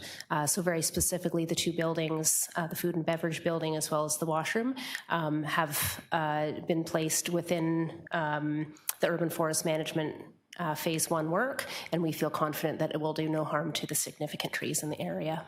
Okay. And the directions given by council in March about no road certified vehicles in the park for delivering to the restaurants, those directions remain in place and will be complied with, correct? I think I'd send that back to the deputy city manager. Yes, that's correct. So the decisions and the direction we received from council in March continue on and will be abided to. Right. And similarly, no servicing for these buildings will be allowed to damage the significant trees in the park, correct? So through the chair, the work of phase 2, so the detailed design ahead, will ensure that the servicing and construction of any of these elements will be respectful of the enhanced tree protection zones as identified in Appendix 3 in the report. Right, it won't be allowed to do any damage to the distinctive trees, correct? That's correct. Now, in terms of the well-loved great white oak bench that was donated by the Bay Clover Hill Residents Association at their expense to commemorate this beloved tree, I guess, back to parks. If you agree that this is an important element of the park and it will be preserved? Through the chair, yes, that is the case. All right, and similarly, the fountain, which is at least as well loved, you're going to review every option for preserving, conserving, bringing it back to life if that's possible and safe, correct? Yes, Councillor, that's correct. And we also heard, very clear and vivid evidence again from Catherine Holden about the very large events that occurred in Queen's Park North, and we heard from Sandy Smith that very likely contributed to the significant decline in the significant trees which we've seen over the last decade. What precautions have been taken so that we don't have people and trees? How do we keep the people from damaging the trees? What do you propose moving forward? So through the chair, while work is ahead with the detailed design working group and the advisory body, there's and guided by the Urban Forest Management Plan, it will also have a lens upon the programming and activation of the park. There is no intention in the work that's been done, that's in front of committee today, to resurrect any large-scale events in this significant park, being respectful of the urban forest that exists and the opportunities to enhance through restoration moving forward. And do you agree with Professor Smith that large numbers of people in the park damage the trees? Absolutely. So back to parks. I know that there was a motion a decade ago to put a moratorium on large permitted events in the park. Might it be helpful for this committee for council to refresh and bring up to date that direction? Through the chair, Councillor, you're absolutely welcome to do so. Existing motion is still in effect, and we do not issue large-scale event permits at this time, but reinforcing that could only strengthen the same. And you and your staff have suggested wording for that, correct? Yes, Councillor. Okay. Thank you. They keep going, but you didn't. Okay, you're done? Thank you. Councillor Morley, you have questions, and I am putting your clock in on. 5 minutes. Thanks, Madam Chair. Through you, I will hopefully be less than the 5 minutes. We heard a lot about how urban forestry will be taking a more proactive role in the tree management and making that central to this. Can you explain what is meant by planning for long-term tree succession, and what will that mean for the park in the next 10 or 20 years? So through the chair, the third phase deliverable of the Urban Forest Management Plan is to come up with this long-term management framework with specific eye to preserving and elongating the mature trees that are there now, but also to be respectful of that succession. One of the deputants spoke of, trees that needed to be planted to regenerate the area, and that's part of the work to come. We know that the forest canopy in this park now is a mix of ages. It's also a mix of species, with just over half being native species, and so we will turn our eye to increasing the ecological integrity of the urban forest through that phase of work. Wonderful. Thank you for that. I'm sure that's welcomed by the community and certainly from future generations as well. In the report before us, it talks about a 10-member working group, and we did hear from a number of deputants today about ongoing interest in further details related to implementation and oversight. How will the participants for that working group be selected? Sorry, that'll be one of the DCMs there. Thanks for the question, Councillor. So what we've included in the recommendation is a list of groups that we would be selecting potential members for that working group. So it includes neighborhood institutions, cultural institutions, the project focus groups, as well as other experts. I think what we will be doing as a team is working to identify areas of expertise that would be beneficial in looking at the detailed design and ensuring representation across those groups. I think it would be helpful for us to get input as well, particularly as we work through. We will be actively working on this between now and City Council, and can provide more details on that. This was a more recent addition as a way to provide further opportunity to really get into detailed design, which wasn't reflected in the advisory body. So it's a smaller kind of nimble group to be engaged with sooner than later to get into a more detailed level of discussion. Fantastic. Thank you for that clarification. I will skip my questions about how some of the buildings and those concepts have changed. I think we've gotten into that extensively through our discussion so far. So I'm just going to move to my last two-part question, which came forward from the last deputant as well as Councillor Matlow.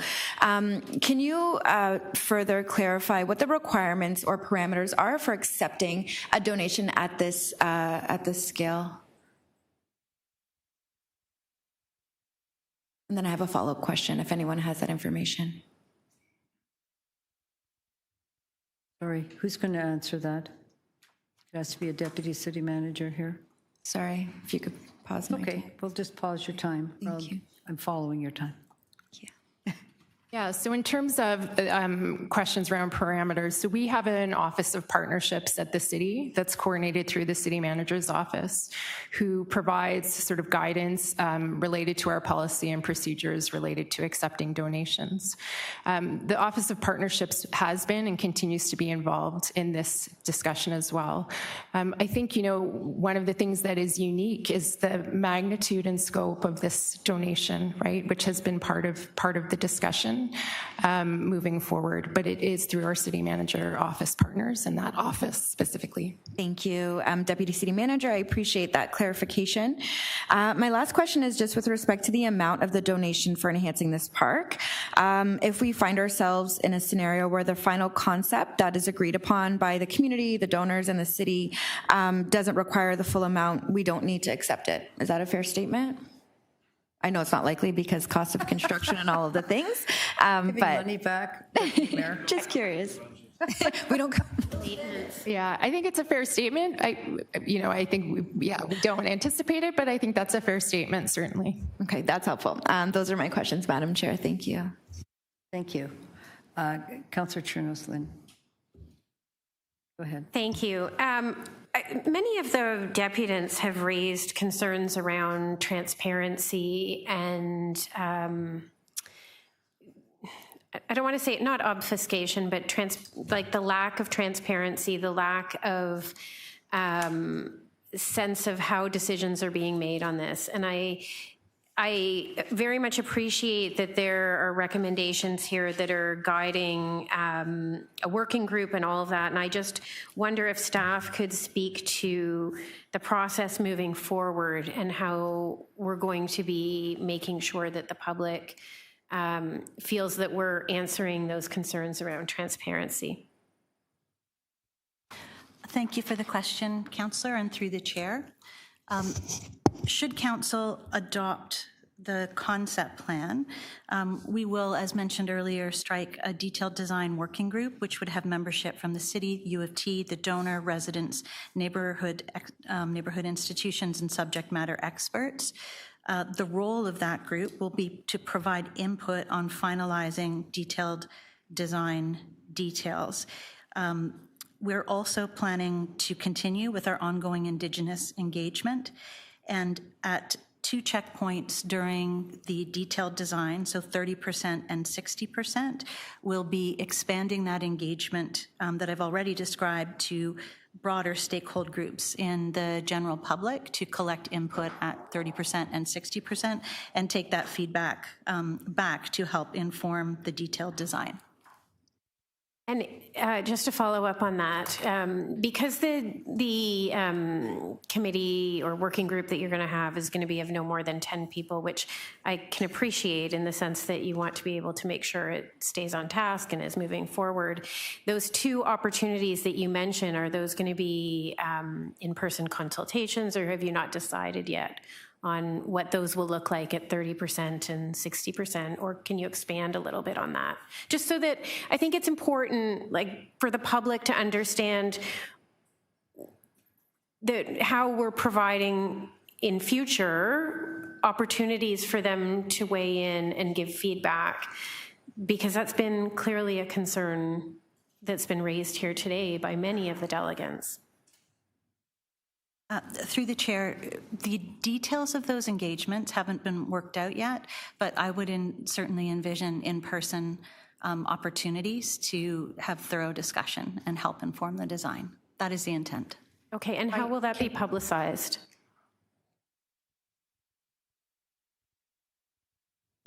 So through the chair, we have an established listserv for this project. We've engaged over 6,000 people to date, so we'll certainly work with those networks, but also work with the councillor, institutions, and other parties who've been participating in the project from the beginning to get the word out. I would just say that the two touch points that were referenced by Terry are a minimum, and we mean to establish a broad engagement program. Leverage the focus groups. We have 5 focus groups. Leverage the different formats that we've had to date and get in front of as many people as possible.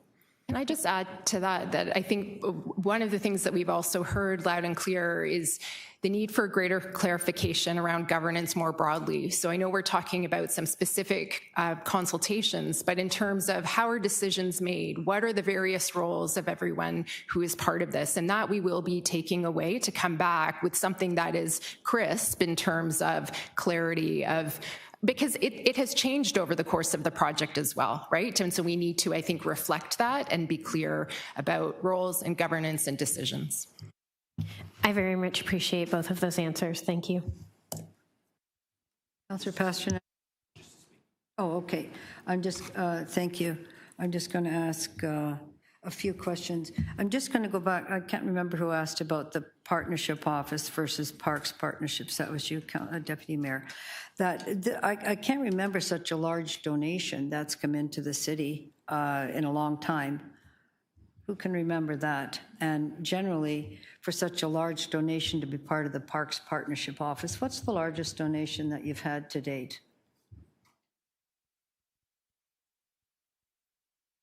Through the chair, this is the largest, with Lassonde at 25 million coming in second. Well, Lassonde was coming to Waterfront Toronto to start with. It wasn't directly to the city. So it's not a city donation. This is the largest donation. Let's be clear. Do you agree with that? Lassonde was to Waterfront Toronto, not to the city partnerships office until it transferred. You're correct. This is the largest donation. So let's be clear. What's the, after Lassonde, where are we at? 100,000, 150,000?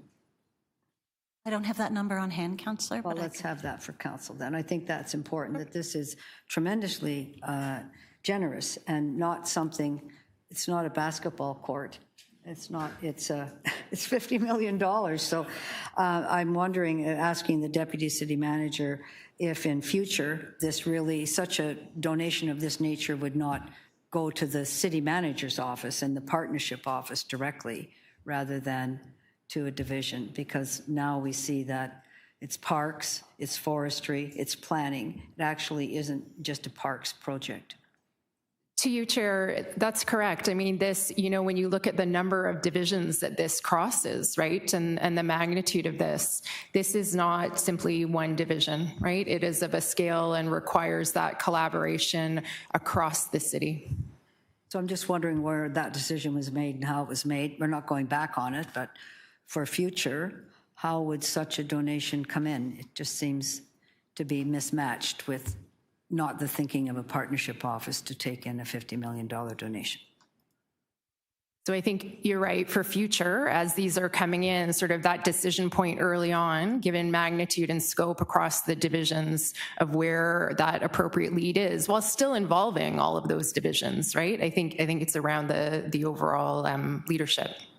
I'm just referring as well to the $25 million donation, not to Lassonde, but for the Bentway under the Gardner, which was $25 million from the Matthews family. And that actually was led by the deputy city manager. It was not led by any director. So do you think that through this report and actually some of the motions that we may have, that we're just going to elevate that to that leadership level at the city for such a large donation? I think that's helpful, and I think the models you're speaking to are good ones to learn from of what worked well.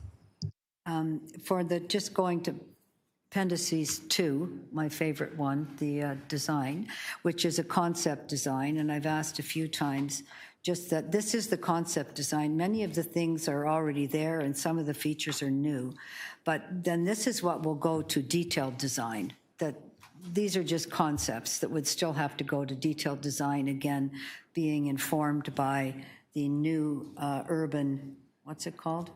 The urban forestry management plan. Is that correct? To you, Chair, that is correct. What's before committee today is the concept that has been informed and guided by a number of elements, including the Urban Forest Management Plan. And what's ahead is working through the detailed design on siting, servicing, and construction. So the servicing, I guess I'm just going to go to you, to the Deputy City Manager. Issues like servicing, utilities, not necessarily the trees, that's forestry, but the TTC, all of the different factors that would go into construction of a new building will be something that will be done in the detailed design, the concepts there, but it is how that can be realized. Size, everything would be dependent on quite a number of things. You are correct, Chair, yes. And the rollout of the operator and all of that, is that been determined already? Sounds like it's already been decided. To the chair, an operator for a food and beverage operation is part of the next steps in the process and would be part of a transparent and open competition. Okay, that wasn't clear to me today. The just going to go to the design review panel. I don't know. Oh, you're over there and you're so tall and I can't see you. That the design review panel, is it helpful to have a continued relationship with the design review panel, Mr. Thorne, as this proceeds? Yes, it is. They've been engaged to date, and a commitment has been made to return to them with some of the detailed design work as well. And just for, I know the heritage piece is under you, but this is also, I would just call, given the nature of this park, being the oldest one and its relationship to the community, very much I'll call it a public realm exercise as well, not simply just a park, because it plays such an important role. For city planning and thinking about spaces, I can't remember what it's called, but it's the 3 downtown wards, University Rosedale, Trinity Spadina, and Toronto Centre, and it's all got to do with the downtown plan. What's the name of that again? Can you remind me? I believe you're referring to the Downtown Public Realm Plan? The Downtown Public Realm Plan. Parks and Public Realm Plan? Can this also be guided? There's also another one, tall building, everything for the 3 wards because it's so dense. That is it possible to also add this exercise in from a planning point of view for the Downtown Public Realm Plan? Because that really is part of the role that it plays here in the system of green spaces. Yes, it is, and that's been an important part of how we've been looking at this opportunity from an urban design lens is the connectivity outwards and the connectivity to some of the spaces around the park. I think is actually one of the very strong elements of the design that's in front of us.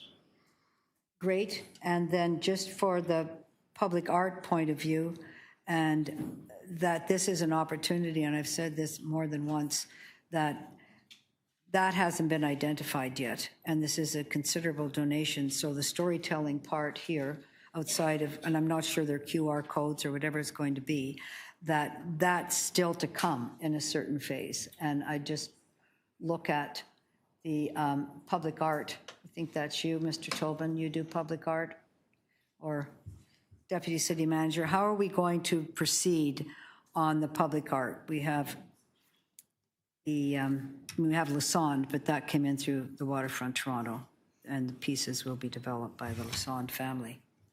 To you as chair, ideas? the city would develop a public art plan in collaboration with the donor. There are plans for a 1% of capital construction costs to be applied to public art. And as you imply, there's opportunities for storytelling and reinterpreting the site, its history, and a significant component of Indigenous placemaking and consultation to come. Thank you very much. My time's up. Great. Okay, bringing this into committee. Madam Councillor. Yes, thank you. So this is one of the small number of large parks in my ward. It is one of the least used of the large parks in my ward, and mostly people walk through it. I mean, there are people who sit in it, but mostly people just walk through it because, first of all, it's surrounded by busy roads. And secondly... Have motions, Councillor? I'm sorry. It's okay. Yes. Hello. Yes, I know you do. I have motions. Let me start this again. I have advanced circulated 2 motions. The first one is in response to the requests from the Bay Clover Hill Residents Association. As we heard from Catherine earlier, the Bay Clover Hill Residents Association is the only residents association within whose territory Queen's Park North sits. They have been very active for many years, in particular residents such as Al Rosinski, a well-loved former servant of the city, who's been very active for the last 15 years in protecting and loving and looking after and arguing for Queen's Park North and taking a very active role in bringing to an end the really destructive major events that were taking place in this park, which, as we've heard even now, is damaging the trees that everybody loves. So very glad to listen carefully to what they have to say. I'm glad I was able to get them a spot on the advisory board when the 2 specific requests that I had from them was, first of all, to make sure that the Great White Oak Bench, which was their gift to the people of this city, will be preserved and will have a continuing role in the park. Glad to have support from that from staff and from the donor. And secondly, that we do everything practical to save what we can of the fountain. I do recognize that the plumbing and wiring and everything are 70 years old. Safety standards have changed since then. It may not be possible, probably isn't legal to do anymore what was done in the 50s. They didn't worry so much with people drowning in public space at the time. But we should do what we can to save what we can of it. It's beautiful. Now, admittedly, it's not what we see today, which is still beautiful, isn't the way it was designed. It was designed with brick, with decorative brick, which the city in some cost-cutting measure at some point stripped off and threw away. But in any event, it's important to the Bay Clover Hill Residents Association and to me to do what we can to save it. So again, I've worked with staff on this wording. The second motion is again responding to this question about how do we reconcile people and trees. They can't, and this has been one of my concerns since the beginning of the vision, said, okay, we're going to have everything. This is going to be fabulous for trees, and it's going to be the place for civic engagement by everybody. We cannot have both. We cannot have tens of thousands of people trampling on the roots of very old and fragile and failing trees and not lose the trees. And so I am very glad myself. I'm a tree fanatic, as you can tell from my keepa and from a whole lifetime of work. I agree that this is a place where the trees should come first. And I'm very glad that through the work of the community and staff and Sandy Smith and Sue Dexter and many others, and of course Philip DeVossener and Kim Statham, that we have recognized that the well-being of the trees has to come first. And that's also in relation to what human events we allow. How do we animate it? What do we allow? We've done enormous amount of work to make sure that the cafe and the washroom are not going to damage the trees. Okay, but what about the people? And so the second, again, this drafting came from the Parks Department. We need to not only think about the programming here, but also our permitting framework. And if we're going to make the trees first, the trees have to stay first, because otherwise the trees decline. We're talking about very old trees, at least some of them are very old trees, very well-loved trees, and trees that are fragile and susceptible to damage. Okay, so that was my motions. Thank you for the reminder, Madam Chair. You know, a lot of people, a lot of people in this room, a lot of people who aren't in this room, have put in vast amounts of love, care, passion, and attention. Not to mention the Weston family. You know, we have the representatives, but we don't have the actual donors here, who stepped forward to donate nearly $100 million to this park. Now, we had lots of talk about, gee, you know, when people offer us money, we should have a strategy. Listen, people are not knocking on our door every day trying to give us $100 million for our infrastructure. I wish we did. Yes, there are challenges in handling public money, yes, private money. Yes, there are challenges in how to accept private money well for public space. And I know that I have worked, and Councillor Fletcher has worked, and the staff, the two deputy city managers, the city manager, so many of the staff have worked really, and the university, have worked very, very, very hard to how do we get the best possible result out of a challenging situation where not all wishes can be achieved. And I think that what we've got here today, 54-page report, you know, you've done a good job. You've done a really good job. Yes, we could always say we could do it differently, but you've done a good job, and I'm glad to support this report. And I can't wait until we see some mulch going out on those trees, because Lord knows they need it. Let's preserve the trees. Let's make this park as good as it can be. And let's be grateful to the donor and to everyone else who made this a success. So thank you. Thank you, Councillor. Councillor Pasternak. Yes, thank you, Madam Chair. I'd like to first of all thank staff for all the work that's gone into this project. It is not an easy piece. I think I'm looking at a 54-page report. I have never seen this on a park like this. Enormous amount of work, and they're to be thanked and commended. I'd like to thank the local Councillor Sachs, for her tireless efforts to try and get this right, try and listen and learn. And of course, I understand Councillor Fletcher played a supportive role as well. We heard some comments about the process here, about the consultation. There is no doubt in my mind that it has been comprehensive, thorough, and fair. Community engagement phase 1, approximately 1,700 participants contributed input across different engagement activities, including 1,000 online survey responses and over 600 park pop-up participants. When it came to community engagement phase 2, during the community engagement phase 2, approximately 1,200 participants contributed input across different engagement activities. This is quite remarkable participation. Obviously, the neighborhoods are quite passionate about their park. As far as working groups, there was a steering committee, there was an executive directory, there was an advisory body, there was an Indigenous leadership and stewardess circle. I used to say that I'm on so many working groups I can't get any work done. But this is certainly participation in democracy at its best. The opportunity here for a transformational park is great. With city support and design, as well as private sector funding, I think this will be a remarkable site that will be a destination park that will service the U of T community and, of course, the local residential community as well. I've looked at some of the draft concepts, and I think it's amazing. It's going to be wonderful. I would finally, I would say on my final remarks about private sector funding. And earlier this year, I moved a motion to council. I think it was during budget for the city staff, city manager to bring a proposal to create a major gifts office at the city. Hospitals and universities have been doing it for many years. I think we have to do it at the city.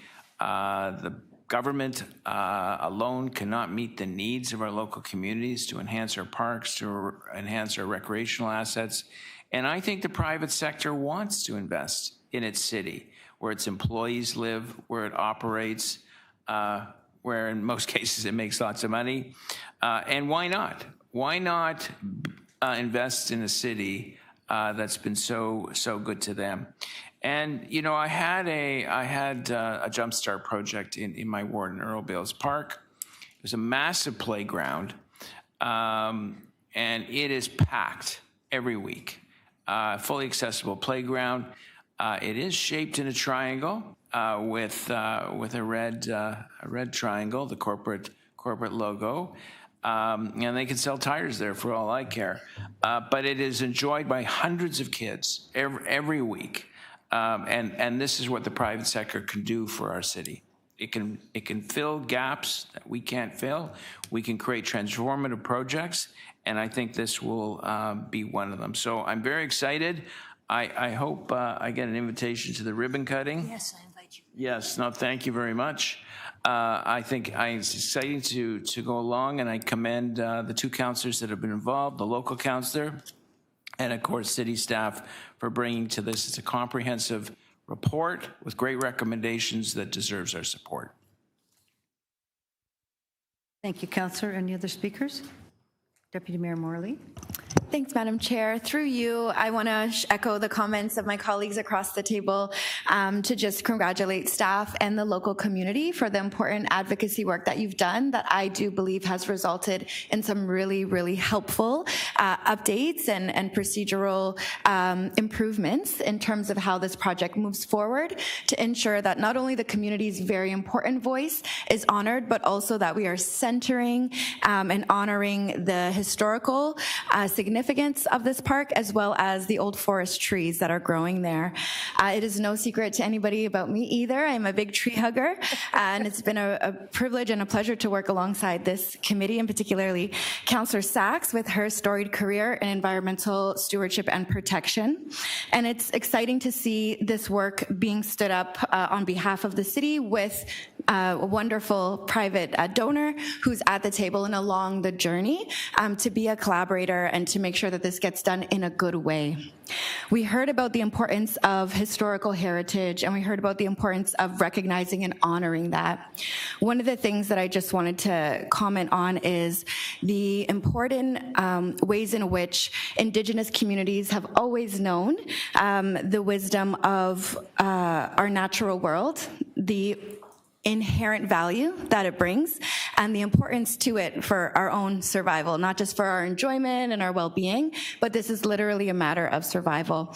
And I think when we contemplate the things that we are reclaiming and getting back to at this point in our history, there's a lot that was lost through the colonization experiment that we have all been part of, that we are now understanding, holding space for, and moving forward in a really good way that I think is clearly necessary with our climate crisis and all the other sort of global impacts that we are navigating. And we need to come forward, we need to be able to appropriately come together and work towards resolutions so that future generations are able to live in a thriving, sustainable community, including enjoying their time here at Queen's Park North, but certainly in our wider city, reclaiming knowledge that was lost and implementing that in our important work in support of the public good is something that's critically important to me, and I'm really proud to do that work alongside each of you. So again, congratulations to everybody. I also hope to be invited to the ribbon cutting here and look forward to enjoying the future of this park for many generations. Thanks, Madam Chair. Thank you. Councillor Chernos-Lynn. Thank you. So I would just echo my thanks to all those involved, particularly to Councillor Sachs, the local councillor who I gather has been dealing with this for many years, and there is certainly a long history here on this issue, and to Councillor Fletcher, who has also brought significant work to the table on this, and I just want to say I very much appreciate all of that to get us to this point. This is one of those interesting projects where so many people have a tie to a park through different stages of life. I spent 4 years at U of T and can't tell you how many times I walked back and forth from University College to Victoria College to St. Michael's College and beyond, as well as I think ran through there during Frosh Week on scavenger hunts and many other things. And I think there's hundreds of thousands of students that have done that over the years. I hope as one of the pieces in this consultation, you will consider talking to students about their thoughts on this place, because I think it is a place that is one of the places that students do walk through and that is meaningful to them. And I notice they're not specifically mentioned in the recommendations, but I didn't want to change it. But I hope that that will happen. I think what is exciting about this park is it is, everybody has an idea about Queen's Park in different ways, as we've heard today. But what's going to happen in the future is so many people are going to have a hand through this working group and through the consultations to come, so that when you put so many heads together, you will come up with something truly exceptional. And it certainly seems to be shaping up that way. So when I think of my parents who walked through that park when they were at University College, and then I walked through it, my kids did not, and Councillor Sachs walked through it, and so many of us here who spent time there. But I think about all those generations to come who will enjoy it in its newfound imagination, and how it will move into the 21st century and 22nd century and beyond is truly special, and I really look forward to it. And I too will love to be at the opening. Thank you. A lot of invites, just get them ready now. Thank you. I'll speak, and I do have some motions, and I did pre-circulate. They're on the CMP. For the second recommendation, I just want to add the chief planner and executive director, city planning, not only the general manager of parks and the executive director of climate, but also the chief planner onto that thinking group for overseeing this project, please. That's the first one. Then I have some new ones, and it's only to really have that notion of the vibrant urban forest and green oasis as the core notion that we've come to since March, and that we also have the detailed design phase, that the up-to-date information is available about servicing, which I spoke about earlier, because we're not sure exactly. We know one thing that's down there, and that's the TTC, but we don't know everything else. Line 1, I think, is running, and line 2, whatever that one is under University 1. Thank you, Diane. And that also that we have interdivisional city governance structure. Again, that relates to the second, because since March, this has now been changed a bit, that it's not just through parks planning, but there is other divisions that are very involved here, CREM and environment and climate and city planning. And then look at whether or not, because there are now so many divisions, that having an executive project manager at no cost to the city would be something that would be helpful, because there are many, many moving parts here. And that on the working group as well, that the chief planner be added onto that working group. So I think those are the 4 new ones, just looking at that.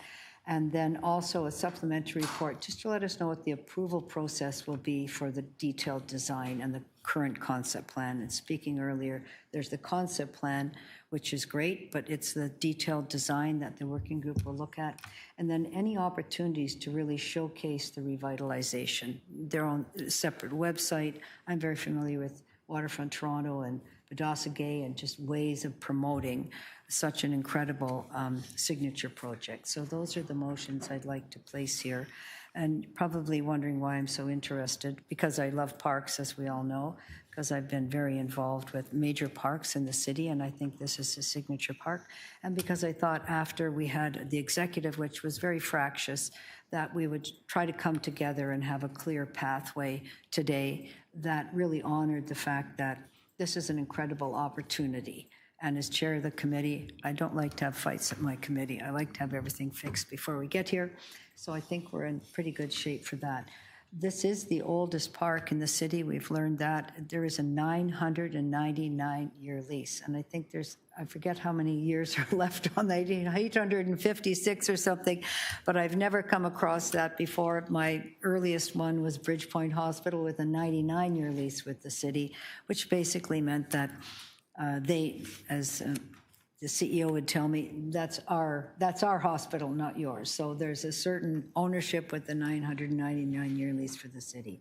And I do want to just commend everybody from March executive to our Infrastructure Environment Committee today, that I do believe that the urban forest management plan that was really developed by Urban Forestry and with the leadership of our Executive Director of Climate and our DCM, that's a very exciting shift, and it's allowed us to just shift and come to some common cause there as to the importance of this green oasis, or the tree temple as it was called by John Ralston Saul, that it gives us a focal point for how everything else will roll out here, which of course is really incredible.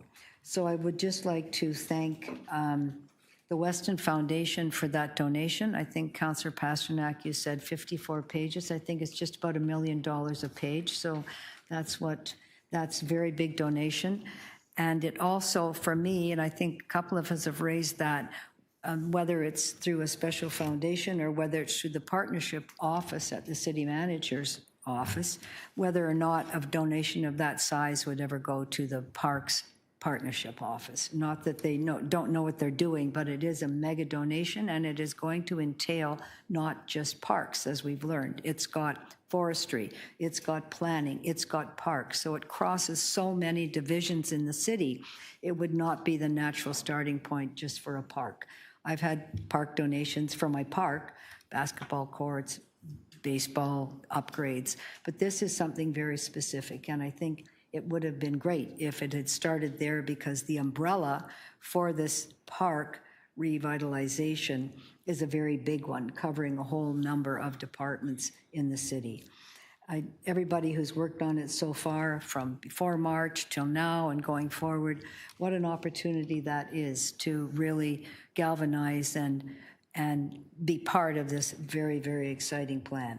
Appendices 2, the concept plan, is pretty exciting. The devil is always in the details, and the detailed design will rely on a whole number of things, and in particular, the forest management plan as to what's possible to proceed with, to do, to actually make happen. I'll note that the restaurant has become a cafe, because how do you cook? How do you have a full course meal? Where is your grease trap? All of those practical things when we started talking about just a restaurant compared to a cafe, which would probably have, we all know our favorite cafes, you can get your sandwich there, but they're not making and cooking things there.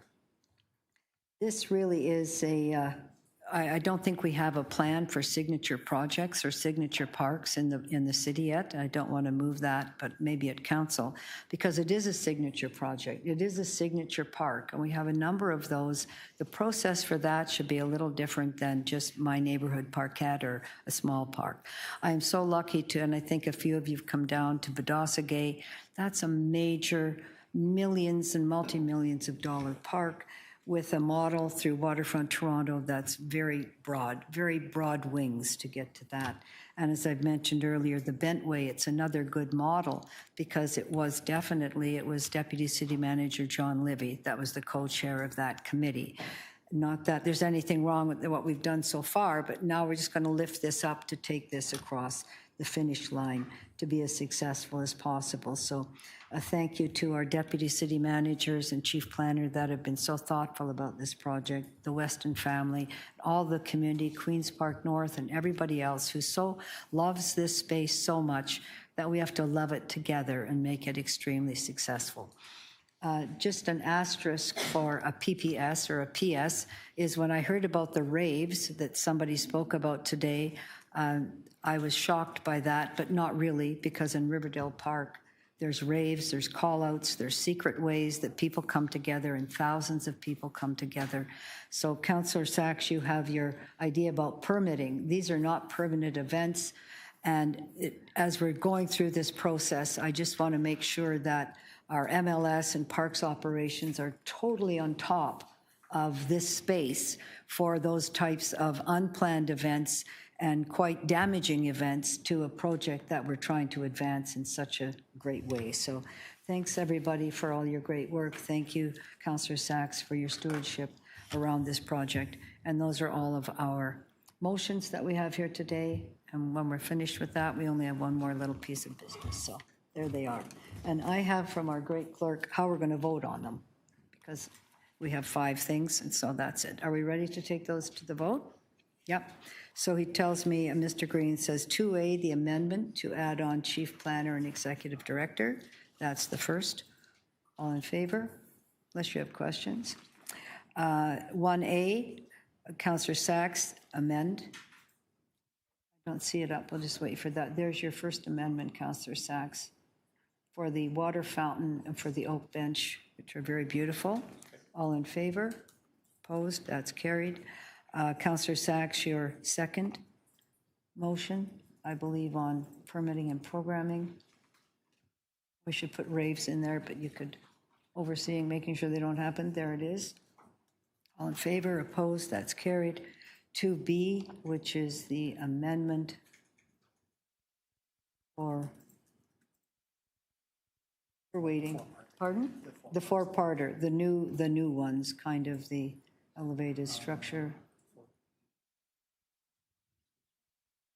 We'll wait for you.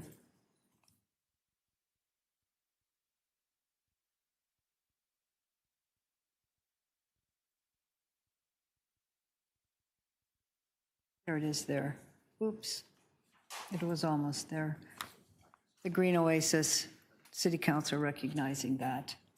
Detailed design, utilities, the interdivisional governance, and looking at the executive project manager to cover off all the many divisions that we have.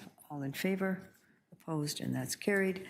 And the last is the 2 reports to go to council, how we showcase this project, and the approval process for detailed design and the concept plan. All in favor? Opposed? And that's carried. So do we need to do that as amended? That is the item as amended. All in favor? We'd like a recorded vote on item as amended. That's great. Okay. Would you like to carry out that vote? Okay. All in favor? Councillor Sachs, Councillor Pasternak, Councillor Fletcher, Councillor Chernos-Lynn, Deputy Mayor Morley. Unanimous. Thank you very much. Done. Next, phase 2, on to that. One more, we have to just, you're not leaving? Okay.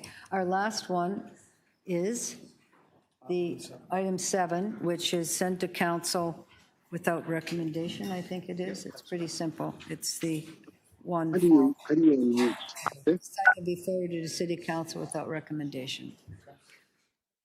Where are you? Sorry. We need our one more voter. Council, Deputy Mayor Morley. Deputy Mayor, we just have one more vote. We just need that, and then we're done. Then we are done. Yes. Mr. Sachs, wait. Two. We can't, we only have 3. Oh, everybody has jumped up. We're just going to finish this off. I'm going to do my thing. Thank you. Thank you. All in favor? Opposed? That's carried. Okay, now it's over. Thank you very much. Before 4. That was okay. Peruzza, Councillor Fletcher, Chair Fletcher, this is Peruzza. I've been on the